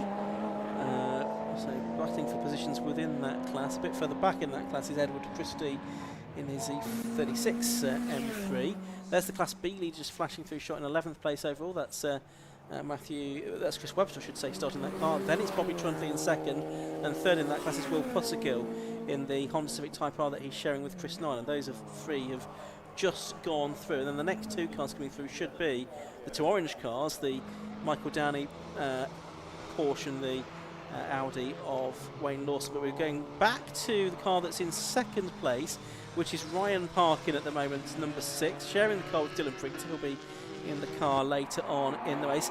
Here is the battle for Class C, though. This is fantastic stuff. You've got Dendy Sadler, Lee Dendy Sadler there, and then you've got Sam Dennis almost alongside the BMW now as they head into Old Hall Corner, and I think he might have done it. Let's have a look.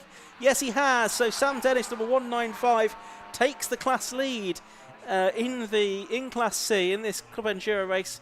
A race at which that team, Sam Dennis and Ashmore, could be crowned champions. He's just got through, having sat for the first 6 laps of the race behind the BMW of number 62, Lee Dendy Sadler. And right in behind him as well, you've also got the Paul Subiani, number 66, BMW 318 Ti.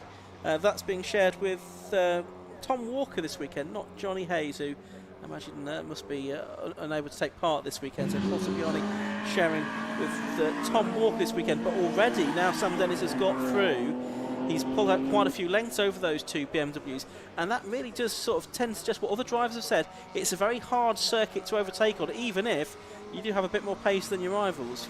Yeah, you've got to take the moment as it arrives, because if you react a bit too late, then that's kind of it gone, and the next few corners you probably can't overtake at. So in a race of this length, I would say that actually you can afford a bit of time to just pursue your opponent, you know, the one that you're trying to overtake, work out where your car is fastest, where it doesn't perhaps have the strength compared to your rival, and once you've worked out the best place to attempt an overtake, then really go for it.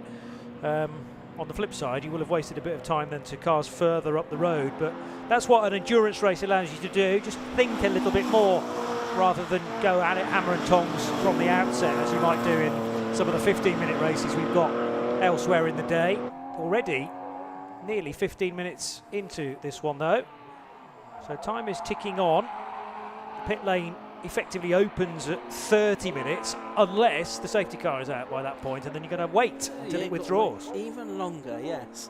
I mean, I suppose the slightly helpful thing is it's not a completely full grid here today, so that obviously reduces the possibility of the intervention of the safety car. Naturally, if there's fewer cars on the grid, there's less chance of those cars throwing themselves at the scenery, so there's less chance of a safety car. So I'm going to touch wood, as I say, as we could get through the race without one. We've already seen the safety car on a few occasions in the sprint races today, so we'll have to wait and see if that does intervene. Worth just mentioning, just going back to that Class C battle, we saw Sam Dennis get ahead. Of course, he does have a 30-second penalty to serve in the pit stop compared to other cars in that class. Paul Suppiani with only a 20-second penalty to serve, and Lee Dundee sadly doesn't have anything to serve in the car he shares with Andy Gay. So really, this stage of the race now for Sam Dennis and Ashmore is about pulling out as much of a gap as they can over their rivals within Class C, so that they can try to effectively negate that penalty that they have. All cars just disappearing over the precipice at Avenue and reappearing, thankfully, at Cascades. So BMW M2 gaining some ground there.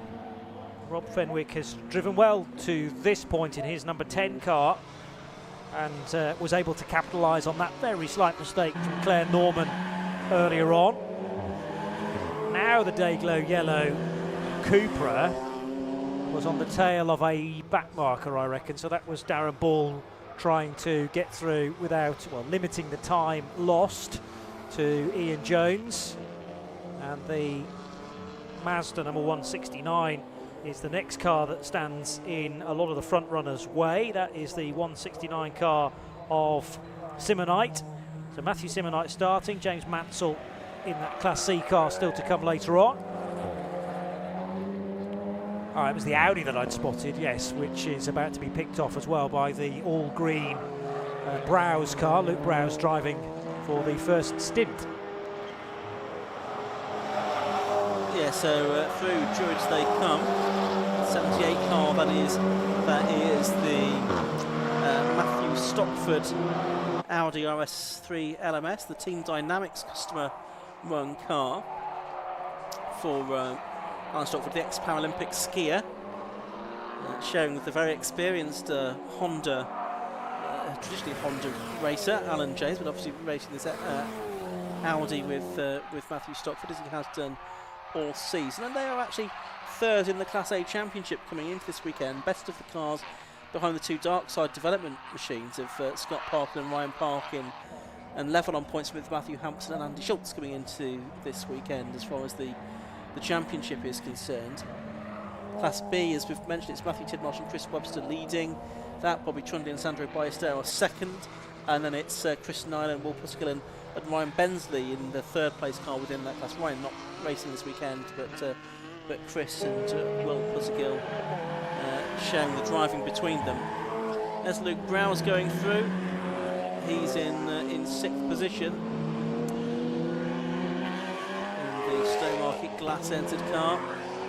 Some big beefy cars making their way out of Charles corner there, with the 18 minutes of this race now having gone. Down to the right-hander, Knickerbrook has gone. The battle for 5th and 6th. Ball versus Browse. Gap between them at the start of the lap was 2.3 seconds. I'm wondering if that's possibly come down a little bit now.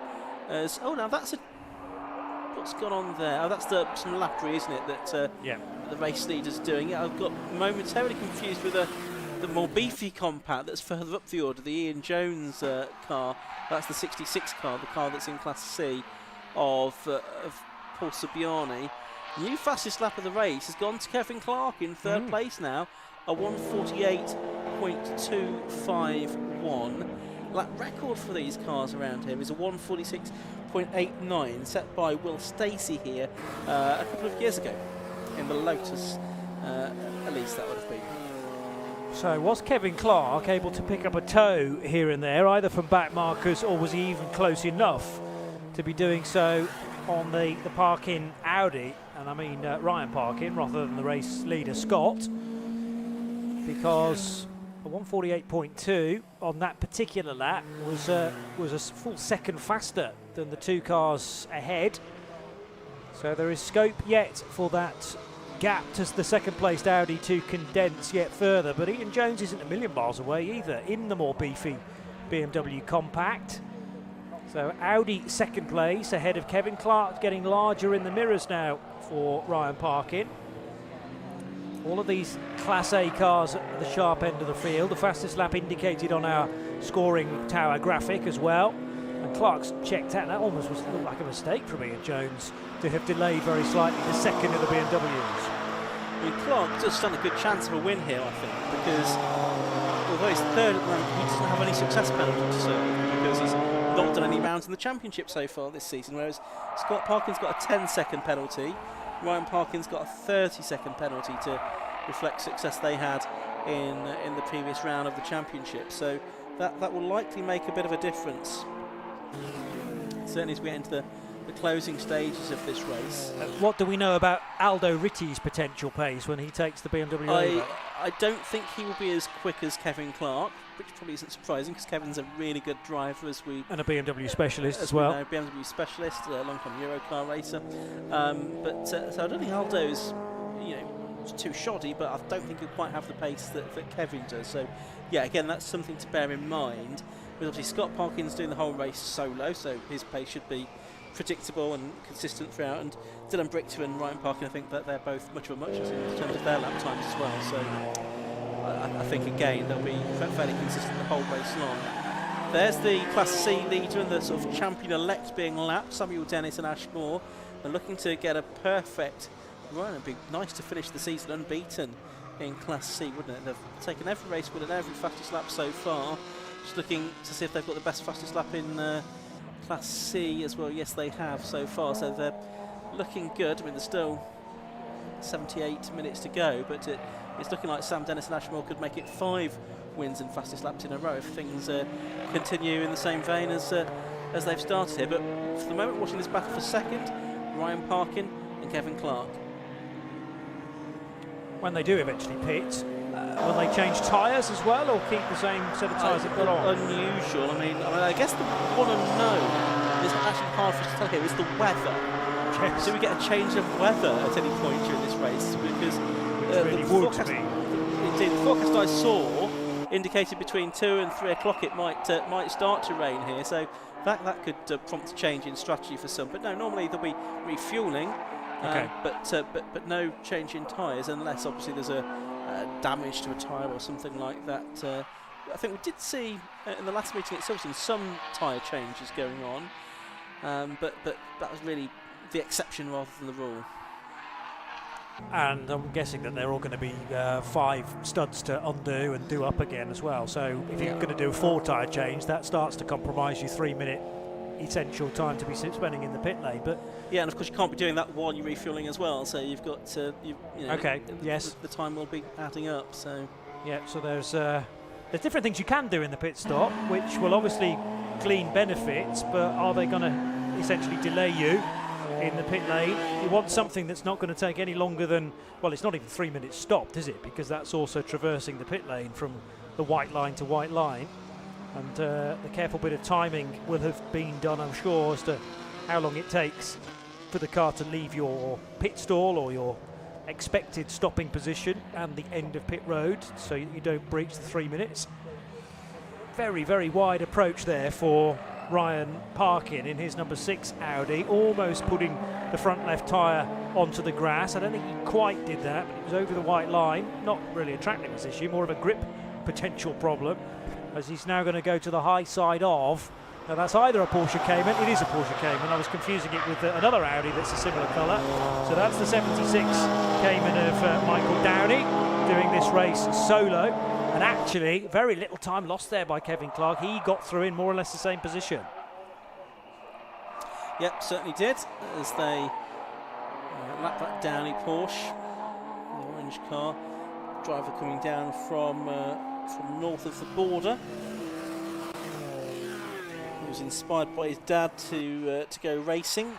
Started back in 2018, so now in his 7th season, and aiming for the Clubman Cup award this year, but he's not really in contention for that at the moment. He's only got 15 points so far this season, 28 points behind the lead. The Clubman Cup is for cars more than a decade old, with more standard gearboxes, more than sort of sequential type gearboxes, etc.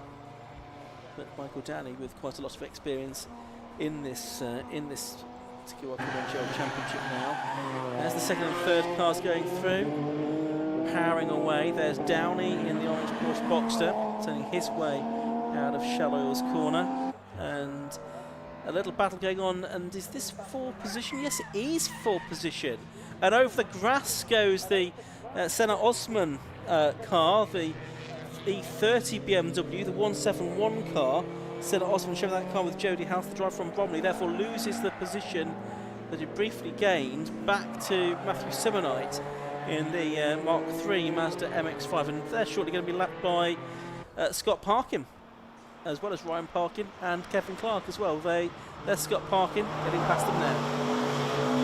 Yeah, so it's going to take maybe a few corners actually for that E30 to clean up its tyres now, and for Osman to be happy to push, not necessarily for the remainder of this lap, but certainly for the next one.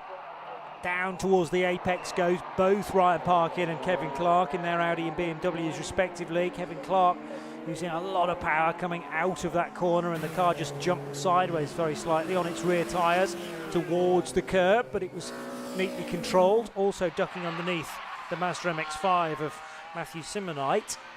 That was an Old Hall corner. So Parkin, Clark, and then the Ian Jones BMW, but that is now 11 seconds adrift of the rear bumper of Clark. So fight definitely on for second and third.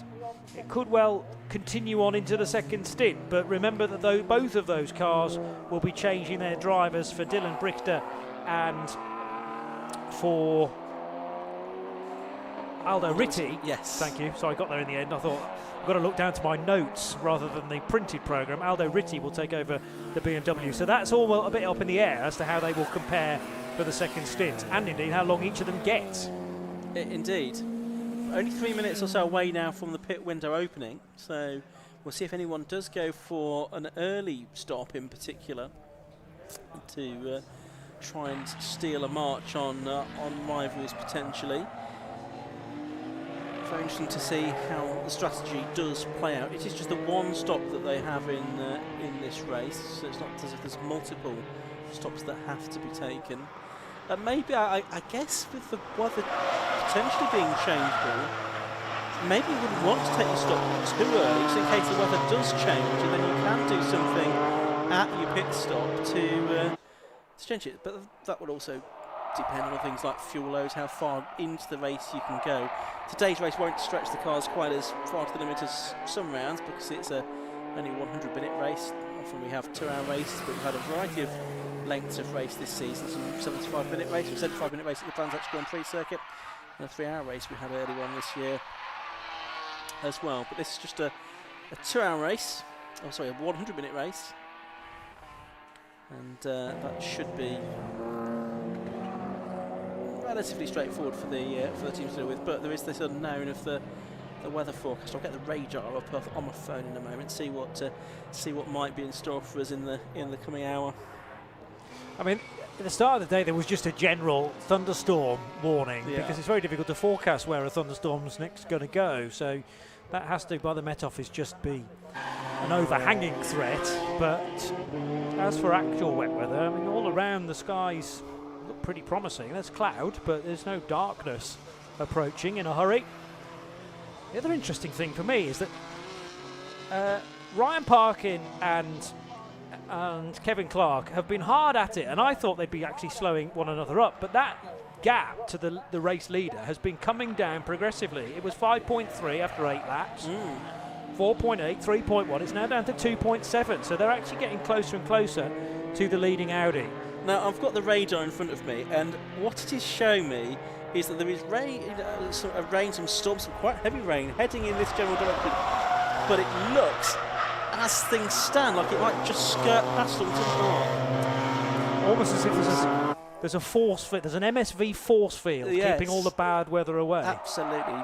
And here comes Kevin Clark, has a look at the inside of Ryan Parkin there into Lodge Corner, and quickly decided the better of it, and has remained in third position. But yes, that force field keeping the rain away. Now we've got our car into the pits, but before the pit window is open, and that's the Lee Dendy Sadler BMW 328i, and that was literally just about 30 seconds before the pit window opened, which is very unfortunate. But that's presumably a problem with that car, needed pushing into the pit lane.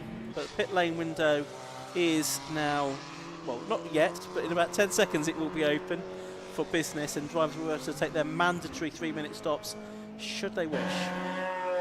Kevin Clark right on the back of Ryan Parkin. He didn't have the best run through the first corner at Old Hall and was under massive pressure. Actually, his braking though into Shell Oils was a lot more beneficial compared to the BMW, so he's made another gap on the Beamer behind. Through Britons they go, threading the eye of the needle there, but the gap's about the same. That was a big chance for Kevin Clark.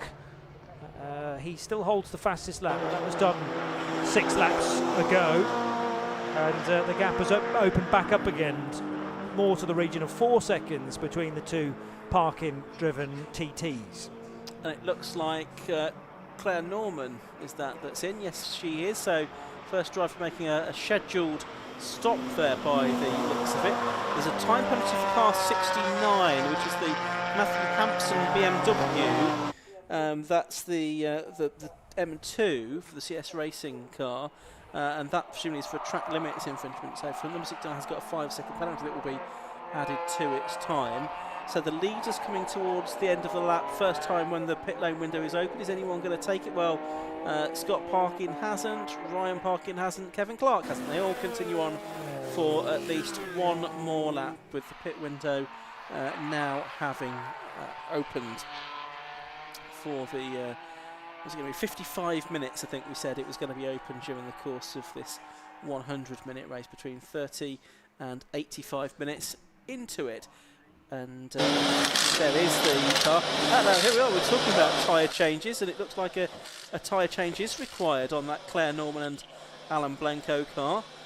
And is leaning in to study the tyres that are being taken on and taken off that car. What are you reading into this, Johnny? Well, I think it's like for like, basically. I don't think you can go early and predict rain arriving, so the tread patterns look very, very similar, but it is a lengthy job. Well, having said that, yeah, I think it's just a newer tyre, a bit more grip, driving wheels on a Cupra as well. Yes. So those will be the ones that take the punishment, as opposed to, for instance, Kevin Clark's BMW being rear-wheel drive. But this is maybe early. It could be, of course, that they had 2 tyres that they knew that weren't going to do the distance, but they had a bit of meat on them, whereas these are the better ones now for the new driver as well. So treble 4 will be taken over by Alan Blencoe. I remember him in Ford Fiestas. Yes. In the early 2000s. That's right. And he raced people like Gordon Shedden and Colin Turkington in those days. He did. He'd have raced against Colin Turkington. So that was on the days when I think the Fiestas won the Power Tour package, and then F3 GT supports, weren't they? Yes. I think at that point in time. Yes. I seem to remember. There may have been a switch, but yeah, Power Tour did incorporate Fiestas at certain one points. point, didn't it? Yeah. I think you're right. But then, of course, they were sort of also associated with the Cleo Sport package as well. But yes, Alan Blanco certainly was a Fiesta racer. Can probably tell you exactly when that was because he's detailed it all down on his commentary information sheet. Good man. 2000, he was 5th overall in the Fiesta Championship. He was the champion of the Winter Series that year, 4th overall in 2001, and then did BTCC, the production class Alfa Romeo in 2002. So it must have been 2000, 2001 that you were thinking of then. Yeah. That he did that. Before that, he started racing with the 750 Motor Club, of course, in 1999 in the Stock Hatch Championship, when he was 4th that year in a Peugeot 205 GTI. So 750 came before his running Fiestas. Yes. Yeah. So he's gone full circle. Yeah, that's right. Well, just a quick rundown on the order for those of you at the circuit without access to the timing screen. Number 1 it is that's leading, which is Scott Parkin, ahead of number 6 Ryan Parkin. In 2nd place, 33 is 3rd, which is Kevin Clark. 4th is 117 Ian Jones. 5th is 25 Darren Paul. And 6th is 22 Luke Browse. Class B, the leader is number 8 Matthew Tidmarsh in 9th place overall, from 55 Paul Simerson and 119 Bobby Trundley. Sorry, Simerson's in a Class A car, so 2nd Class B car is Trundley, and the 3rd Class B car in 12th overall is Will Possegill. And Class C, that's being led by Sam Dennis in number 195, from number 66 now, which is Paul Subiani, and up to 3rd place in that class has gone Thomas Steadman in the Mazda MX5 since the Dendy Sadler and Gay BMW came into the pit lane. And what we've been saying all of that, another car has arrived in the pits, and that's the Alan Stockford Audi, which has just come in for its mandatory stop. So 65 minutes of the race left to go, and Alan Blanco now back out into the race. Yeah, so lap times are not quite, well, 2 of them won't quite fit into the 3-minute window. So you're going to be 1.5 laps down once you've made your stop, and therefore, you know, we're going to have to be looking as far down as 19th position for potentially a top 5 or 6 finisher. That will all equalise with time. Hint of a delay there as now Kevin Clark's come in.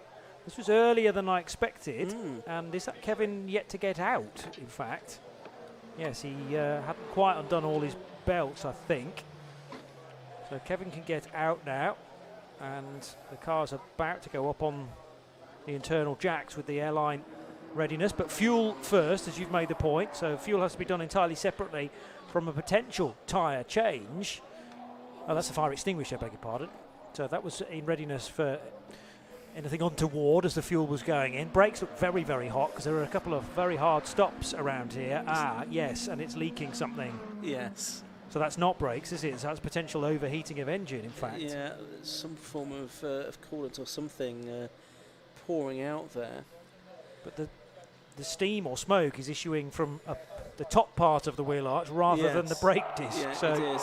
It's coming from the engine bay, or at least the cooling system for that BMW. So that's the concern. Kieran's down there. He'll try and bring us the news if he can in a moment. There, though, now on his own in 2nd place is Ryan Parkin, number 6. Although, yes, he is over the line now. That's the 66 car of Paul Subiani just behind him at the moment. So we'll keep an eye on what's going on with Kevin Clark's car BMW down in the pit lane, but possibly that's why it was an earlier than expected stop, because Kevin sensed that there was something wrong with the car. Maybe the dials were telling him that things were going a little bit to pot. Let's have some news from the pit lane, and Kieran's down there. Yes, we're down here with the 33 car at the moment. There's coolant leaking from the front at the moment. The driver did not seem to be too worried about it. But they've just been rushing a load of fuel into it. It's currently been strapped back into the car. The marshal will point out the coolant, but again, yeah, the driver wasn't too concerned about it. He's just starting the car again, ready to go out, almost waiting. Oh, the car's not starting. Hang on. Yeah, I don't think it's starting. The car's stuck. Pass back up to you guys. We'll try. Oh, no, car's going. I don't know if you can still hear me, but I'll pass back up to you guys. He's just about to go back out on track. sounds like it's certainly fired up now. It's will be a moment, I would think, before the car. Well, they're pushing it back now, so the 3 minutes must be up. They must have checked the timing of that. As we're watching the Class B leader, number 8, come through, which is Matthew Tidmarsh. He's still leading Class B quite comfortably now over Bobby Trundley in second place. The Intersport car of Kevin Clark, and now Aldo Ritty is being pushed back out and is going back out into the race. And now starting to accelerate away. Coming out though, just in front of the number 1 car of Scott Parkin, I beg your pardon. I thought I knew all my symbols on the TSL screen, but the little disc there, does that indicate some sort of penalty that's been issued for car 69? The penalty, yes, they got a 5 second for track limits, we assume. Okay, yeah. To Matthew Hampson and the Andy Schultz BMW M2 CS racing car, so I was just momentarily concerned that car had not maybe come through a split recently and they were trying to locate it, but it's actually an in-race penalty. So Kevin Clark's BMW pitting on lap 19, which was about 35 minutes into the race. So when you've got a 50-minute pit window, 55-minute pit window, you've literally used 5 minutes of it and then stopped. So it doesn't leave much wriggle room should the weather take a turn or should something else happen a little later on. I didn't know for sure from Kieran whether there was definitely a driver change, as in did Kevin Clark get back in, but the car was in there for such a long time. I think they have to have done the driver change. And Aldo Ritty takes over. Now you said that Aldo maybe doesn't offer quite the speed that Kevin can, but this is his chance to step up, isn't it? And unfortunately he's got to swallow the fact that he's now already a lap, well maybe two laps down. Yeah, 2 laps down, because you lose a lap in the pits and now the race leader's gone by again. But you can't let that affect you because the number 1 car hasn't pitted yet. That's right. Okay, we're told there's no driver change in the 33 car. They did, so Kevin Clark has, so presumably going to stay in for the whole race now. Aldo Ritty was included on the entry list, but it just say Kevin's name on the time screen. So maybe a late decision made even before the race started that Kevin would do the whole race on his own, which does change things a little bit because Kevin very much a known quantity for all of his years of BMW racing, in particular endurance racing, and things like Brit Car as well, but also known for his exploits sort of 3 decades ago now in Eurocar, in the V6s and V8s around the short circuits and the Oval at Mallory Park and places like that. Mallory Mile. So that's the 117 car, that's just coming in now for its stop from 3rd position. So this is Ian Jones. And Martin Gadsby should be getting in for the second half of that race. And I can see Martin, I think, in the background just getting his gloves together and ready to get into the car. Before he does so, though, they will refuel it. Just need to make sure everyone is away from the car and there's someone on hand with an extinguisher before they get out into the race, or get there with the fuel to go in. So that fuel going in, or it will be going in now at the second time of asking, I think. So they'll be deposited that in. You can see how quickly that the level goes down in there. Actually, they must have put a jug and a half in there, I reckon. That dump churn kind of incorporates the air release as well, doesn't it? So the venting valve, as the fuel goes in, the air comes out, and that's what makes the whole process very quick indeed. Indeed. Back out into the race goes the number 83 car as well. That's the Puttergill and Nyland car. So Chris Nyland will now have taken over the car that was, I think, 2nd or 3rd in Class B, the Honda Civic Type R. It's gone back out into the race as well, having made its stop. The other car that's coming, I can see at the other end of the pit lane now, I think it's the 55 car. It's not showing us having come in, so it's the Schultz and Hampson car that's coming. There's a car coming that we didn't want to see coming in. No, but I get the feeling Kevin Clark maybe thought that this would be the case somehow. He didn't seem overly concerned when around Kieran because he probably had his powder face on, but the poker face. But actually, when a car is overheating to that extent, it's driven straight into the garage on this occasion. Is there anything they can do? Because if the engine temperature is spiking, you risk doing an awful lot of damage to, I'm sure, a very expensive BMW engine. So give it a bit more time, allow the air to get at it, but if the temperature's not coming down, I'm afraid that might be just time to park it now. Yeah, we've got the 119 car now in. That's Bobby Trundley to hand over to Sandro Ballesteros, who is it's a local circuit. He's from Rochdale, only 17 years of age, and started racing the Junior Saloon Car Championships. Also did some 116 trophy racing. Been racing cars for 3 years now, and he featured in the CBBC My Life on the Fast Track documentary, following his journey from karts to cars. You can still watch that on the iPlayer, and the car being run by Dad with support from Team Brit. And Sandro's also raced every penny for his racing in JSCC as well. There you can see that's not the pit lane. That's the back side of the pit lane behind the garages, and that's where we find Kevin Clark at the moment, Johnny. Yeah, he's driven it very close to his trailer, in fact, so that if the car stops there, then it's, I suppose, easy to push it the remaining distance. The smoky, it probably was smoke rather than steam on that occasion, seems to have drifted now, but the engine's probably been turned off. As Ryan Parkin's in the pit lane as well. Ryan Parkin in from second place, yes. And he's going to hand over to Dylan Brichter for the second part of the race. And that's going to be split pretty evenly because there's 45 minutes gone, 55 minutes of the race left to go. So it's going to be Dylan Brichter who, along with Ryan, took the win in the last meeting at Silverstone as well in August. And those two drivers pretty evenly matched as well. So those drivers will be out shortly.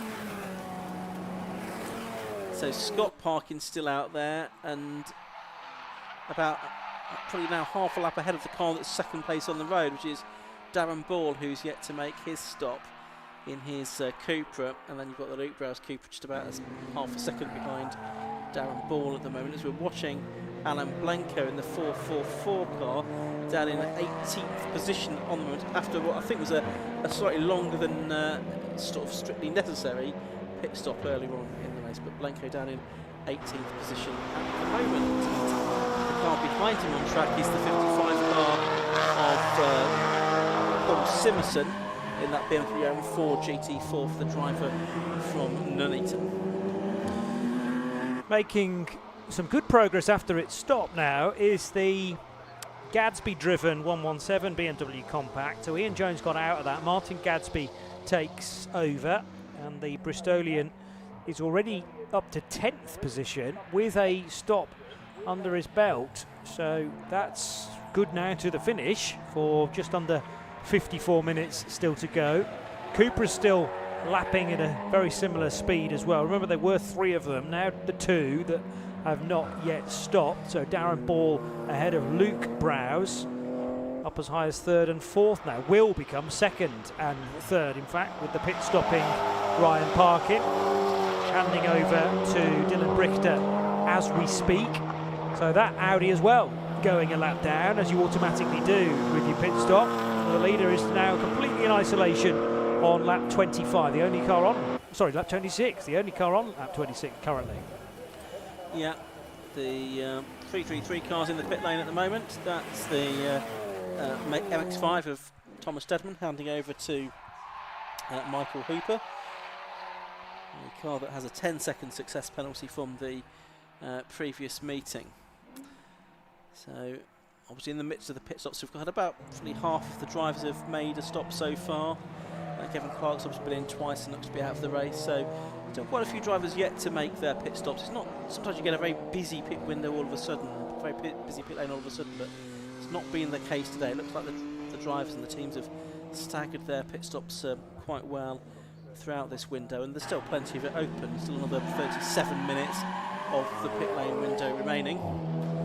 As we watch this battle, it's for 2nd and 3rd as things stand, obviously with some of the drivers having made their stops that would have been otherwise ahead of them, between Darren Ball and Luke Browse here. What kind of lap times are they doing? Well, Browse has done a best of a 150.5, Ball's done a best of a 151.2. Best lap of the race still is with, I think, Yes, Scott Parkin, 148.427, and they're in the smoky haze of a TDI Audi TT. Goes Dylan Brichter back out into the race with 52 minutes of the race left to go. So the first of the dark side development cars has been in. I think Michael Downey in as well at the moment in his Porsche Boxer as well, the number 76 car. Yeah, dark side development's obviously a big initiative, but I don't know how many personnel they bring to a Jaguar.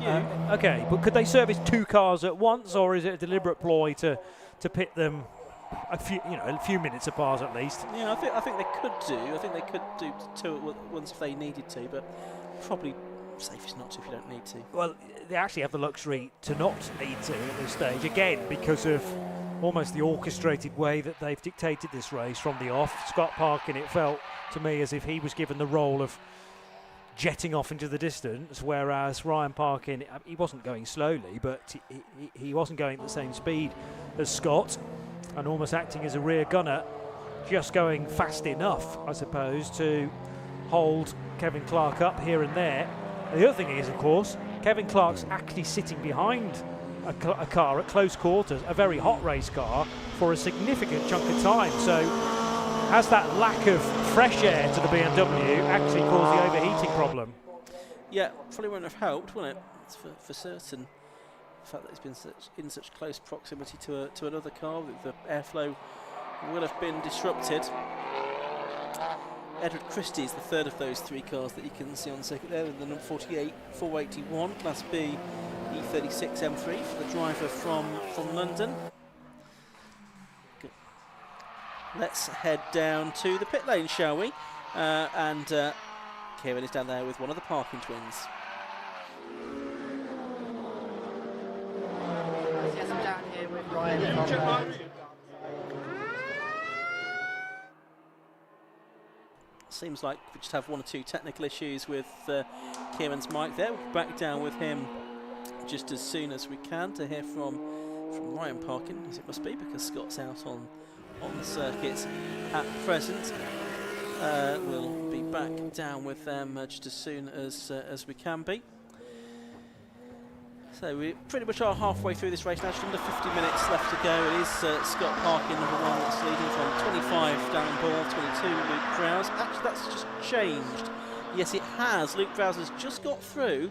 Just as I was saying that, Johnny. Yeah, the green car suddenly appearing ahead of the black and day glow yellow. So maybe that was done into Old Hall, or into Lodge Corner, I should say, at the end of the previous lap, possibly through the Knickerbrook chicane. But it's very recent. They were separated by just 0.7 of a second as they headed across the line, and now an opportunity for Luke Browse to open up more of a gap. That car's not stopped yet, nor has Darren Ball, nor has Scott Parkin, who leads the motor race. The 10 car that was started by Robert Fennick needs to still pit as well, but that is a fair chunk further down the road from those squabbling Cupras. Well over to the right now is the rejoining number 6 car. Hopefully we can still hear from Ryan Parkin very shortly, but his teammate Dylan Brichter now at the wheel of car number 6 and straight into the traffic.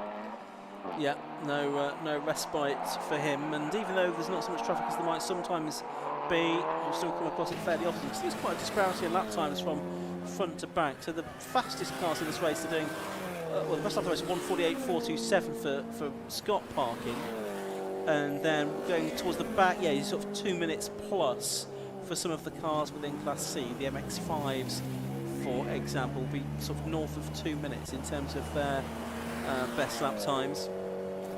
Interestingly, for the Class C car, the Class C leader, Samuel Dennis, he's in 157.072, so only 9 seconds off the lap time of the Class A lead, the overall lead from the overall fastest lap of the race. So that's why they've had such success in that class this season. The 3 classes, by the way, split on power to weight ratio rather than anything else.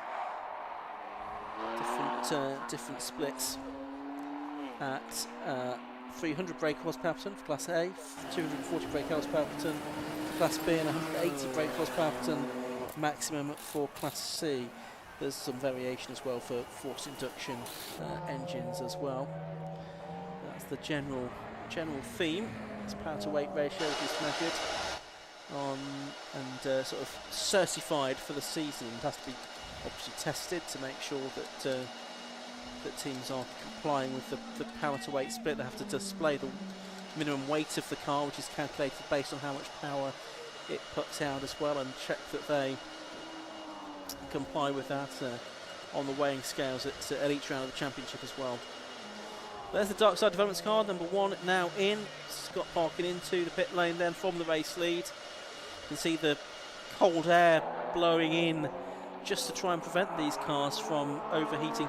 The point of interest here is where he's going to come out relative to Dylan Brichter, who's just going to cross the line now. Now, in theory, of course, Scott was ahead of Ryan parking on track before the pit window opened.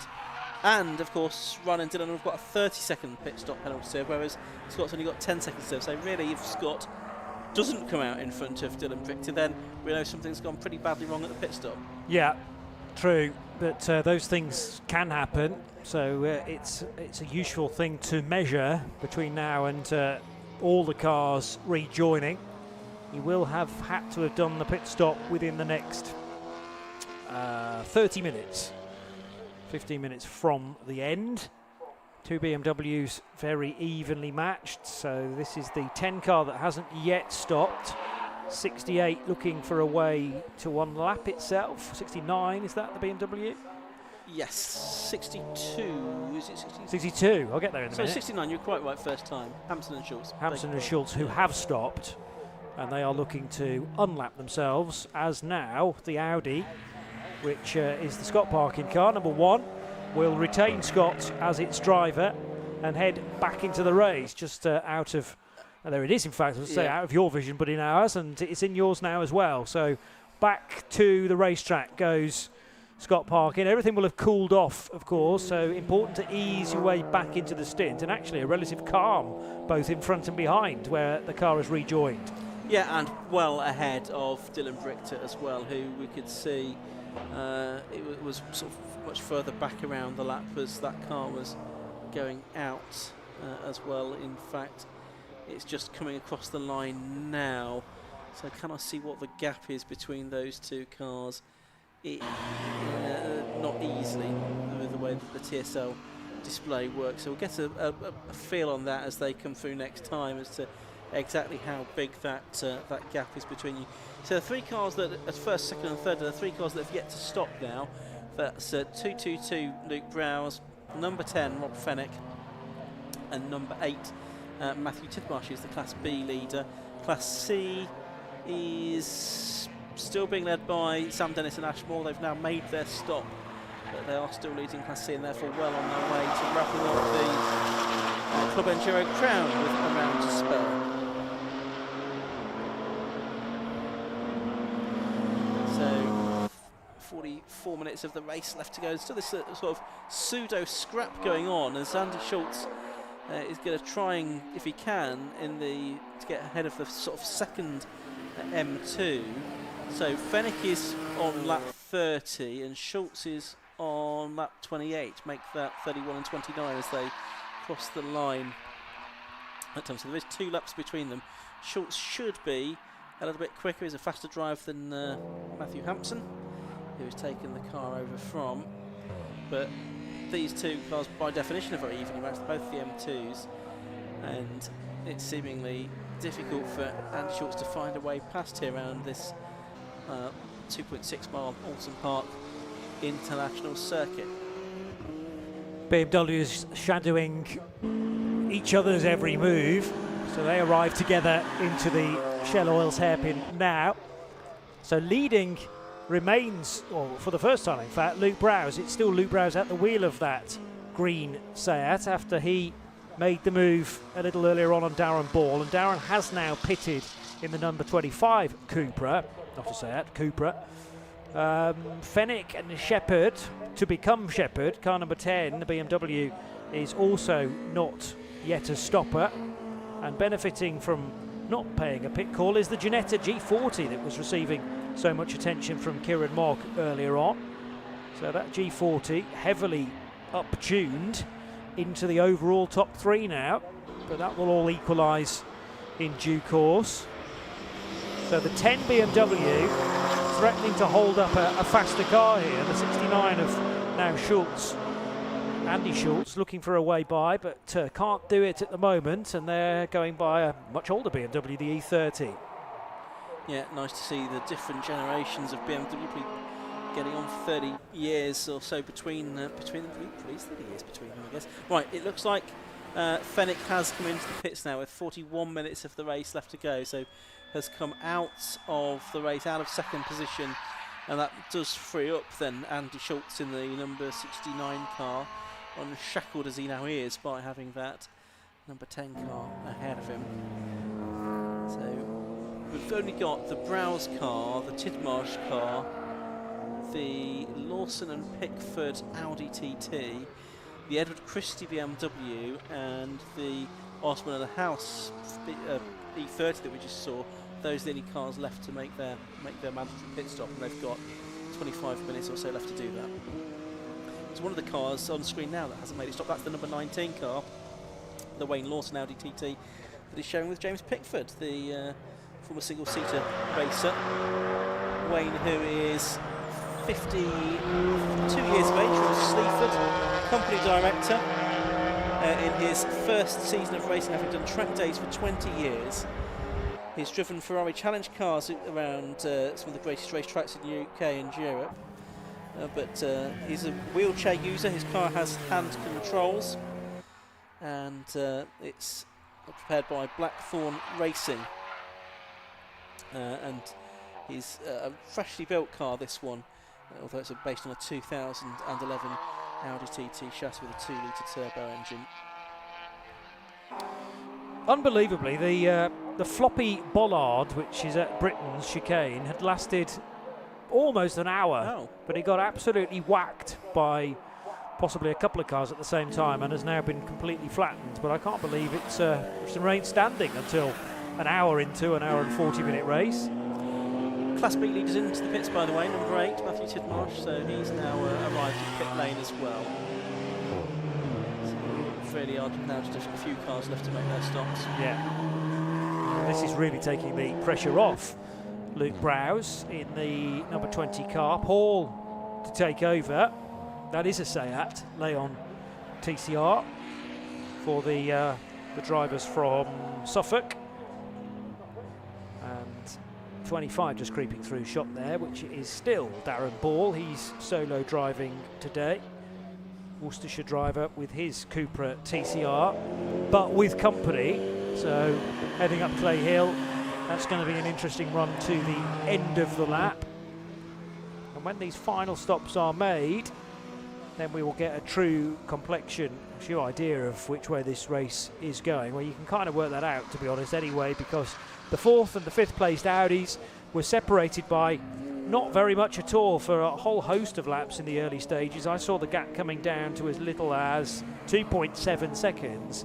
It's now going to be the thick end of half a minute. So there's the Schultz number 69 BMW just going through shots. And this very experienced driver, he's 56 years of age doing that. Been racing since 1989. He's raced since the late 1980s then in UK and Europe in 750 Cup Formula 4, Formula 4 2000, Formula 4 C-Tech, Formula Open Lotus, British GT, GT City Champion, Brit Car Champion, he's been a GT Cup Class Champion, some Blanc Propel Endurance, LMP3, Brit Sport, Dutch Supercar over the years. Has Andy Schultz, and the car he races, the S55 Turbo Straight 6 engine, prepared by his team, ASR Motorsport. Originally a BMW Motorsport car though, it ran in Italy in 2022 and 2023. That's the 69 car, that M2, that looks so resplendent and is currently, where is it in the running order? It's 8th in the running order. It does have a 5-second penalty. Chris Webster's about to go out into the race for the 37 minutes that are remaining. The team counting him down, push the car back out into the race, don't want to make any mistakes and pick up any unnecessary penalties. So Chris Webster in that Ginetta, ex-junior car from 2015, goes back out into the race. Saw in the press the other day that Ginetta giving a facelift to all of their cars that are racing in things like Ginetta Junior and also their main Ginetta GT Championship as well. Giving them a more up-to-date look. That might be the only car where the order of the names on the timing screen is inaccurate, because I had Webster circled for car 8. Oh, you're completely right, aren't you? Yes. It's a rare thing. Note this down in your diary, folks. But yes, Matthew Tidmarsh, in fact, taking over from Chris Webster. But otherwise, TSL have done a cracking job, because they should have moved the names around to mean that the first one listed was the starting driver. Shall we hear from Chris Webster now? Why not? Let's go down to Kieran. I'm down here with Chris Webster from the Ginetta. Ian, I know you've been taking the, yes, about me liking the Ginetta. I don't care. Let's talk about it. You're currently leading your class. How's it been out there? It's been good, actually, yeah. Event 3, I'd say, really. I was a bit worried about kind of starting next to Paddock in the 83 Honda. But I think fortune played a little bit into our hands at the start, because it was a Class A car that peeled off into the pit lane behind the safety car, and it ruined Williams' momentum. So I managed to get to the first corner, clear of him, and then it's been plain sailing ever since. Absolutely. And how you found the traffic management out there? It's not too bad at all. I mean, it's a smaller grid than we're used to, isn't it? So a few Class A's to duel with, some B's and C's that I don't know whether I've come round onto them or they've done pit stops and they're suddenly, in my midst again. But yeah, it's been all right. Yeah, no events, no drama. And how are you looking for the end of the race, do you think? Oh, don't ask me that, will you? It's a Ginetta, it's a race car. There's 2 reasons why I'm nervous. Matt's an ace driver. Me and him are always within a couple of tenths of each other wherever we go. It's a really good pairing, so as long as the little car does its job, we'll be fine. So we're not going to say anything about the anything then. No. Good luck for the end of the race. Cheers, pal. Cheers, thank you. Back to you guys up in comms. Webster down there leading Class B, handing over to his buddy Matthew Tidmarsh for the second part of the race. Meanwhile, more cars come into the pit lane, such that the only one that's yet to do so is the Senna Osman E30 M3 to hand over to Jody Halton. Hopefully that will appear in pit lane before too much longer. There is the 69 car of Andy Schultz, going to put a lap on the Mazda of Thomas Steppen. It's not Thomas Steppen now, it's his teammate Michael Hooper, isn't it? There's the Luke and Paul Brower's car. Now that seems to have been in the pit lane for seemingly a little while, but they're again doing some work on the tyres there, Johnny. Yeah, it's fronts, isn't it? Or certainly a front left that's been changed. It was interesting to me that the Audis, I think Scott Parkin's car was having the wheel nuts just torqued to the right amount, to the right level, but I don't think they did a tyre change on either of those Audis. That was just a check, because you've got the time to do it, whereas this is definitely removing a front left, the tyre that's been taken off in the foreground and the correct side of the white line. And again, an attempt to get the engine temperature down as much as possible with the coolers, almost taken with the car as it's lowered back onto the deck, and that will return very shortly. It will indeed. So soon we'll be able to give you a rundown on the order as it stands after the pit stops, because it is now starting to make more sense. But we have a situation whereby basically it's Scott Parkin leading the race by 36 seconds from Dylan Brichter now, and it looks like Darren Ball possibly has come out of all of this in 3rd position, but we'll get an update on that, just confirmation on that just as soon as everything's done.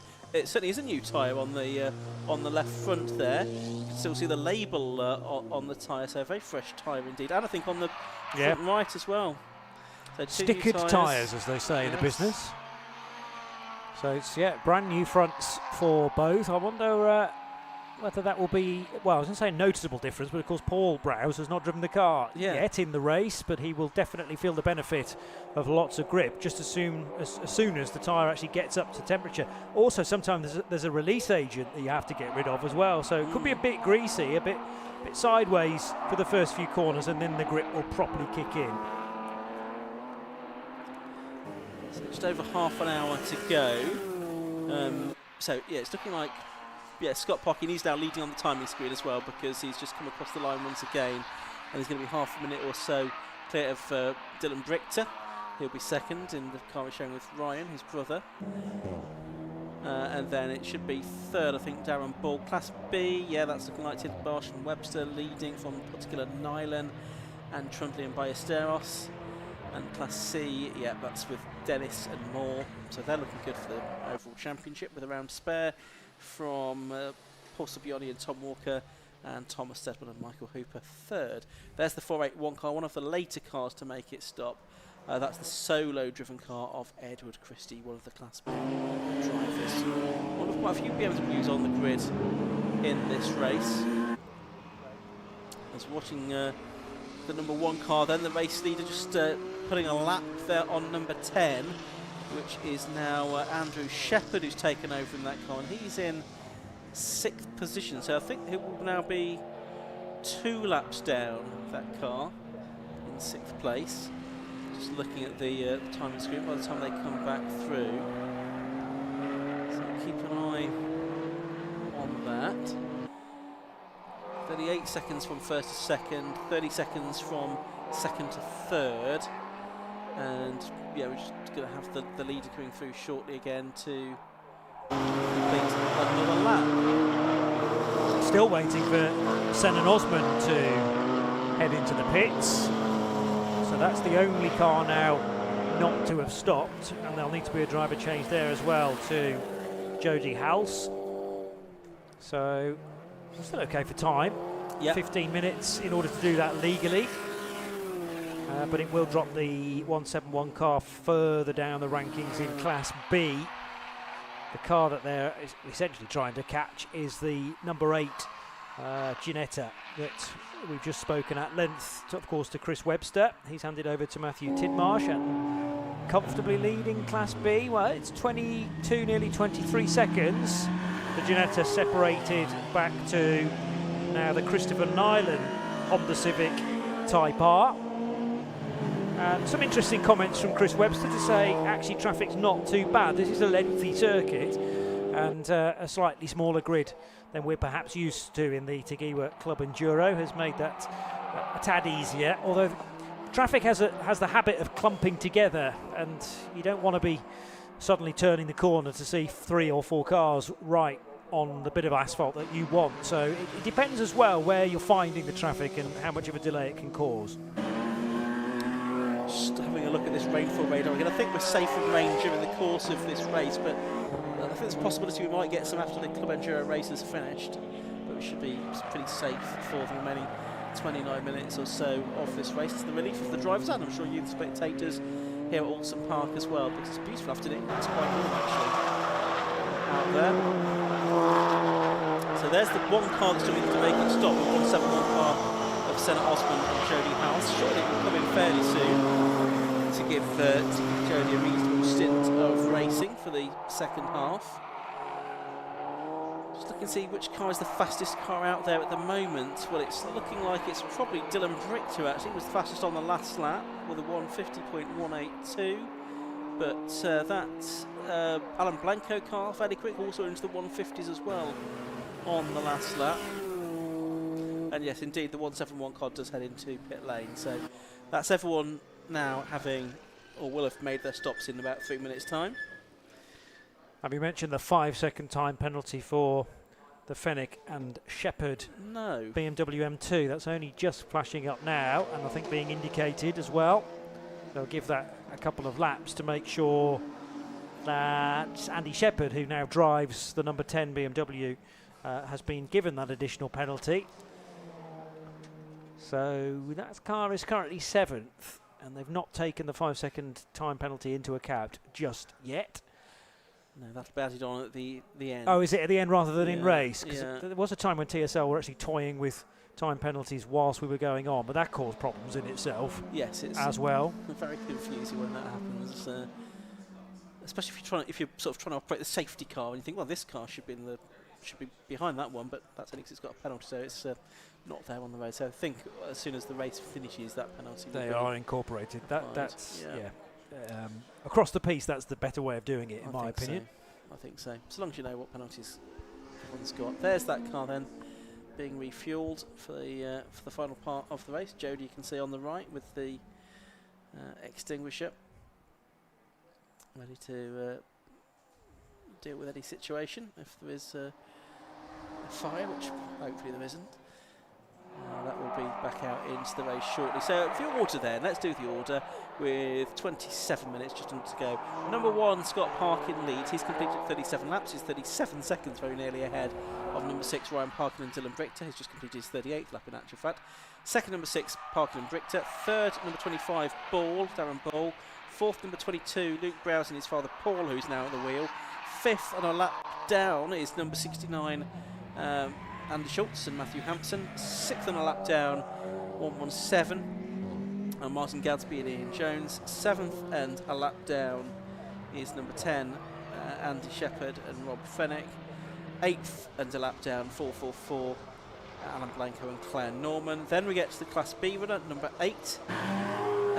Chris Webster and Matthew Titmarsh now driving that car. That's leading Class B, the Janetta from Chris Puttergill and Chris Nyland. There's 21 seconds or so between them, and then third in Class B, Bobby Trundley and Sandra Ballesteros. Class C, 16th overall is Sam Dennis, but now Ash Moore's taken over that car, and he is well ahead of the second place car within that class. That's the MX5 of Thomas Stedman and Michael Hooper, with the Tom Walker, Paul Sabiani BMW third within that class. And in a moment I'll just play with my spreadsheet and I'll get confirmation of where all of this is going to leave the championship if things stay as they are.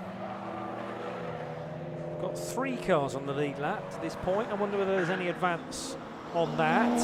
Yeah, the green Cupra has not yet been lapped by Scott Parkin's Audi.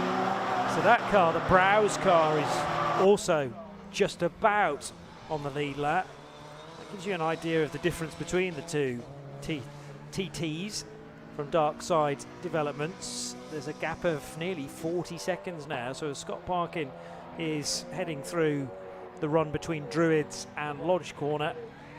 His twin brother Ryan, well, earlier on in the car, now Dylan Brichter, is still way back at Nickett Brook, and it will be 4 cars in total on the lead lap. But I reckon the Hampson and Schultz car, also to be given a penalty at the end of the race, is just now off the lead lap, having been overtaken by car number 1. So how much more does Scott Parkin need to do to get ahead of the number 22 green Cupra? Because that will take another car off the lead lap. I think it's going to be a big ask to lap the field, because Dylan Brichter is charging on, although about half a second slower last time through than Scott Parkin. So Dylan's not quite as quick as Ryan Parkin, I think it's fair to say. Meanwhile, Darren Ball in his number 25 Cupra is arriving into Lodge Corner now with this striking colour scheme, with the Dayglow yellow and grey wrap, and that car will head across the line in third position. The difference is 1 minute and 14 seconds back to, or up to, the race leader Scott Parkin. Let's head down to the pit lane and hear from Kieran Mogg.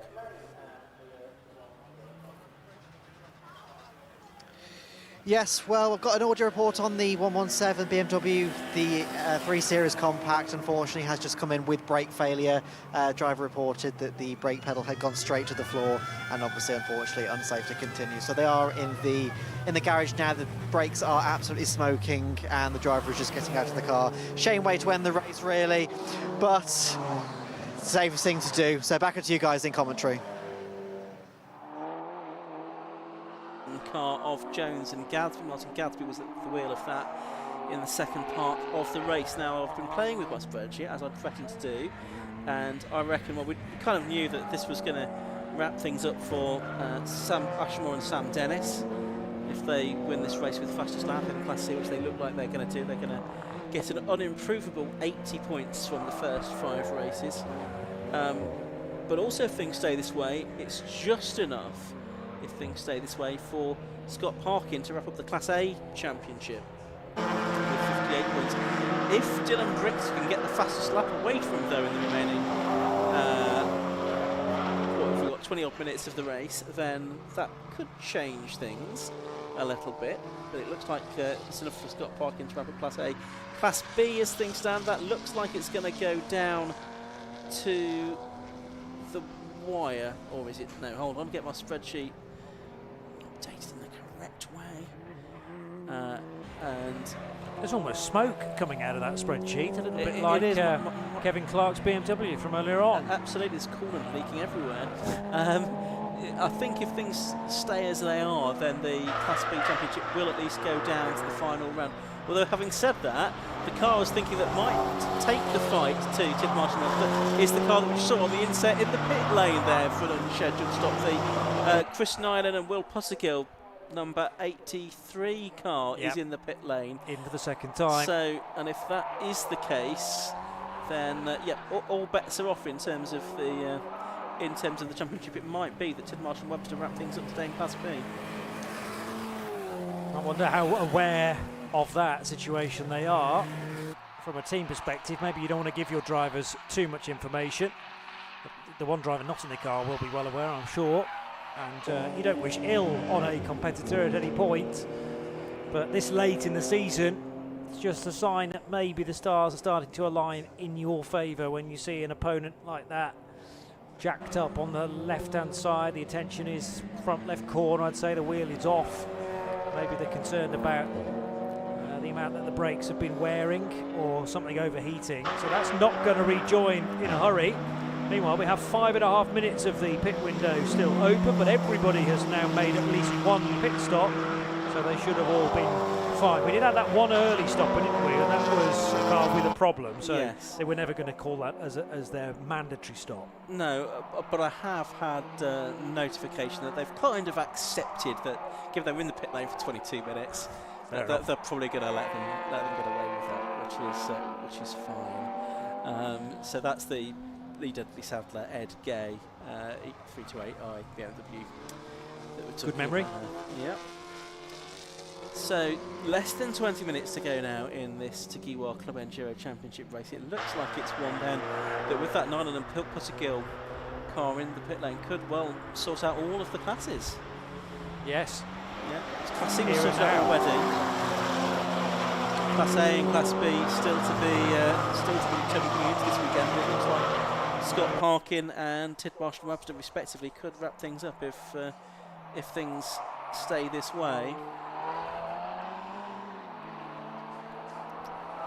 So, with just one meeting to go still after this at Donington Park. That's on the Grand Prix circuit at Donington.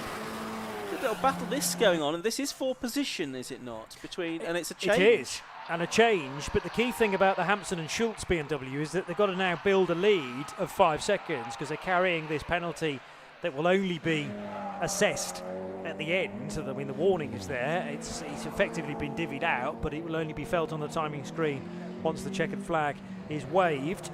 So, yes, now the job of Andy Schultz to try and build a gap and make sure that the car does finish 4th rather than 5th, which that timing margin would mean it slips behind the Cupra. Yeah. Still frantic work going on the number 83 car. They're desperate to get this car back into the race for the reasons you've explained. Yes, so up to 4th place then has gone Andy Schultz for the moment. Did that at Oulton corner. The orange cars seem to attract orange cars in this race because we've now got the 19 James Pickford ex-Formula 600 from the Honda racer out in the number 19 car. He's got Edward Christie's number 481 and indeed the box just behind as well. That's fantastic for any fans of orange racing cars that are here today. You're being spoiled. Absolutely. I imagine the marshals must cheer them on. That's why they're going so well and all the support they've got here today. Yes, and there must be something magnetic about that shade because it's weird, isn't it, how it's panned out like that. We had a couple of orange cars together, but now I think all of them collected down at Knickerbrook and climbing the hill of Hilltop I'll get it right in a minute. Clay, what's it called? Clay Hill. There we go. As the 83 Honda, it's back on the move. It is, which is good news. It's Oulton Park, Johnny. Thank you. That's all right. The 171 car was also in the pits. That was a battery failure for the Osman and Halt's car. Struggling to get that restart. So I think they may have called that a day, unfortunately. So 17 minutes or so left to go in this race now. Everyone's made their stops, and just looking to see if there is the makings of a battle anywhere, but the closest one I can see looks to be for second in Class C, I think, between the Michael Hooper MX5 and the Tom Walker BMW. About half a second between them. Let's head down to pit lane once again, and we'll hear from Kevin Mark. Yes, now you may have seen a couple of the back of the shots there as Johnny was filming in the pit lane that the 171 Climax BMW M3 unfortunately was stuck right here in the middle of the pit lane. Basically what happened is they'd done the driver's swap, they'd gone out and the car died. They brought the battery booster down to try and jump it, got it started again, disconnected it, and the car died once again, and unfortunately they've just wheeled it out of the pit lane now, and it unfortunately is out of the race. Sad way to end the race again, but back to you guys up in commentary. Particularly, Kieran, as they got this far, it's an hour and 40 minutes, and within, not quite sight of the checkered flag, but inside the final 20 minutes, the late and much missed Hugh Chamberlain often used to say about runs at Le Mans is if you were going to retire, much better to retire in the first 2 hours than the final 2 hours, to have stayed up all night and fully committed to it. Learn your fate as early as possible, and then you can go down the pub, was his general way of thinking. It seems a perfectly reasonable way of thinking as well, doesn't it? Just looking at the potential implications of, there's a spit. Oh, hang on. This could affect my spreadsheet again. That's the 119 car, the Audi TT of Sandro Ballesteros, which has spun. He's got the wipers going, the steam, I think that is, emitting from under the bonnet of the Audi TT. So that's spun off at Knickerbrook by the looks of it. And it doesn't look like it wants to get going again. No. Has it stalled? I would imagine it has, or gone into some sort of limp mode, which trying to now get that out of the systems check. It's no doubt electrical more than anything else.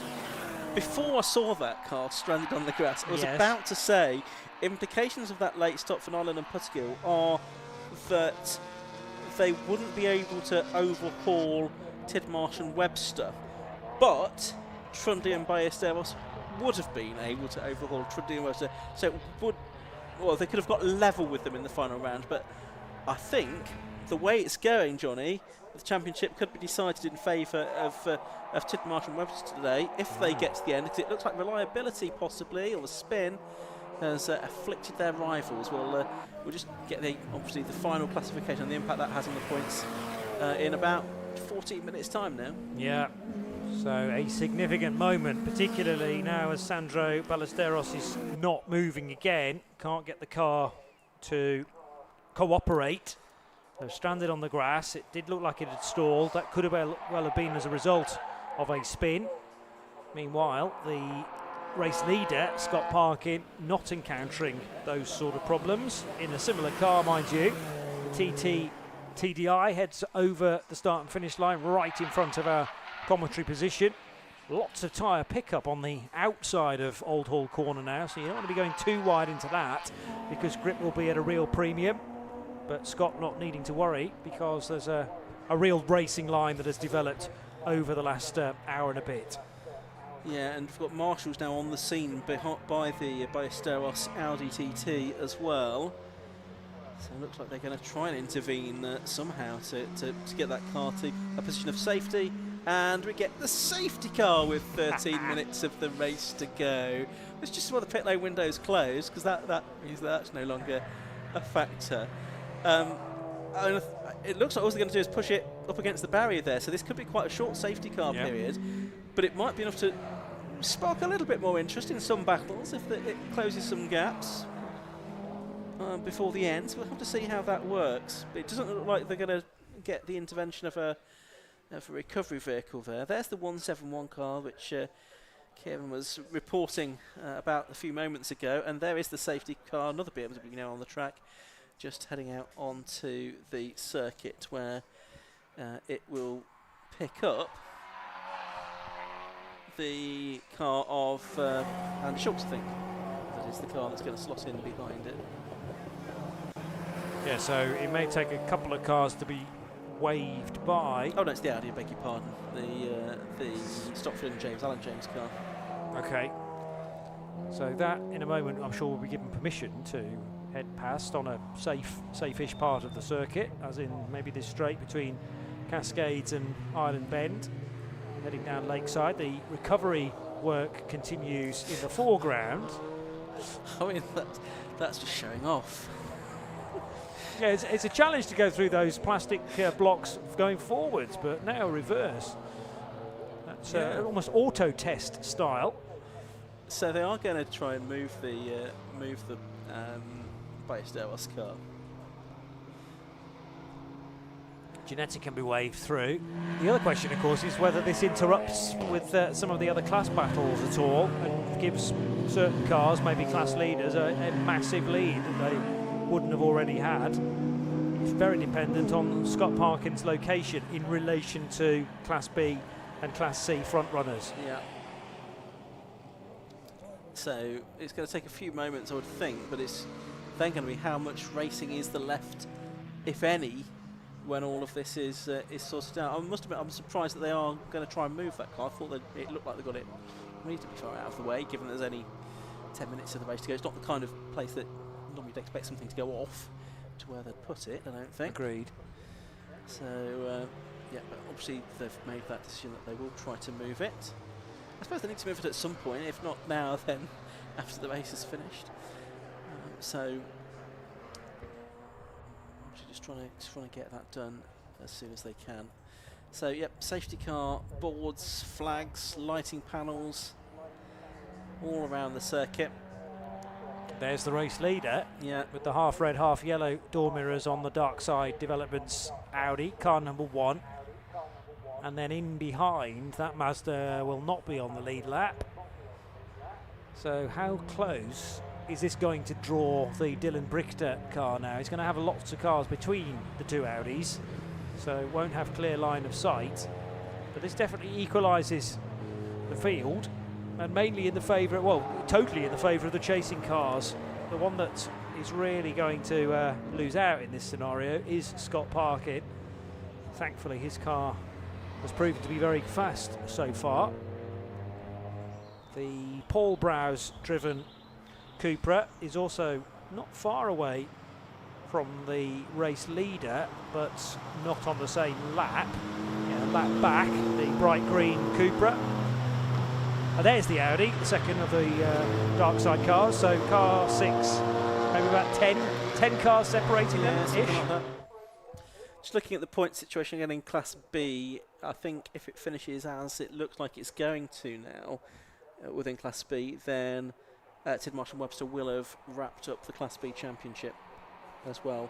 So Scott Parkin will have wrapped up Class A, Tidmarsh and Webster will have wrapped up Class B, and Moore and Dennis will have wrapped up the overall championship. And quite neatly, they'll all have been their respective class winners in this race as well, which is helpful for when Kieran goes to interview them at the end of the race as well. So, there we are. There's the Ballesteros car being taken out of bounds. So that's clear of the circuit. So I think there'll be one more lap behind the safety car. So that's probably going to give us about 5.5 minutes or something of racing left. So maybe another, maybe 3-4 laps possibly between now and the end of the race. I mean, there are some gaps. It has closed up. So if you look 4th, 5th, 6th, 7th, that's Paul Browse now, Alan Blenko. Sorry, we're looking at that the wrong way. Yeah, Schultz, Paul Browse, Blenko and Shepherd. They're going to be separated by only a few seconds, really. They're going to be sort of basically nose to tail as they come through. And a bit further back for 14th, 15th, 16th. You've got the Hooper, Walker and Nyland car. Importantly for Nyland, because he'll be trying to make up places to see if he can just pick up a couple more points. He needs to get on terms with Michael Downey, though, which I don't think is going to happen because, there's basically a couple of laps between them now. So I think 4th place for Puttigan and Nyland within Class B is as good as it's going to get after that pit stop that they had to make. That's the car that's just going through now on the stream. That car was in the pits for a little while for an extra stop, and that has cost them the chance of taking the title fight to Donington Park for the final round on the 12th of October on the Grand Prix circuit there. So staying with another MSV track to complete the season. 4 of the 6 rounds have been at MSV circuits this year. Brands, Grand Prix, Snetterton, Oulton and then Donington for the final round of the season. I was at Croft. We've also been to Silverstone as well during the course of the year. So I can see a marshal outside my country box window has got a yellow flag in one hand, he's got a green flag in the other hand, which suggests he's been given the word that at the end of this lap the safety car will go in. I think he heard his name almost being called there. We don't know every marshal by name, but we're learning slowly. Yeah, so that's definitely an indication that we get. In fact, the lights are out. Great spot, Ian. So the lights extinguished at Water Tower pretty much just before the Druids double right-hander. And yeah, all eyes on that fight for 4th, 5th, 6th and 7th. Made more spicy because there were 5-second penalties integrated into that as well. Yes, so that's right. the 69 car now driven by Andy Schultz. Can't afford to waste too much time here in the third of the white BMWs, wanting to try and gap that green Cupra as much as possible in the 6 minutes that remain. So here they come over the line with just under 6 minutes to go, and a good restart there from Scott Parkin. Of course, he had got a Class A MX5 behind him, not one of his Class A rivals. So all of the cars sort of shuffled out of sort of the order of their sort of lap pace, really. So it's going to take a moment or two for things to settle down as they emerge from this queue behind the safety car. But I think we'll find that Scott Parkin is just able to put a lot of daylight between himself and the rest. But it looks like Schultz now has cleared the MX5, and as you say, he's got a 5-second penalty. So too does Andy Shepherd, a bit further back as well. So all will be revealed on the timing screen at the end of the race to exactly what the finishing order is for the minor places. Shepherd in the number 10 M2 BMW. So in this batch, yeah, there he was on the outside line, leaving Shell Oils. So 2 Cupras together. They were together in the opening stanza as well, just before there was a very slight error from Claire Norman heading into Lodge Corner, which rather changed the order. Over Hilltop and into Knickerbrook go the race leaders. It's only 7.2 seconds timed at the line between the Parkin and Brichter Audis, but the problem is Brichter's got all this traffic to try and deposit, and Scott Parker's got an open road, so I would very much expect the number 1's lap time at the end of this, the first racing lap from the safety car, to be a lot faster than Audi number 6. Yeah, it certainly should be, and we know that it is difficult to get past even sort of slower cars, like he's about to pass out the Class B Audi. It's not necessarily easy to get through here at Oulton Park. Turning their way through, across the line has already gone Scott Parkin. He actually did the best lap of the race on that first flying lap of 1:48.225, so making sure of that fastest lap bonus point as well, it would seem. There's a battle for position. That's Browse and Blenko, Paul Browse and Alan Blenko. That's for 5th and 6th. The green Cupra and the sort of white and blue Cupra behind it, and the car behind that is the bit further back. It's one of the lapped cars, isn't it? So the car immediately behind on the road. Then we just saw a shot of Ryan Parkin, and he basically lost 7 seconds on that lap, first lap under green flag, because he was stuck in traffic, and Scott Parkin wasn't, Dylan Brichter, I should say, rather than Ryan Parkin in the car in second place. There it is. Yeah, Scott Parkin doing the fastest lap of the race, and Dylan Brichter wanting to, but getting rather frustrated, I'm sure, in amongst a lot of the traffic. But it's very easy to throw a great position in this race, standalone, if you like, race away, because a first and a second place finish for Dark Side Developments is something that they would have been aiming for as we got this 1 hour and 40-minute race underway. Still the chance for the Cupras to switch positions. Blenko applying the pressure to Paul Brow's car. Meanwhile, the gap at the start of this lap to Andy Schultz in the 69 BMW, he's halfway there. 2.7 seconds it sat at the start of lap 50, 49 for the Schultz BMW, in fact. Still 3 cars remain on the lead lap. And Scott Parkin is still on the ragged edge. Braking, turning, squealer tyres. Now to the outside goes Alan Blenko to try and pick off Paul Browse, and he's done it. Excellent move. Late on the brakes to the outside of Lodge Corner. And is he going to stay ahead? Yeah, he's comfortably ahead, heading over the start and finish line. So the Norman and Blenko, blue and white Cupra, treble 4, now into 5th spot. Could even be 4th. Once you incorporate the penalties. And there is our Class B leader just going through shot. That's the number 8, Matthew Tidmarsh Ginetta. The car behind it is the car in, or one of the cars behind it is the car in 3rd place within that class, but a lap behind, that's the Michael Downey Porsche Boxster. There is the number 19 car. That is the car that is in between them, that's 2nd place within that class. That's James Pickford at the wheel of the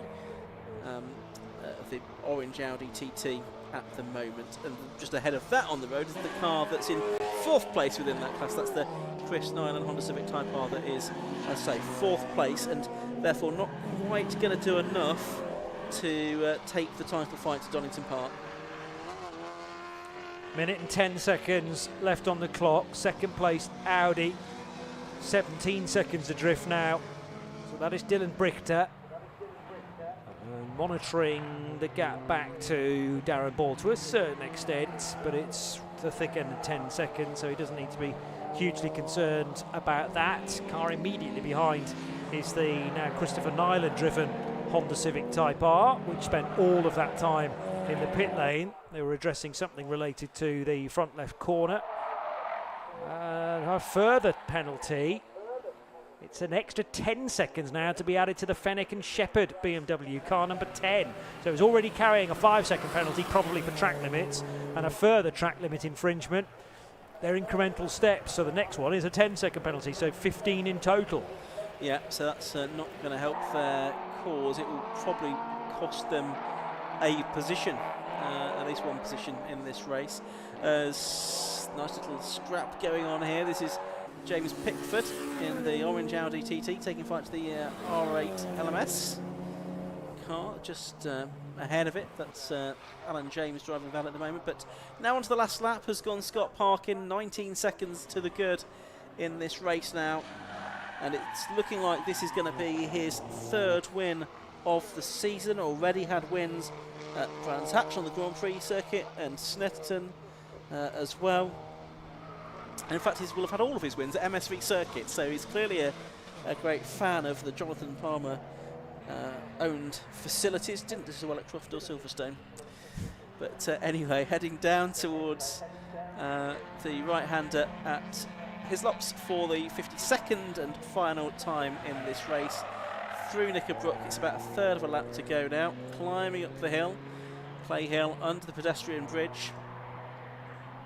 Then past that water tower, left-hand kink here, then into the right-hander at Druids double apex right-hander.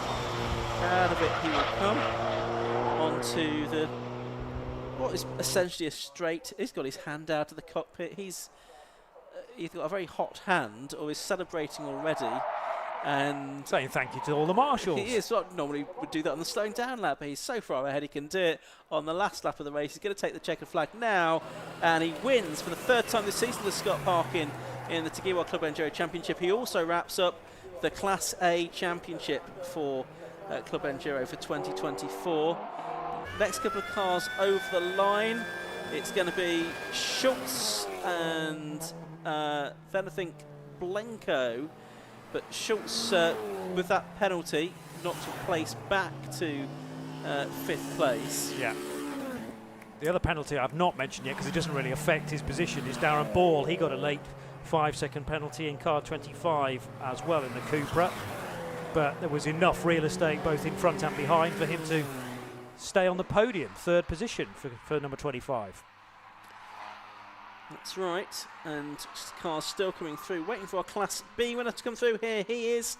Class B is won by Matthew Tidmarsh and Chris Webster, who took the first part of that race.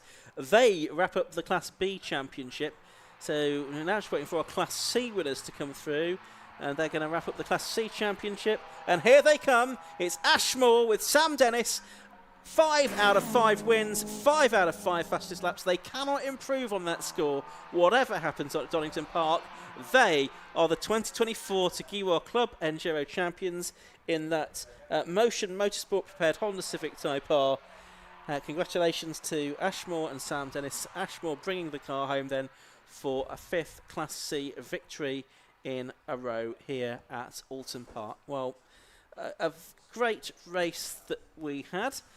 They're just in the nick of time, I think, because there's a thunderstorm not too far away from Oulton Park at the moment, but the Club Enduro race just getting completed before we've fallen victim to the weather. So let's have a look at the results then. It is the number 1 car of Scott Parkin that took the win at the end of 52 laps. He was 21 seconds clear of number 6, Ryan Parkin and Dylan Briggs. There was a Dark Side Developments 1-2 there for the Audi TTs. Third was number 25, that was Darren Ball in the Cupra. Those were the only 3 finishers on the leading lap. In 4th place was the treble 4 car, Claire Norman and Alan Blenko. 5th with a penalty, number 69, Matthew Hampson and Andy Schultz. 6th was number 22, Luke and Paul Browse, his father.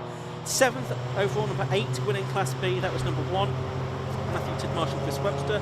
8th to number 10, Rob Fennick and Andrew Shepherd in the BMW. 9th to number 78, Alan Stockford and James in the Audi. Completing the top 10 was the number 55 car, which was Simerson and Stanton. Second in Class B, Wayne Lawson and James Pickford in number 19, 11th overall, and third in Class B, number 76, Michael Downey. For Class C, it was in 13th position overall, number 195, Sam Dennis and Ashmore. From second in Class C, 15th overall, Thomas Stedman and Michael Hooper, and third in Class C, Paul Subiani and Tom Walker in the 66 car. But it was a Dark Side Developments 1-2, a Dark Side Developments car that wins the race and the Class A Championship as well, with Scott Parkin bringing it home to make sure he will finish the season with at least 58 points, subject to any penalties or for anything that might be applied, which we haven't foreseen yet, but it will mean that he cannot now be caught by anybody else within Class A. We'll hear from him shortly. Hopefully we'll also hear as well from our Class B winners, Tidmarsh and Webster, and our Class C winners, Dennis and more as well. I can see Kieran doing his best to get everyone down there to have a word with them at the end of that race. But a great race for the Tagiwa Club Enduro Championship. Another round to go still at Donington Park next month, and a reminder that there's still 5 more races to go here today at Oulton Park. Coming up next, we've got the 5 Club Racing MX5 Cup, then we've got the Nankang Tyre Sports 1000 Championship, Zamp Helmets Formula V, Caton Racing Cleo Sport Championship, and the High-Tech Alfa Romeo as well. So still 5 more races to come for you this afternoon here at Oulton Park. So don't go away. Very shortly we'll head down to Parc Fermé. We've seen that Kieran has very busily got everyone into position there. We'll hear from him in just a moment, Johnny. Yeah, quite a lot of track maintenance required, though, after such a long race. The marshals are quickly out onto the racing surface to make sure it's suitable for those 5 races that you were talking about, Ian. And that, I think, promised a bit more than eventually it delivered, just purely because the gaps increased in the second stage. The safety car certainly did spice things up towards the end, and Scott Parkin must have been thinking, what on earth do I have to do here to ensure that I can take a class victory? And also the other cars in good positions in Class B and Class C will have been thinking the same as well. That will have disrupted some of the closer fights if indeed Scott Parker was wedged in between them, because all of a sudden you've got certain cars within categories that can be waved into a huge lead. But that is just the nature of nullifying the field to make sure that it is safe for recovery of cars to take place. Order retained, of course, and then we had a short, sharp restart.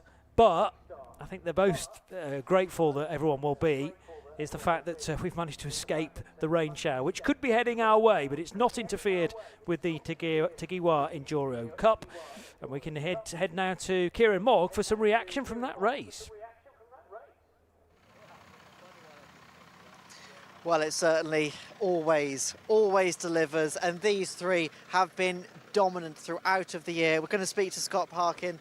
Scott, race win, championship win in your class. How was it out there? Yeah, pretty good. I was just saying the BMW Kevin Clark looked like he was going to give us a bit of trouble.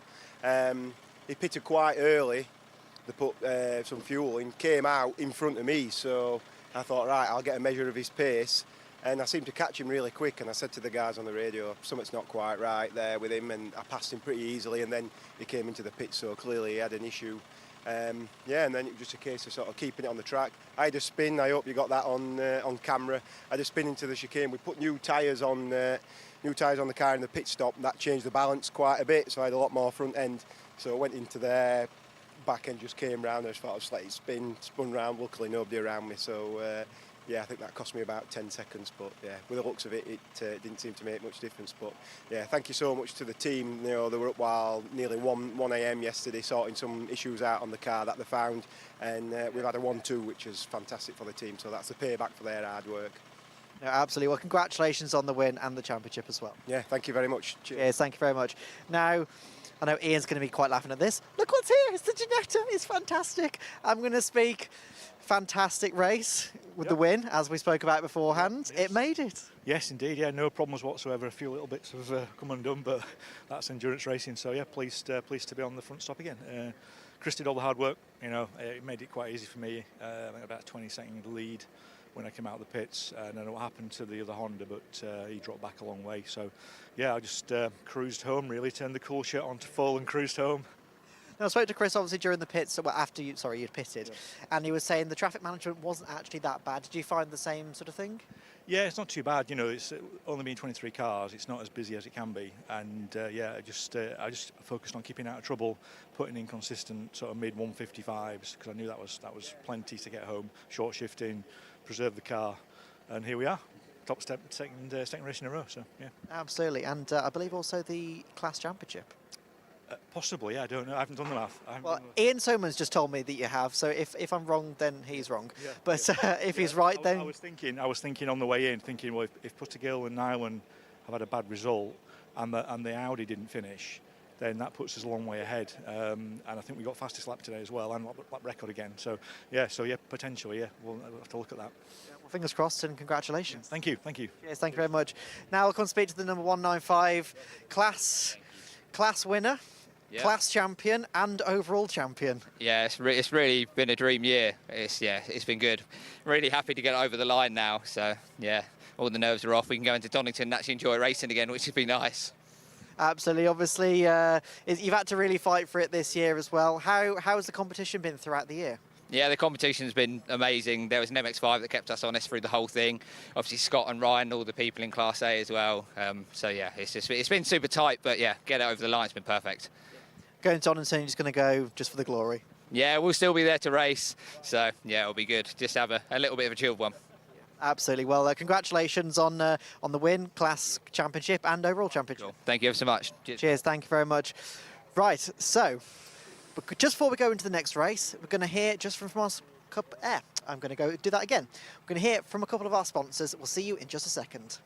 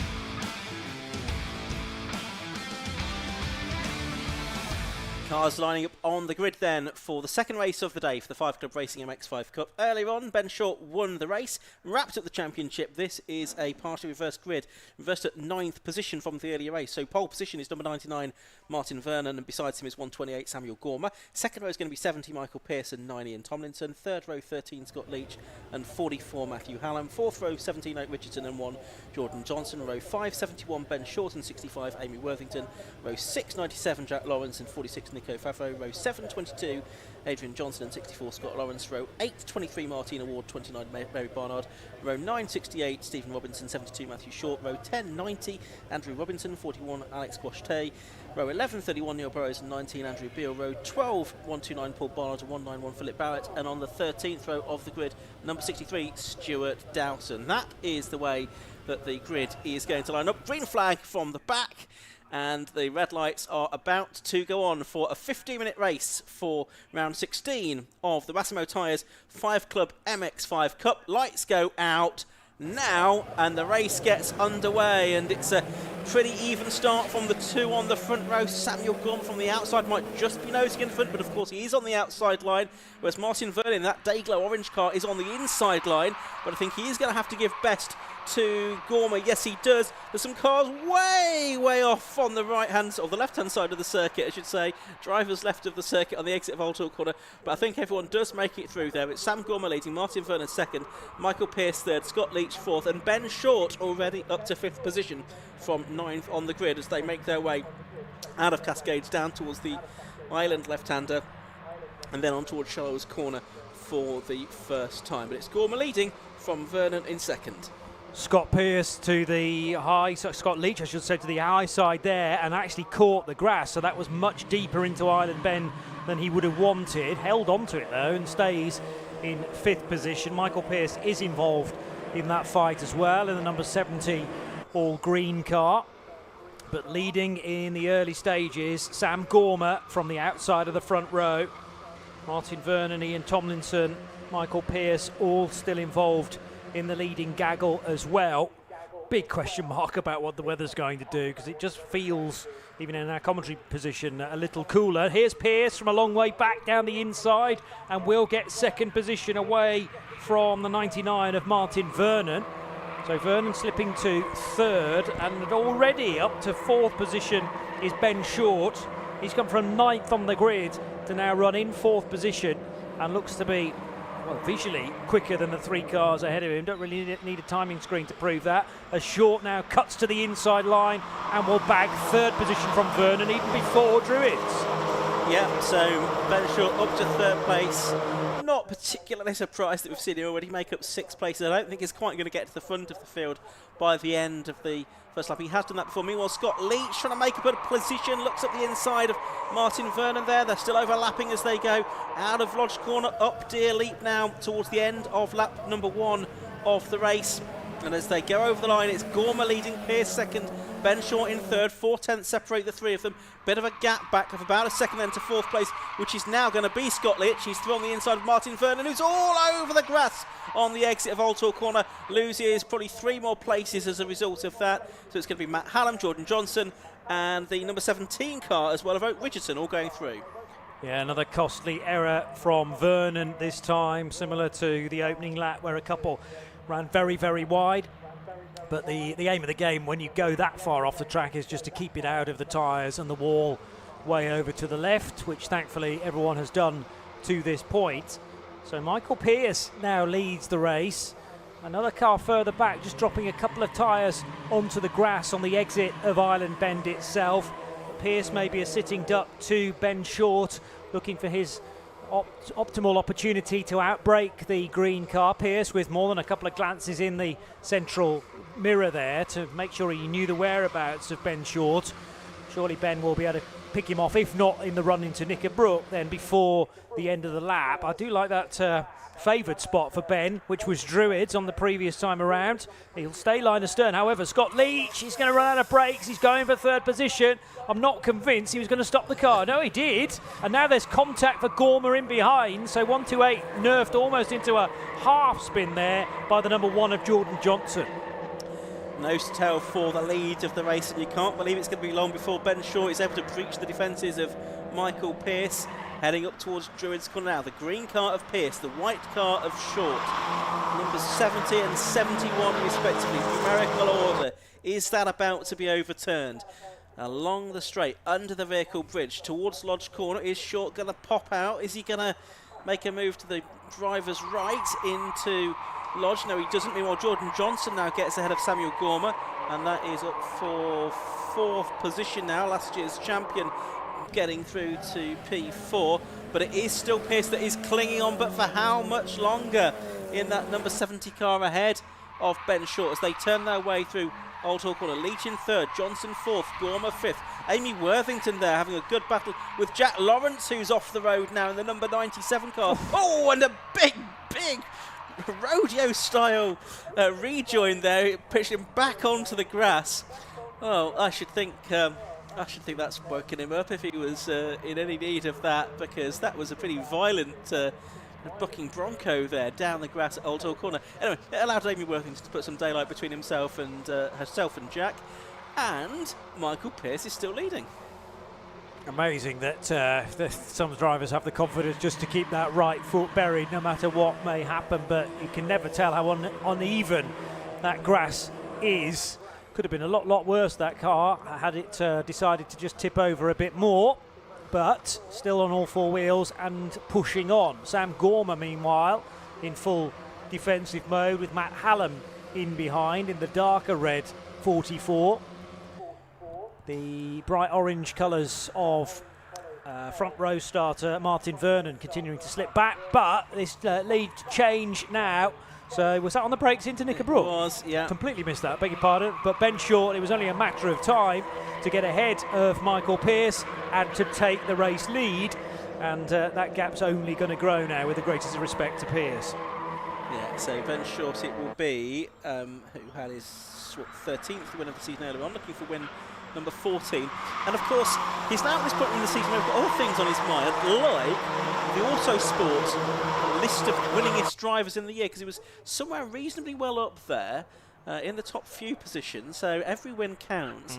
I think he's up against some drivers who race in Legends, though, who have a gazillion races every weekend and therefore have a little bit more of a crack at it than they do in the Mazda Championship. So Ben might need to do some guest races elsewhere if he's going to take that title himself this year as the most winning driver in UK club racing. I hope that's not scored on the number of points you get for a race win either, because as a Legends driver you end up with about 6,000 points, don't you, as a championship winner. So that's unfair from the off, but that's an interesting little tussle across championships.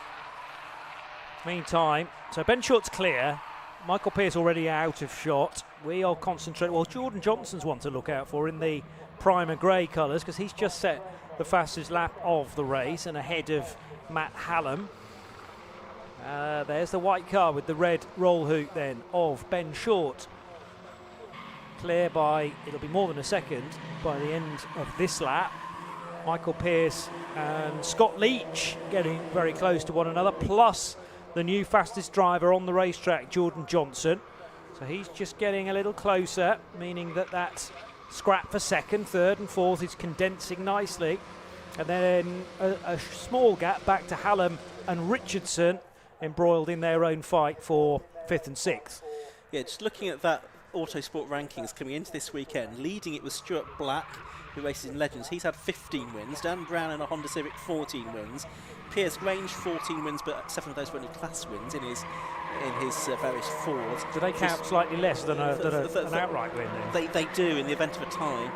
Chris Latham 13 and Ben Short before today 12, so he's now on 13, so his joint 4th coming into this. If you can win this race, then assuming Dan Brown and Piers Grange aren't adding to their total, will be joint 2nd, 1 win off the lead behind Stuart Black. Yeah, so all the more important to get the race wins when you can, and this was one of the more difficult ones. I mean, you wouldn't get any more points in that scoring system, but it's also important to know where winning cars have come from on the grid. 9th to 1st, before half distance in the race, I think I'm right in saying. You did it very swiftly indeed, and now our fastest lap to boot, so you do get an extra point before that, on course for another 101. Yeah, absolutely. 100 points to the win, 1 for fastest lap as well. In the MX5s, it is very much a high number of points that you get for the win. 100 for the win, then 97 for second, 95 for third, and so forth. So there's not much differential between first, second, and third. But when you're winning pretty much every race, it doesn't really matter, does it? You're always going to be at the top of the tree. So a good battle going on here with now Jordan Johnson ahead of Scott Leach. Well, he was when I said that, but Scott Leach has got back through as they go through Ireland that time. Scott Leach just seemed quick at that part of the circuit. I seem to remember that he was in the earlier race as well. And he's back up to third, and it looks like Matt Hallam might also squeeze past Jordan Johnson on the way out of Shallow's Corner. That's going to put him on the wrong line though for Britain. So yeah, Jordan Johnson in the grey car does hold on for fourth to the moment. Then it's Matt Hallam fifth and Oak Richardson in sixth. And talent in this part of the field. You've got last year's champion. You've got the other two winners besides Ben Short this season. You've got the very experienced Scott Leach and Michael Pearce, who's had a pretty good season as well. Coming into this season, he was sixth in the overall championship standings. So yeah, pretty good quality of battle here in this MX5 Cup, Massimo Tyres MX5 Cup, which has been the most well supported of the various different MX5 Mark 1 competitions this season. Now under the auspices of Ben Hansey, who's taken over the running of the championship this year from Alan Robson, who stepped down and retired at the end of last year, having written the original regulations for Mazda MX5 Mark 1 racing in the UK a couple of decades ago. What a legacy that has been, because there's been so many of these cars that have been built and raced. They've been a mainstay of club racing for about 20 years, since the early 2000s. Oh, and Johnson, that's Matthew Short spinning off onto the inside, but who was the car that was with him that's gone off into the gravel? We're looking, it's sort of around the Jack Lawrence, Mary Barnard kind of territory that he was running. So we'll see if we can pick up someone who's dropped down the order next time through. But 4 minutes to go of this race, John. It seems to have flown by. Yeah, and that 5-car train fighting for second position has jumbled entirely, because Oak Richardson had a very good run coming through Druids, managed to pick off Jordan Johnson, and he's also got ahead of Scott Leach as well. So Oak Richardson is now into fourth place, in behind Matt Hallam, who kind of made up the same places that Oak was doing in sync. So that was an interesting little dynamic mid-race. Still trying to work out who's dropped a lot of places. Well, did we deal with... It was Tomlinson, wasn't it, I think? Ian Tomlinson dropping five, yeah, yes. I think it's probably him. And we dealt with Matthew Short at the time as well. We don't think we've mentioned two drivers. We've got 10-second penalties. Sam Gormer and Martin Vernon. Now, they were the two front row starters, weren't they? So I think that might be a 10-second penalty for out of position or jump start, possibly. That they've picked that up. They may have both gone together and at the incorrect time. Pearce, Hallam, Richardson now jinking to the left in the blue with the yellow star, number 17. Then it is Scott Leach and Jordan Johnson. Johnson was sitting right in the middle of this pack probably a lap ago, and he's now right at the tail of it. But anything untoward happening in front, he may be able to react. Which side of the road should you choose, though? Approaching Druids, which goes right twice. But it's ideal, really, to take the left-hand apex as well. Just before that, Leach is the person that's going against the grain, and he might struggle to hang on to the place to Jordan Johnson here. He can swing out wide and prevent that overtake from happening, but the net result is they're both losing ground on those 3 cars ahead, and meanwhile an off-track excursion for the 41 car of Alexandre Quachetet. So we have got 2 minutes to go, probably 2 laps to go in this race, because Ben Short's just gone on to lap 7 of a now slightly more gloomy afternoon here at Oulton Park. I can tell you that Scott Leach has just made a banzai move down the inside of Matt Hallam, and there's a touch between them, and Hallam is sideways and he gets into the side of Leach. They're both off the road, allow Jordan Johnson to get through, and they're both very fortunate that that didn't turn into a bigger incident than it was. It could easily have ended up with one or both of them barrelling into the barriers, which is never a fun experience on the exit of Oulton Corner. We've seen it happen before, but just about both of them, Hallam and Leach, surviving. But now Leach is off the road again. Maybe some damage to that car that's causing it now to handle badly. Or possibly the steering's broken, because there was definitely contact on. Yeah, he's not continued. So a couple of cars able to get by the blue and yellow of Scott Leach. We're down to effectively 3 now for second, third and fourth, with Matt Hallam still circulating but much further behind Jordan Johnson, and is his 44 car now carrying damage. I think had Scott Leach not gone off the throttle pedal, then it could easily have seen Hallam going fully for a spin, and goodness knows where it might have ended up. Here's Oak Richardson from quite some way back, but it might be that Pearce has chosen to defend too late. That is the case, and Oak Richardson, very close to the end of the race, will get into second position. I was fearful that he wasn't going to be able to control that through the second bit of Knickerbrook, but in the end, expertly done. And the blue car running, is he second in the championship, Oak Richardson? Yes, he will be, I think, probably after this. After this? Yes. A preemptive championship talk there from me. Because Jordan Johnson sits ahead of him, or did at least, arriving here at Oulton Park, and he is 2 places further back. Yeah, there's 5 points between them. So, and I think in the earlier race it was Johnson ahead of Richardson. So really, it's the gap's going back down. So I think it might still be Johnson second, Richardson third after this, especially now as Johnson has made up another position at the expense of Michael Pearce. So if they finish in this order, and Scott Leach is off the road again for the 3rd time in a lap, maybe there's something in that broken steering, Johnny, then Johnson and Richardson, they'll effectively leave Oulton having in more or less the same position as they came in, although Michael Pearce is trying to make sure that's not the case by getting back up the inside of Jordan Johnson, which he doesn't manage to do. And now you've got Hallam, who almost for a second time in 2 laps nearly makes contact with someone on the exit of Holt Corner, but all is safety gathered in. And as they turn their way out of Cascades, it's Richardson second, Johnson third, Pearce fourth, and Johnson fifth. This is the final lap. Yeah, last lap board being displayed to everyone as they headed through. It was fairly close to the clock reading 0, but one more lap squeezed out of it, particularly for Ben Short, because he's 10 seconds up the road from everybody else. Now going a little deep is the 72, which is being lapped, so that's not one of those front-running cars that we need to concern ourselves about. Matthew Short, who started this race in 18th position.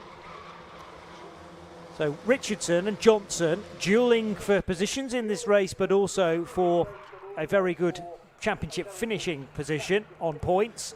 Michael Pearce now under pressure from Matt Hallam behind them, as all of a sudden the 17 of Oak Richardson had to put in some opposite lot there. Again, I don't think his car is necessarily handling to the best that it might, unless that's just how Oak likes the car to behave, dancing beneath him, but having a nibble on the top of the hill there, Clay Hill that is, and now to the inside of the corner known as Water Tower. Here's Johnson. This is crucial for the championship as well, not to win it, but to finish second.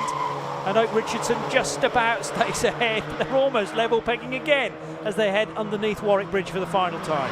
Yeah, Ben Short just up the road. He'll already be turning out of Deer Leap. He's up and over the line. There he is to take the checkered flag. 14 wins this season for Ben Short. There's 2 more races to go, but who's going to be second? It looks like it's just going to be Oak Richardson from Jordan Johnson. So they've basically had a second and a third apiece, in though in fact they're almost overlapping over the line. Second and third apiece during the course of the day, so those 2 things cancel one another out. There's still about 5 points between them for second place going to the last round of the championship at Donington Park. There's some dramas going on a bit further back. One of the BS Motorsport cars getting a bit out of shape there.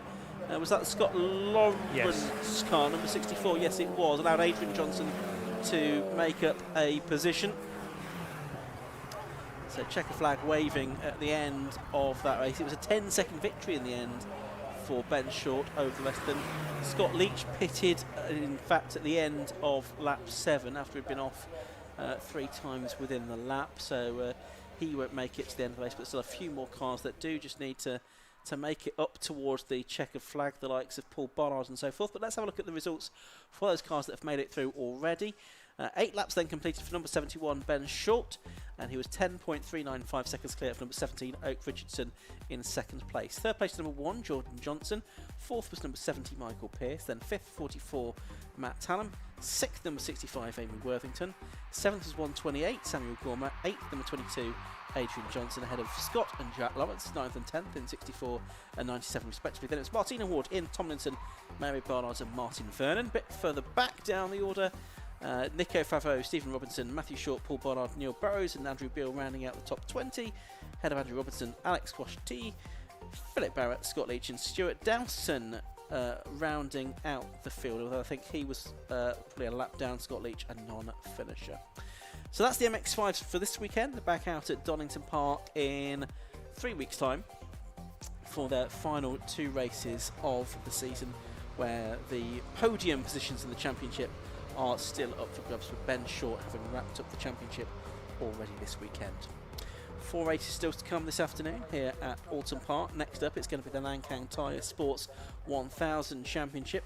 Ryan Yarrow looking to complete a double at his local circuit, having had the win earlier on today. And then we've got the Cleos and the Alphas, and the Formula Vs indeed. The Formula Vs, the Cleos and the Alphas to complete this afternoon's programme here at Oulton Park. Plenty more good racing to come. Ben Short, I can see, just about making his way into Parc Fermé now at the end of his cooling down. Now, those grey skies do look a little bit threatening there in the background. And looking at the radar as I did a few moments ago, I don't think we're going to get away with it all afternoon. I think there could be some rain. There's a band of rain heading in this general direction from the south before the end of the day. We'll see how much of that we get. So Ben Short it is that's going to be into Parc Fermé, along with Oak Richardson and Jordan Johnson. Same top 3, but in a slightly different order than the earlier race. Kieran Mogg will be busy gathering them all in for a chat, and we'll hear from him very soon indeed down there in pit lane.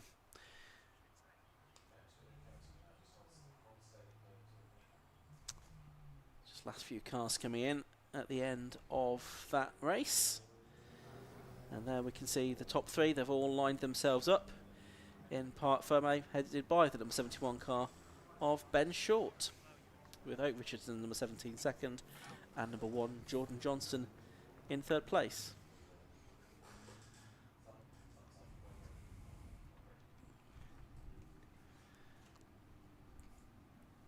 Cars will soon be released for the next race, the Sports 1000s as well, and combined with the Cup 200, where we've got Ryan Yarrow, the winner from the earlier race, who will be not on pole position this time actually, because Clint Newman qualified fastest for that, but he and Ryan Yarrow will be on the front row for the Sports 1000 race that's going to come up very shortly. It's going to be a 20-minute race for the Sports 1000s.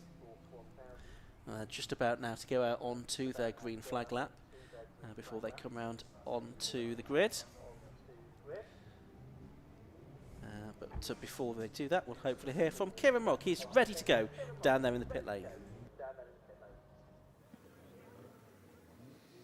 Well, what an amazing race for Ben Short. Started, well, 9th place, was it? Yeah, that's right. 9th was called for the reverse grid. I suppose it could have been worse, could have been 10.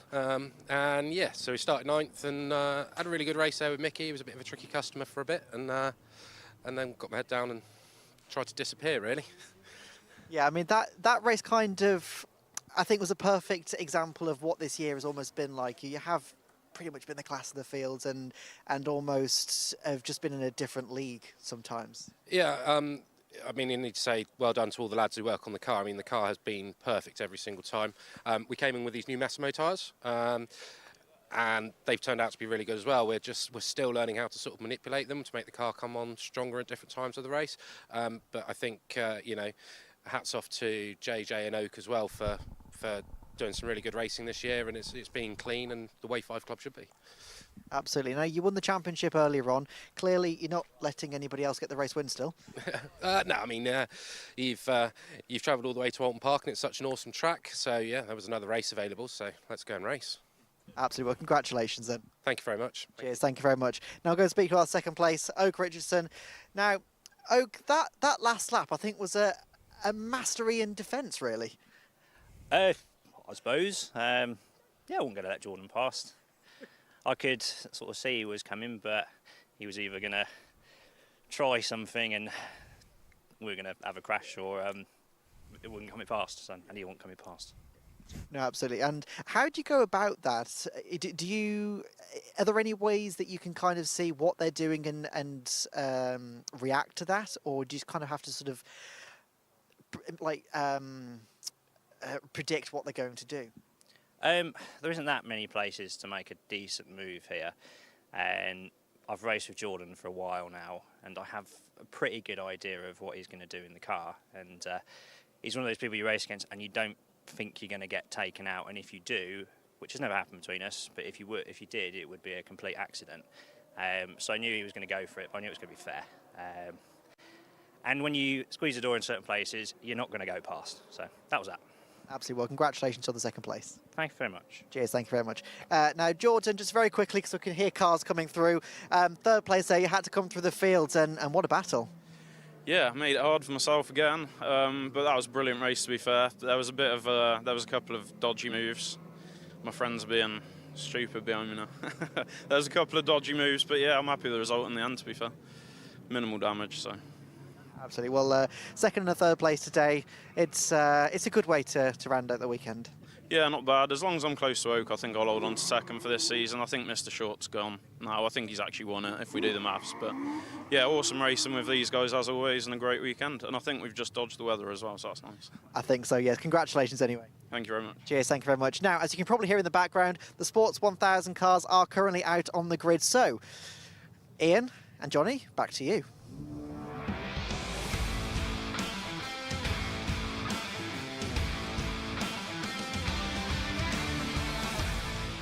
Thanks very much indeed, Kieran. So pole position for this race is number 42, Clint Newman. Besides him is 54, Ryan Yarrow. Second row, 43, Paul Rogers and 2, Dan Clues. Third row, 28, Charlie Slatton and 20, Mark Goodwin. Row 4, 72, Johnny McGill of 44, Carl Austin. Row 5, 63, Colin Chapman, 33, Daniel Ashby. Row 6, 69, Ian Hutchinson. And 85, David Watson. And 98, John Cutwell. 111, Mike Woman Hayward. 83, Alex Uller. Row 46, Charles Wright. 24, Rich Miles. 34, Stephen Dean. 4, John Murphy. 99, Hack. 35, Leon Morel. Red lights go on, they go out. The race gets underway, but not very well for 43, Paul Rogers. They all dodge around him, and even worse for number 28, Charlie Sladden in the Metal. But finally, all of the cars do get away, and they get away unscathed, because it's always a scary moment when those cars slow away from a grid of fast starting cars, such as these Sports 1000 and Cup 200 cars. Early on today, it was a win for Ryan Yarrow from Clint Newman and Dan Clues. Here, it's Ryan Yarrow that's stolen the march at the beginning of the race, because it wasn't a particularly quick getaway from Clint Newman from pole position. So as they head down, and there's a car, looked like they might have gone off into the gravel trap there. Marshals are mustering, can't see the car because it's behind the barriers there, but it looks like someone has gone off down there at Cascades. We'll try and pick up on that in a minute, but leader, yeah, it's Ryan Yarrow leading, Dan Clues second, Clint Newman from pole position third, Carl Austin fourth, and Dave Watson, a thing that is, in fifth position overall, so he dodged around some of those cars as the safety car is being scrambled and got up to fifth position. But yeah, an early safety car period with that car, or cars, possibly, we don't know, in the gravel trap at Cascades. I think that was inevitable, sadly, because the Cascades gravel does a very good job, generally speaking, of arresting the speed, very high speed of a car leaving the track there, but then it leaves it vulnerable for lap 2 because somebody who's found their way to the gravel, that situation could be repeated with any number of these cars, of course. So much safer, especially this early on in the race, to get that car recovered from the Cascades gravel. Hopefully it's not too far embedded and it can be a relatively quick recovery over the next 2 or 3 laps. But Ryan Yarrow then having to rethink perhaps. Well, he's got the crucial thing is that he got the jump on Clint Newman. Yeah. He didn't allow cars behind him on the second row through. In fact, it possibly did a favour for Dan Clues because it parted the waves, parted the seas for him to go through as well. Clues, you say up to second position? Yes, yeah, ahead of so again, it's the outside line, a bit like Brands Hatch, I suppose, because at the start of the day there were a lot of leaves actually on the right-hand side of the line, which is generally considered the better line because it delivers you into the apex at Old Hall, but seemingly not in this race. Right, we've got this hiatus, the second safety car of the day that we've had in the Sports 1000. We had one earlier on as well. But it allows us to have a look at the point situation heading into this race. And just seeing now, we've got it was Ian Hutchinson, number 69, the car that hasn't come through at the end of that lap. So Ian Hutchinson, who is Spire, the driver from Doncaster, is the driver that didn't come through. So he's the one in the gravel trap, unfortunately, at Cascades. Point situation coming into this race, though. I'll give the situation after dropped scores. 246 for Ryan Yarrow, 222 for Clint Newman, 214 for Dan Clues, and 194 for Paul Rogers, and 185 for Carl Austin. So that's how things are looking in there. In the Cup 200, Mike Whiteman Hayward 125, John Cutmore 110, Dave Watson 102. So I think it's likely that the championship is going to go down to the wire.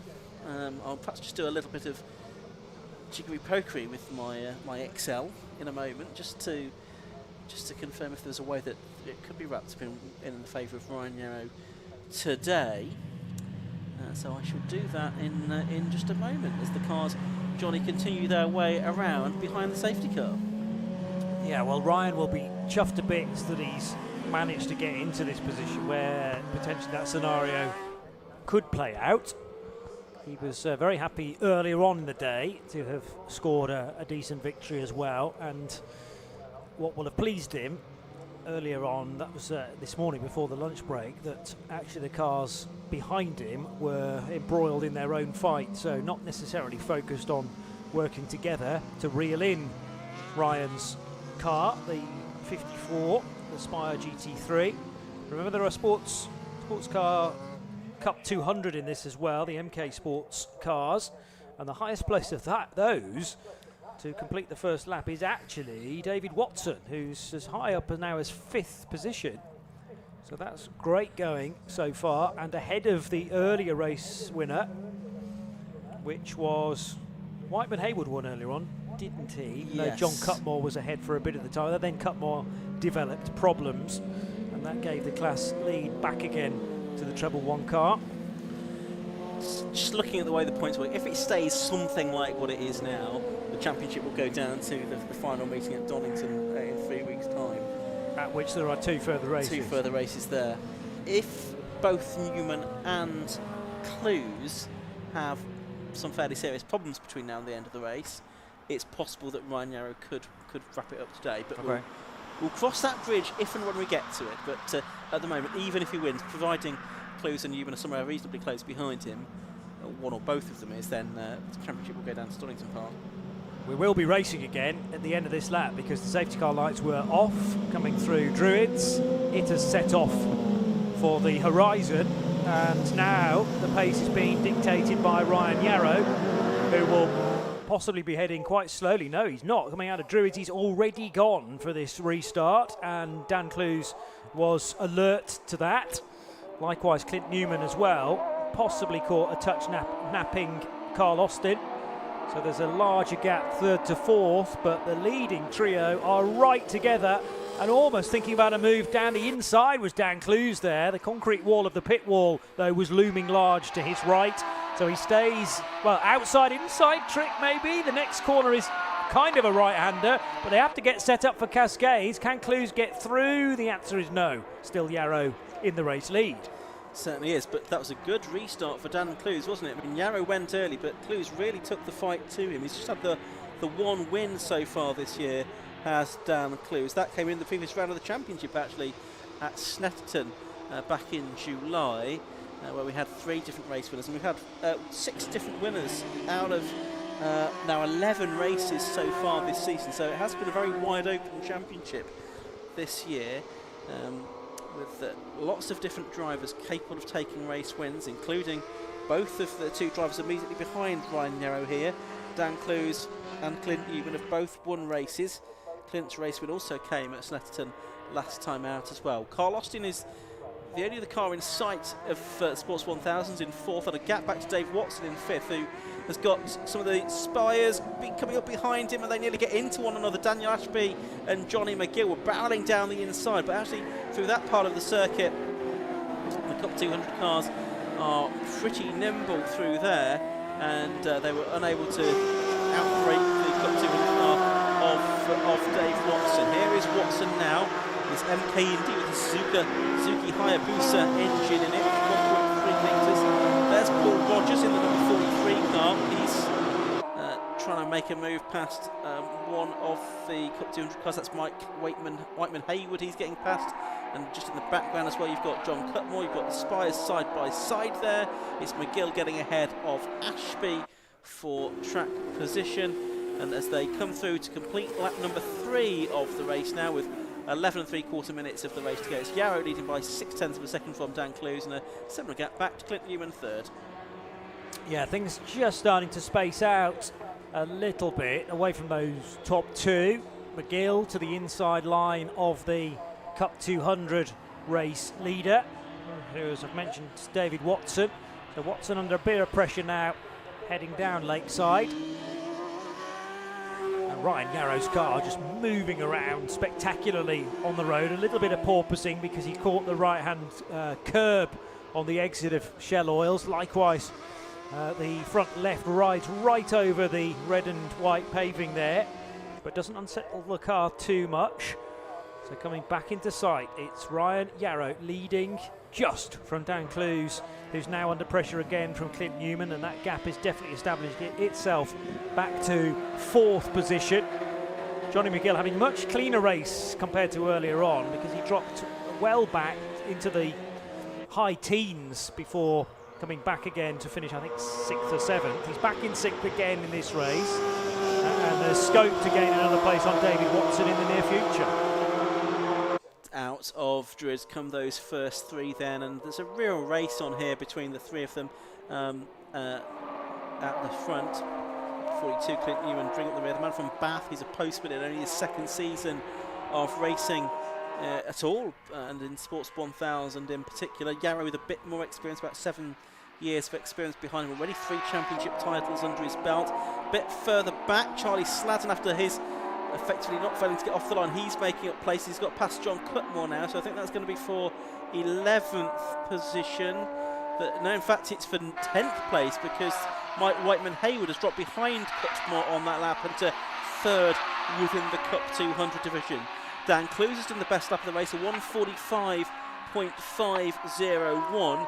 In the early race, the best lap was a 1:44.025 for Clint Newman, and that equates to more than 93 miles an hour, which is really quite something around the twists and turns and undulations of this Oulton Park circuit.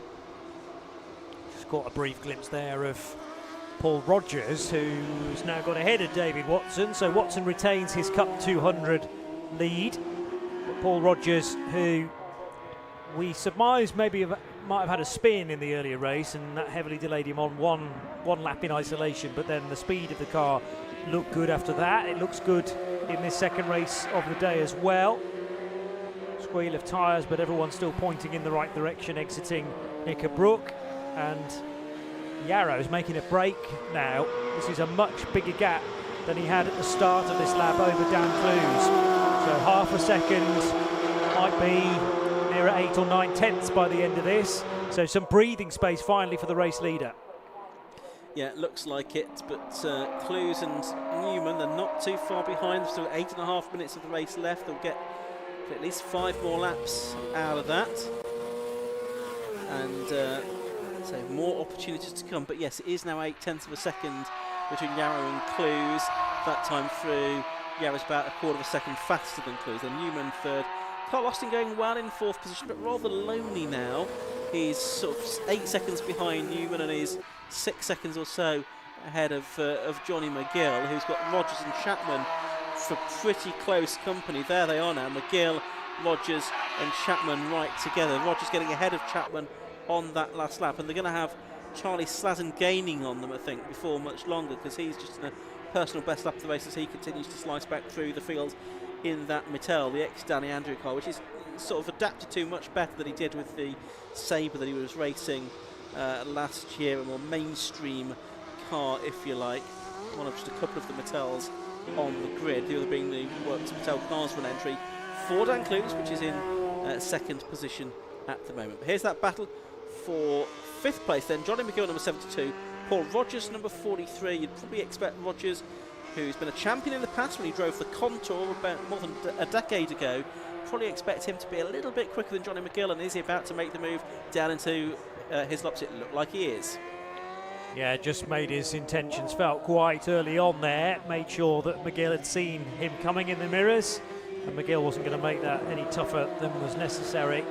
Clearly in this phase, Paul Rogers' car just that bit quicker, so you're going to spend the rest of the race driving in your mirrors. Much better to allow him by and perhaps see if you can tag on to the coattails of Paul's car. I'm intrigued by this fight between David Watson and John Cutmore, because last time around Cutmore was a full second faster than the Cup 200 leader. That is a dice for the category lead, and is very much up for grabs between Watson and Cutmore. Will they have changed positions at the end of this lap? Over the line will go Johnny McGill. Wait a few more seconds to see the Cup 200s arrive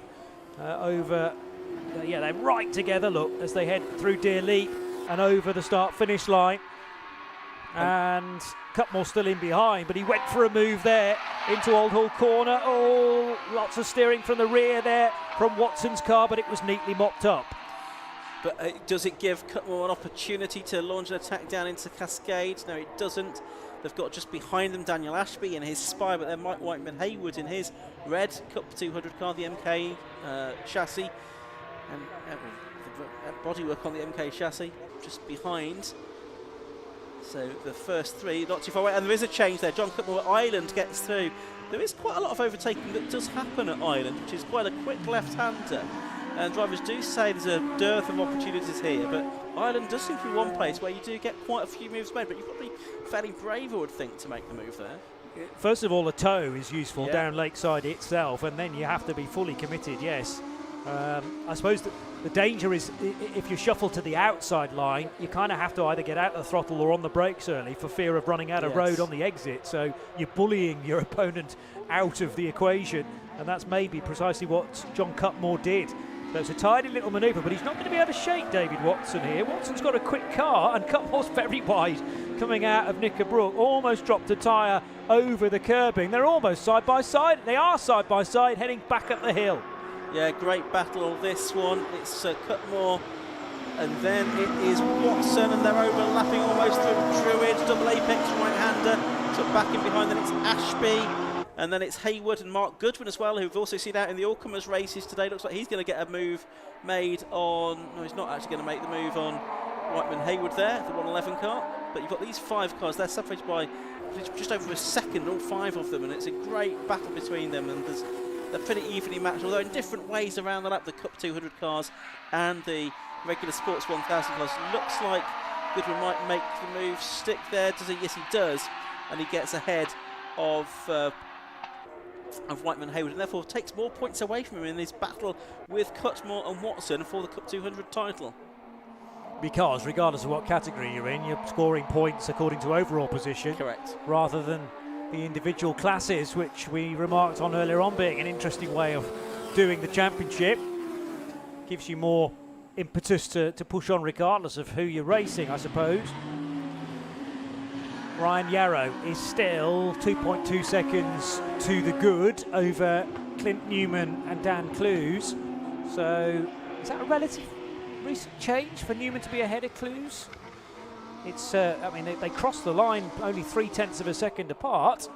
So Newman has, there it is in reality. It's a lot more than 0.3 of a second, I would argue, at the end of the very next lap. So this is potentially Clint Newman with the new fastest lap of the race, making a go to Ryan Yarrow to see how close he can get to the race leader. Yeah, so 1:44 second now, best lap for Clint Newman in second place, and that was the best lap of the, no, it's not the best lap of the day, it was 1:44.0 for Newman in the earlier race. 2 minutes 50 to go in this race. Still this fight for the midfield positions, but also the Cup 200 lead goes on, and it's Cutmore and Watson. Oh, and that's one of the cars that has gone off there. Haywood? Yellow flags. Is it, or is that in the wrong position around the lap? It is a red car though. Caution board coming out as well. Just trying to work out precisely where it is. Yeah, it's on the exit of Old Hall Corner, isn't it? It's on the exit, so it's facing the wrong... No, it's facing the right way, yes, yeah. but we're looking at it from behind, okay. Yeah. Whiteman Haywood crossed the line. Yeah, he did. Anyway, we've got, what have we got? 2 minutes 11 seconds to go now.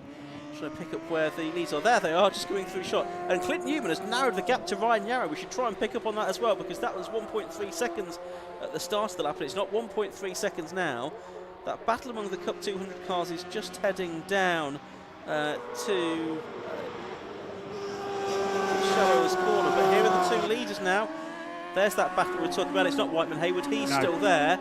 So it is, I think, was it John Murphy then? I think it has possibly, to be, yeah. Everybody else has crossed the line. Here's the battle for the lead though, Johnny, with a lap to go at the end of this one. Yeah, so pressure's on now, with Yarrow having to look out for a different car than in recent times.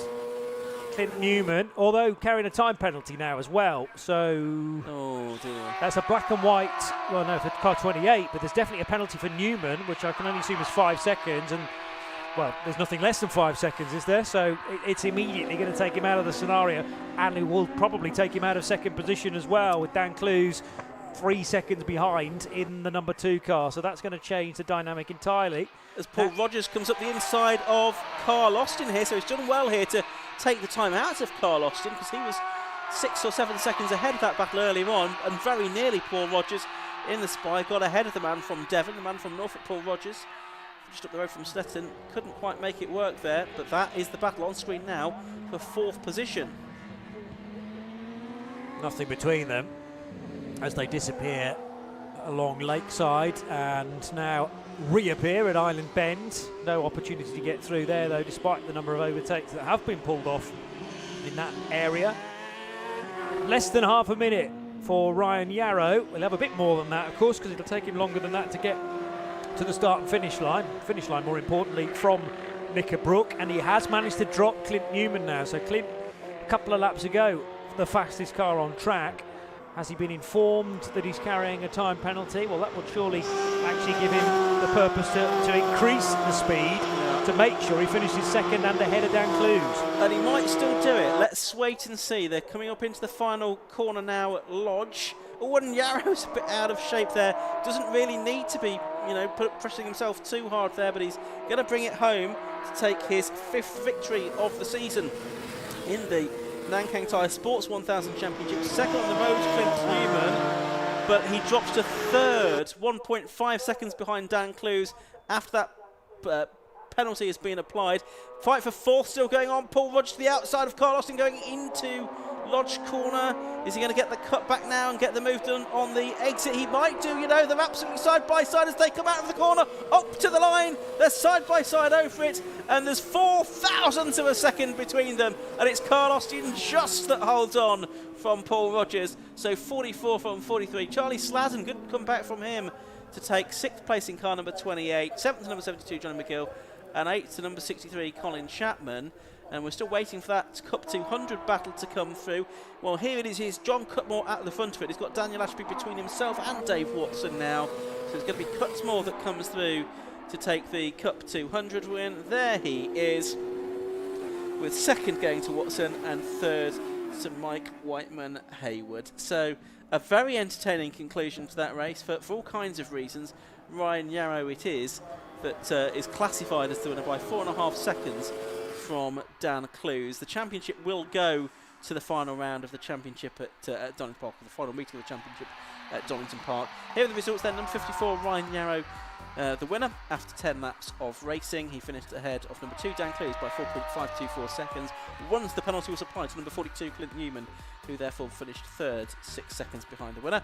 4th to number 44, Carl Austin, by 4 thousandths of a second from 43, Paul Rogers. 6th to number 28, Charlie Sladen. 7th to 72, Johnny McGill. 8th was 63, Colin Chapman. 9th, Mark Goodwin in number 20. Ahead of John Cutmore, number 98, who won Cup 200. Daniel Ashby was 11th, then David Watson, Mike Whiteman, Haywood and Charles Wright completed the first 14 positions. I think we had 18 cars that made it to the checkered flag in the end, because it was then Leon Morel who got a bit further than he did in race 1 on his guest appearance. Then Naeem Hack, Stephen Dean and Alex Aloro were lost. John Murphy and Rich Miles, sadly, during the course of that race. And of course Ian Hutchinson didn't even manage to complete 1 lap before he went off into the gravel trap at Cascades. So if I just do some very quick maths, So that was a win for Yarrow, and he didn't get fastest lap, did he? So 30 points for him. Newman was third, so he's going to pick up 25 points because he's got the fastest lap as well. Beg your pardon, Clues picked up 27. So yes, going into the final round, or final 2 rounds of the championship, it's going to be a 29-point lead for Ryan Yarrow over Clint Newman, but there's still the possibility that mathematically Newman or Clues could overturn Yarrow's advantage in that final meeting at Donington, Johnny. So almost all permutations still possible. Yeah, just about. Should the results fall the way of those 3 drivers. But with the firm advantage, Yarrow, did you say 27 points? Yes, it's his to lose, really. Yeah.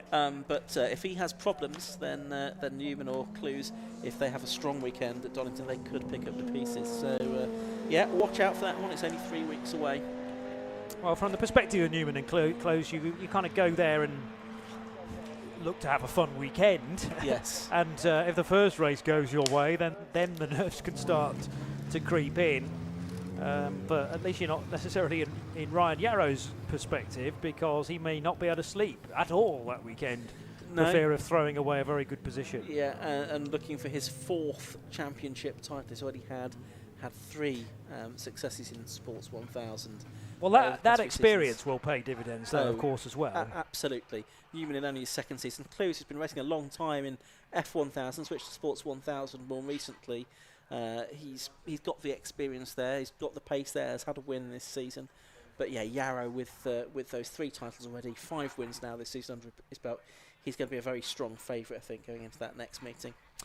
We've still got 3 races to go this afternoon, haven't we? Yes, we have. We've got Formula V coming up next. We've got Cleo's, and we've got the High-Tech Alfa Romeo Championship to conclude the weekend's entertainment. We're keeping our fingers crossed that the rain stays away. One thing that isn't going to stay away, though, is Kieran Mogg. He's down there in the pit lane.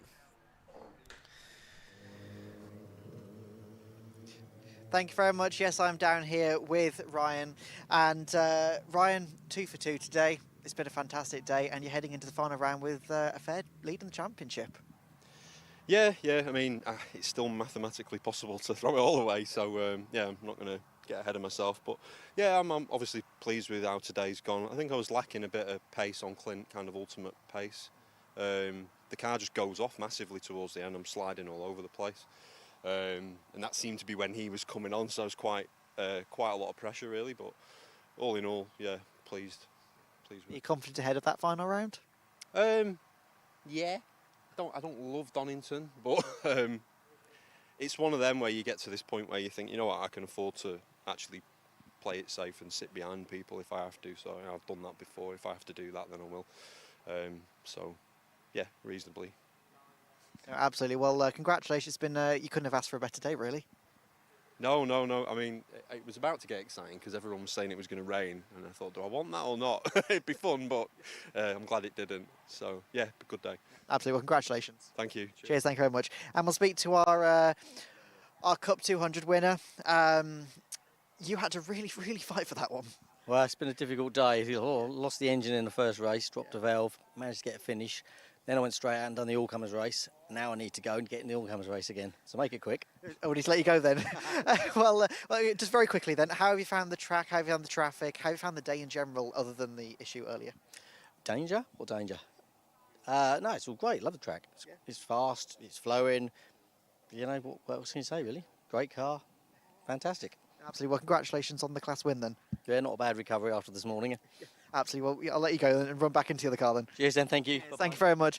All right. So head back up to Ian and Johnny coming up with the next race.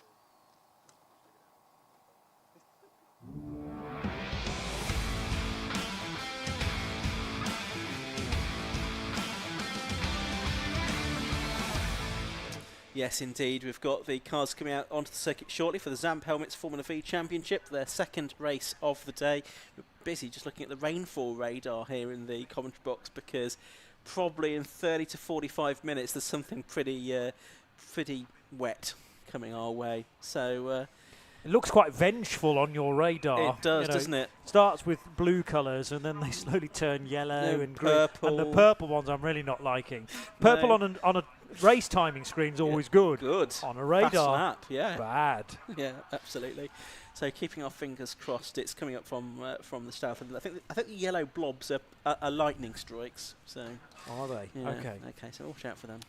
Yes. Anyway, Formula 3 is about to come out onto the circuit now for their second race of the day. The situation earlier on was that Matt Harbert took the win from Craig Bell, and they are starting first and second on the grid again this time. That sort of 2-point swing in favour of Matt Harbert means that he's now 4 points ahead of Bell in the championship coming into this 12th round. They're both a long way clear of the rest of them being the likes of Vaughan Jones, Leon Frost and Bill Garner. So really we're looking at a Harbert or Bell championship, I think. Mathematically that's not quite true, but I think it's more than likely that it's going to be one of those two that wrap up the championship. It's not today necessarily, but going into the final meeting of the season at Donington Park on the Grand Prix circuit. So that's the way that the point situation stands. In Class B, by the way, it's still Bill Garner that is ahead by, what's that, nearly 40 points from Simon Foley, and then Phil Waterhouse third in Class B for the Carterman. A slightly older and more standard and basic specification. But for this one, the grid is set by the second fastest times from the qualifying session that was held this morning, not based on race results from earlier on today. So it's second fastest times in qualifying that have set the grid for this one, and Matt Harbert was pole position earlier. He's pole position for this one as well, the man from Markfield in Leicestershire, and then it's Craig Bell in the number 99 car, the man from Brampton, that is going to line up alongside him on the front row of the grid. Leon Frost didn't get away well at either attempt in the earlier race. There was a restart, and he had to fight back in the end to finish in third place. We're seeing on screen there, for those watching the live stream, the number 8 car, that's Ross Price. Looks like he's going to start this race from the pit lane. He was a non-finisher, having gone off in race 1. Next to Leon Frost on the grid, number 93 is going to be the 46 car of Will Malins.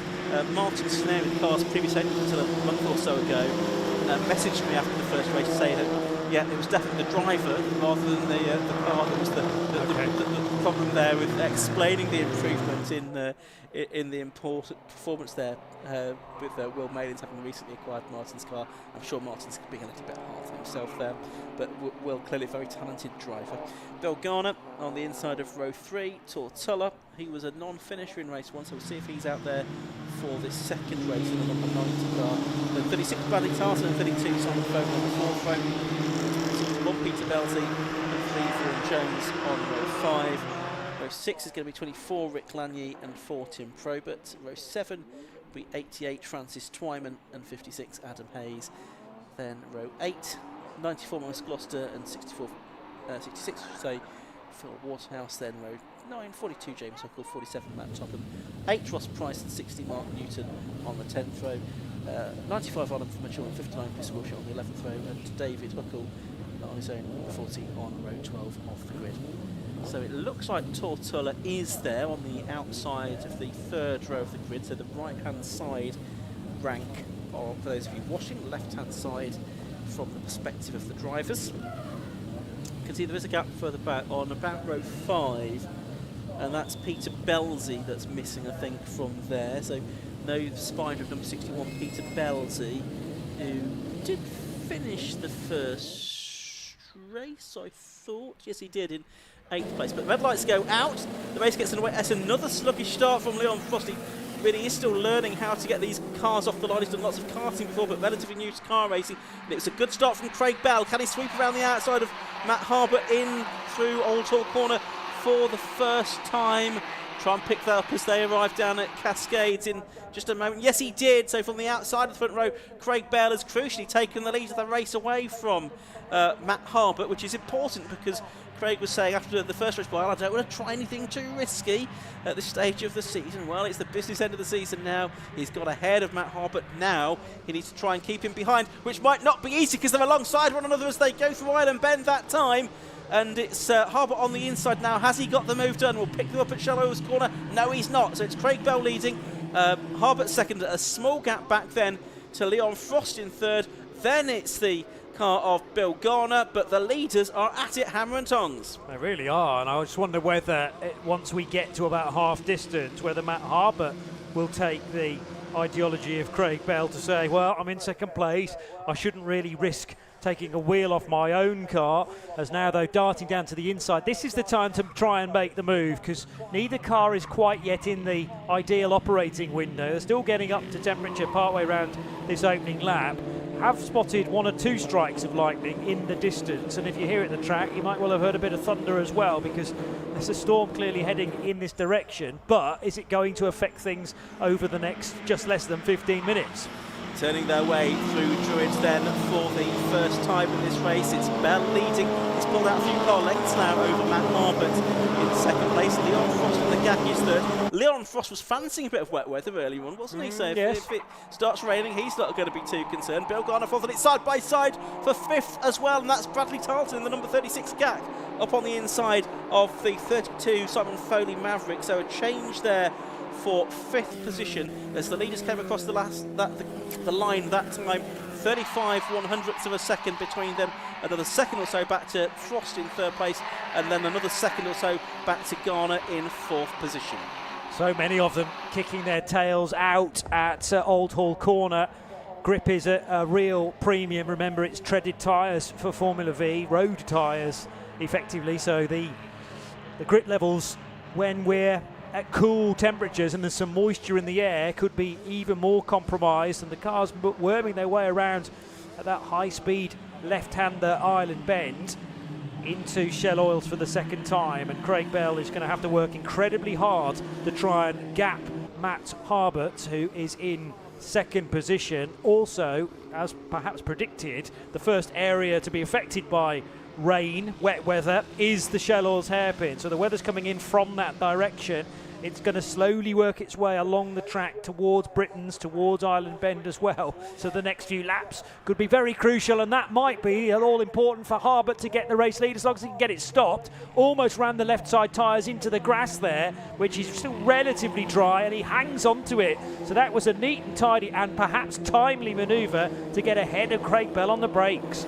Yeah, absolutely right. A bold move that, a decisive move that from Matt Harbert to get the lead of the race away from Craig Bell. Has Craig Bell got an answer? The rain started to fall at parts of the circuit. My phone had a message flashing to expect not just thunderstorms but strong thunderstorms that we're watching out for now, and there is a bit of noise in the atmosphere which we can just about hear sometimes through our headphones as well. But it's Harbert leading, Bell second, Frost third. Garner now has pressure from Bradley Tarleton, who's made a bit of a gap away now from Simon Foley. Then it's Vaughan Jones 7th in the Storm, and Tortulla is in 8th position. End of lap 2, and it's about a quarter of a second the gap between Harbert and Bell. Still dry on the main straight, and the speed they're going through Old Hall Corner suggests that grip is still there through the first corner and the run towards or down the avenue and into Denton's. Now the left-hander at Cascades, and it's Matt Harbert who has just completed the fastest lap of the race. That was the first proper racing lap, of course, lap 1 from a standing start. 0.255 of a second as they cross the line, but it's closer than that. But how much grip is there at Shell Oils? Can you use both lanes potentially? It's probably still psychological rain at this stage. That's what Mike Jordan often called it in the past. Yes, you know it's raining, but it's not actually affecting the road surface or the amount of grip that's on the top of the road surface just yet. So there's Bradley Tarleton. He's got Bill Garner now behind him. And look at this scrap. You've got Tortulla there in the number 90 car. He's now got ahead of Simon Foley. He's just tucked in behind the man from Abergavenny, Vaughan Jones, as well. And Tim Probert in the number 4 car, also in there as well, in I think 9th position at the moment. So they're making their way down towards the right-hander at Knickerbrook, his Lobson Knickerbrook complex. Making their way out of it. Now this battle is sort of 6 seconds plus behind the race leader, which is Matt Harbert still. Yes, it is still Matt Harbert, just making sure he is there. And Craig Bell is still there in second. It looks like Harbert's pulled out a few more lengths maybe over the course of this lap. Yeah, this will be frustrating for Craig Bell. He will have rehearsed the race start over and over again in his mind, I'm sure, and actually completed it to perfection. Got ahead of Matt Harbour and stayed ahead for a short while, but Matt knows one or two tricks around here. He was a super defender earlier on in the day and could clearly assess where Craig's strengths and weaknesses were. It's another fastest lap from Matt Harbour, so still clearly grip levels are good, and they're getting a good drag out of Shell Oil's hairpin, probably helped by the fact that that's such a heavily banked corner, so even if there is a bit of rainwater on top, it should flow quickly away from the racing line. Yeah, now Bell looked like he was challenging there, and they are overlapping into Ireland that time, the left-hander. Is Bell going to have a look up the inside into Shell Oil's corner to try and get the lead back away from Matt Harbert? Well, if he did, it's not worked out. He's a couple of lengths behind again. And is Leon Frost catching them? He was 2.2 seconds behind Bell at the beginning of the lap. Okay, it might still be about 2.2 seconds actually. It's possibly deceptive there at the hairpin. But Leon Frost looking to buy into this as well. There is still more than half of the race to go. Over the rise, Matt well over to driver's right to make sure that he defends from any potential last-ditch manoeuvre from Craig Bell, but Craig wasn't going to be close enough on that occasion into Knickerbrook. Leon Frost was there or thereabouts. He was in the low 156s, whereas the race leader, well, mid 155. Bell a 155.8. Quicker than, no, not quicker than Tarleton. Not such a good lap in fourth position, so that gap's opening up now to 5 seconds. In fact, 157.7 last time around for the 36 car that has made places in the early stages. Brad started 7th, he now runs 4th. But the gap's growing, isn't it, between these two dominators now.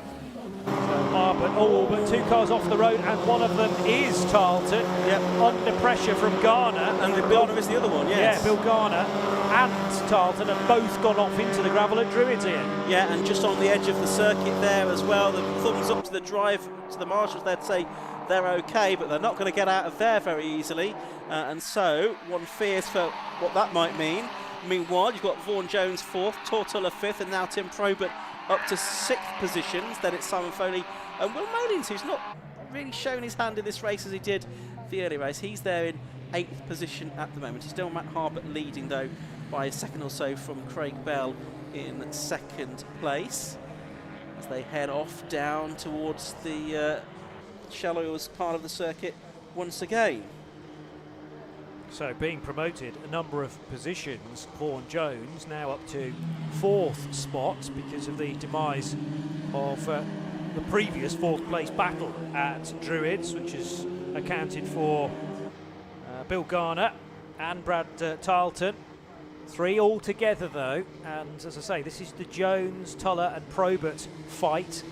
Good to see Tuller involved in this race when he was out of it very, very quickly earlier on in the day. A nasty clash into the braking area for Knickerbrook, and had a long think about an overtake on Jones into Knickerbrook, but it's going to have to wait a little bit longer. Yeah, that's right. 5.5 minutes of this race still to go. Climbing the hill. They go, oh, and there's another tangle there. Who's involved in that? Simon Foley is one of the cars, I think. Malins. Yeah, may well have been Will Malins, I think, the other one. Yes, that would make sense. They're only 0.8 of a second apart at the start of the lap. So it looks like Simon Foley's car is stricken. Now, they're getting past those 2 cars. Drivers now out of both of those cars. They have continued on the tyre off the rim on Simon Foley's car. Now, was that cause or effect of whatever went on there? Yeah, difficult from our perspective to tell. They will have their own story, I'm sure. Because the drivers at Druids have gone out very, very quickly, actually, well, there'll probably be local yellows there. The greens are flashing at the next post to say that you are allowed to overtake into Lodge Corner at the end of the lap.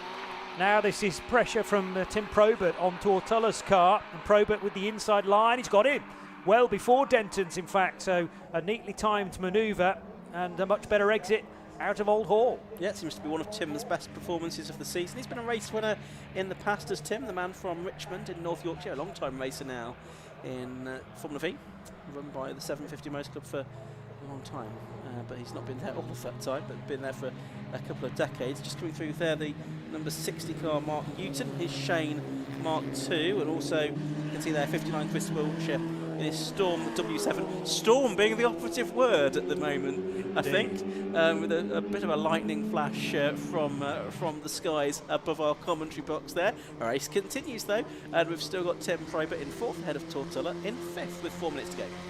And to answer the question about Will Malins, it certainly was the 46 car involved with Foley down at Knickerbrook. They've both not come through at the end of lap 5, but it is side by side into Lodge Corner now for the 2 yellow cars scrapping away. That was, tell me Ian, I've lost that entirely. I was looking for a 60 car. Mark Newton in 60, in 19th, and Chris Wilshire in 20th in number 59.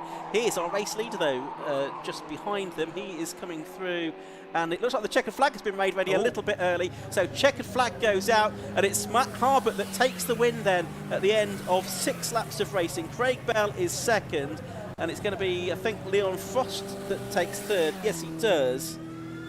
And then in 4th place it will be, I think, Vaughan Jones is the next car that's scheduled to be through. Yes. Here he comes now. Yes, he does. Tim Probert not too far behind him though, and it's Tortola that completes the top 6. So the check flag being shown early, I suspect partly because of those cars off in the gravel at Druids, and we've lost another 1 or 2 as well, and the weather conditions as well may also have played a part as well in the officials deciding to throw the flag on that race, probably 2 laps earlier than otherwise it would have been.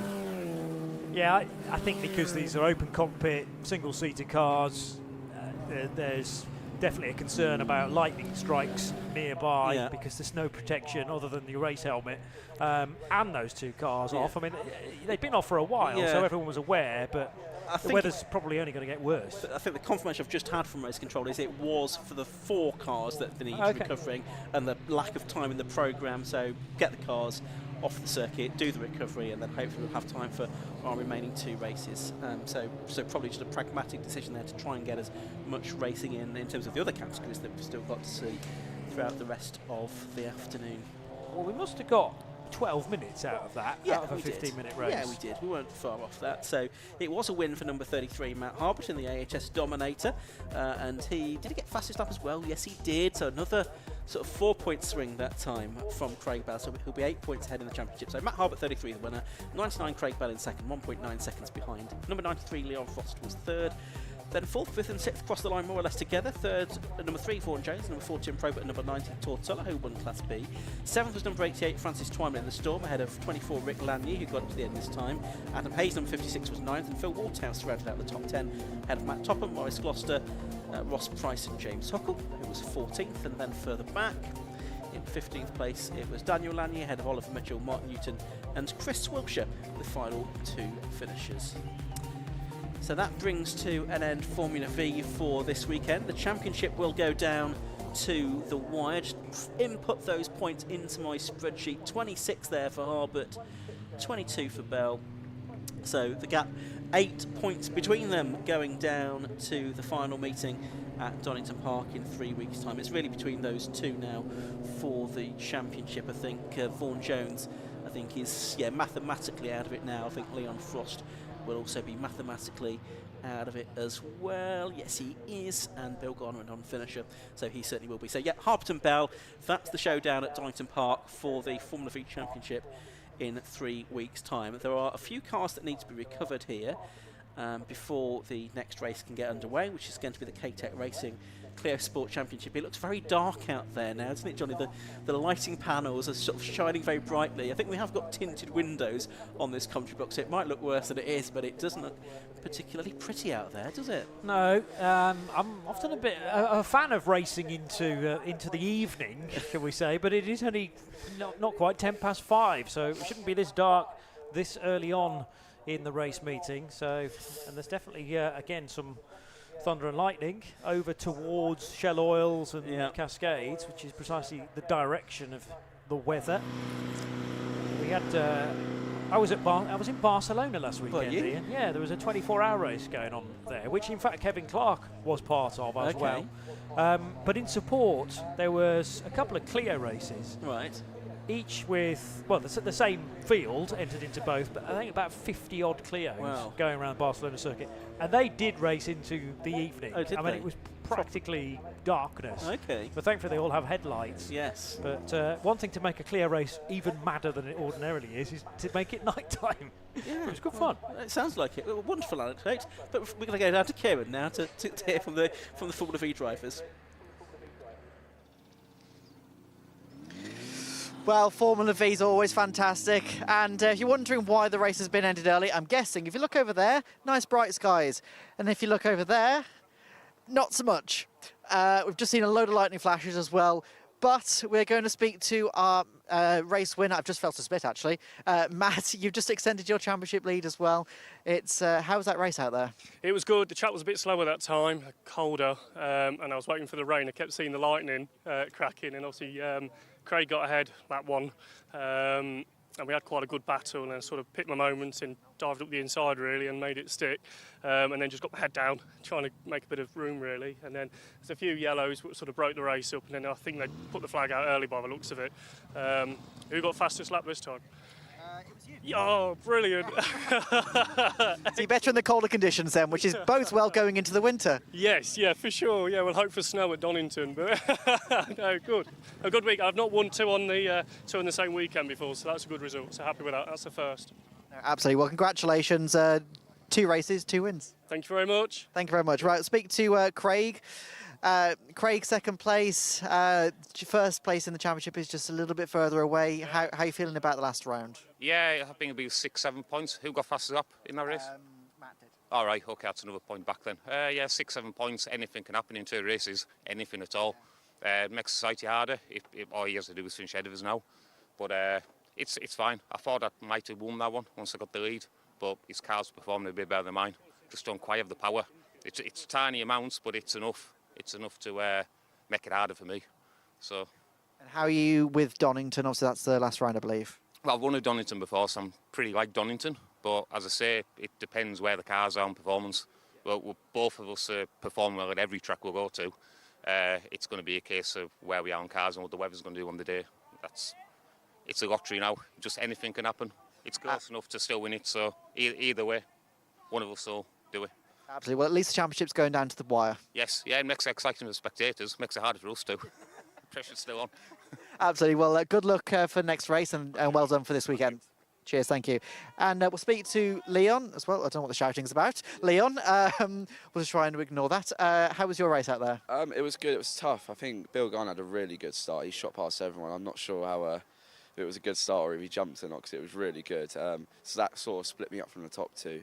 But it was sort of just a lonely race, you know. I spoke to my mechanic Jack beforehand, and we both agreed that if we're in third, there's a gap between the top guys, and gap behind, just look after the car, bring it home, don't overdrive it, because you don't want anything to go wrong, and secure third to try and, I don't know if that's secured us third in the championship now, or given us like a big gap now, but you know, I think it's given us a good advantage going into the last round, so I'm not sure where everyone finished, but I'm just happy that I stayed in front of the guy I'm fighting with and finished on the podium again.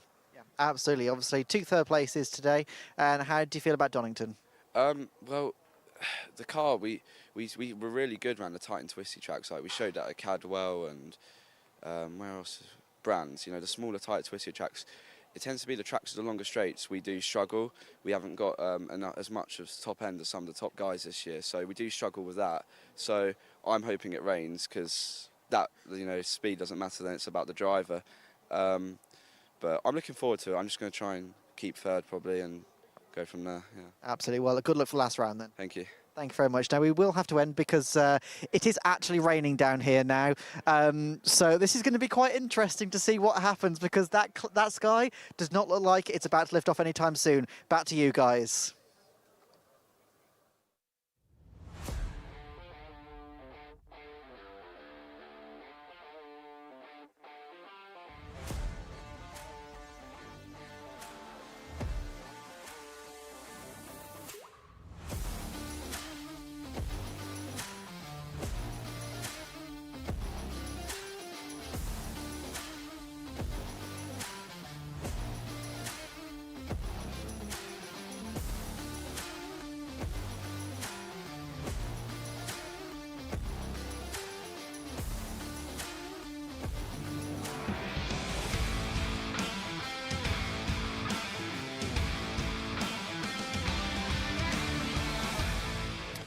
Yes, it's next up. It's the K-Tech Racing Cleo Sport Championship. Their second race of the day. We'll have the cars released for that shortly. All being well, there's still cars to clear up from the Formula V race. It's extremely dark. It's raining.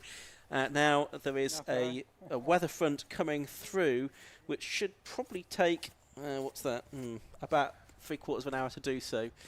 So it might be a little bit wet between now and the scheduled end of racing at 6:30 when our circuit curfew is at Oulton Park. You can see the rain coming down quite heavily now with that shot of the pit lane as well. Now, do you remember, Johnny, in that Formula V race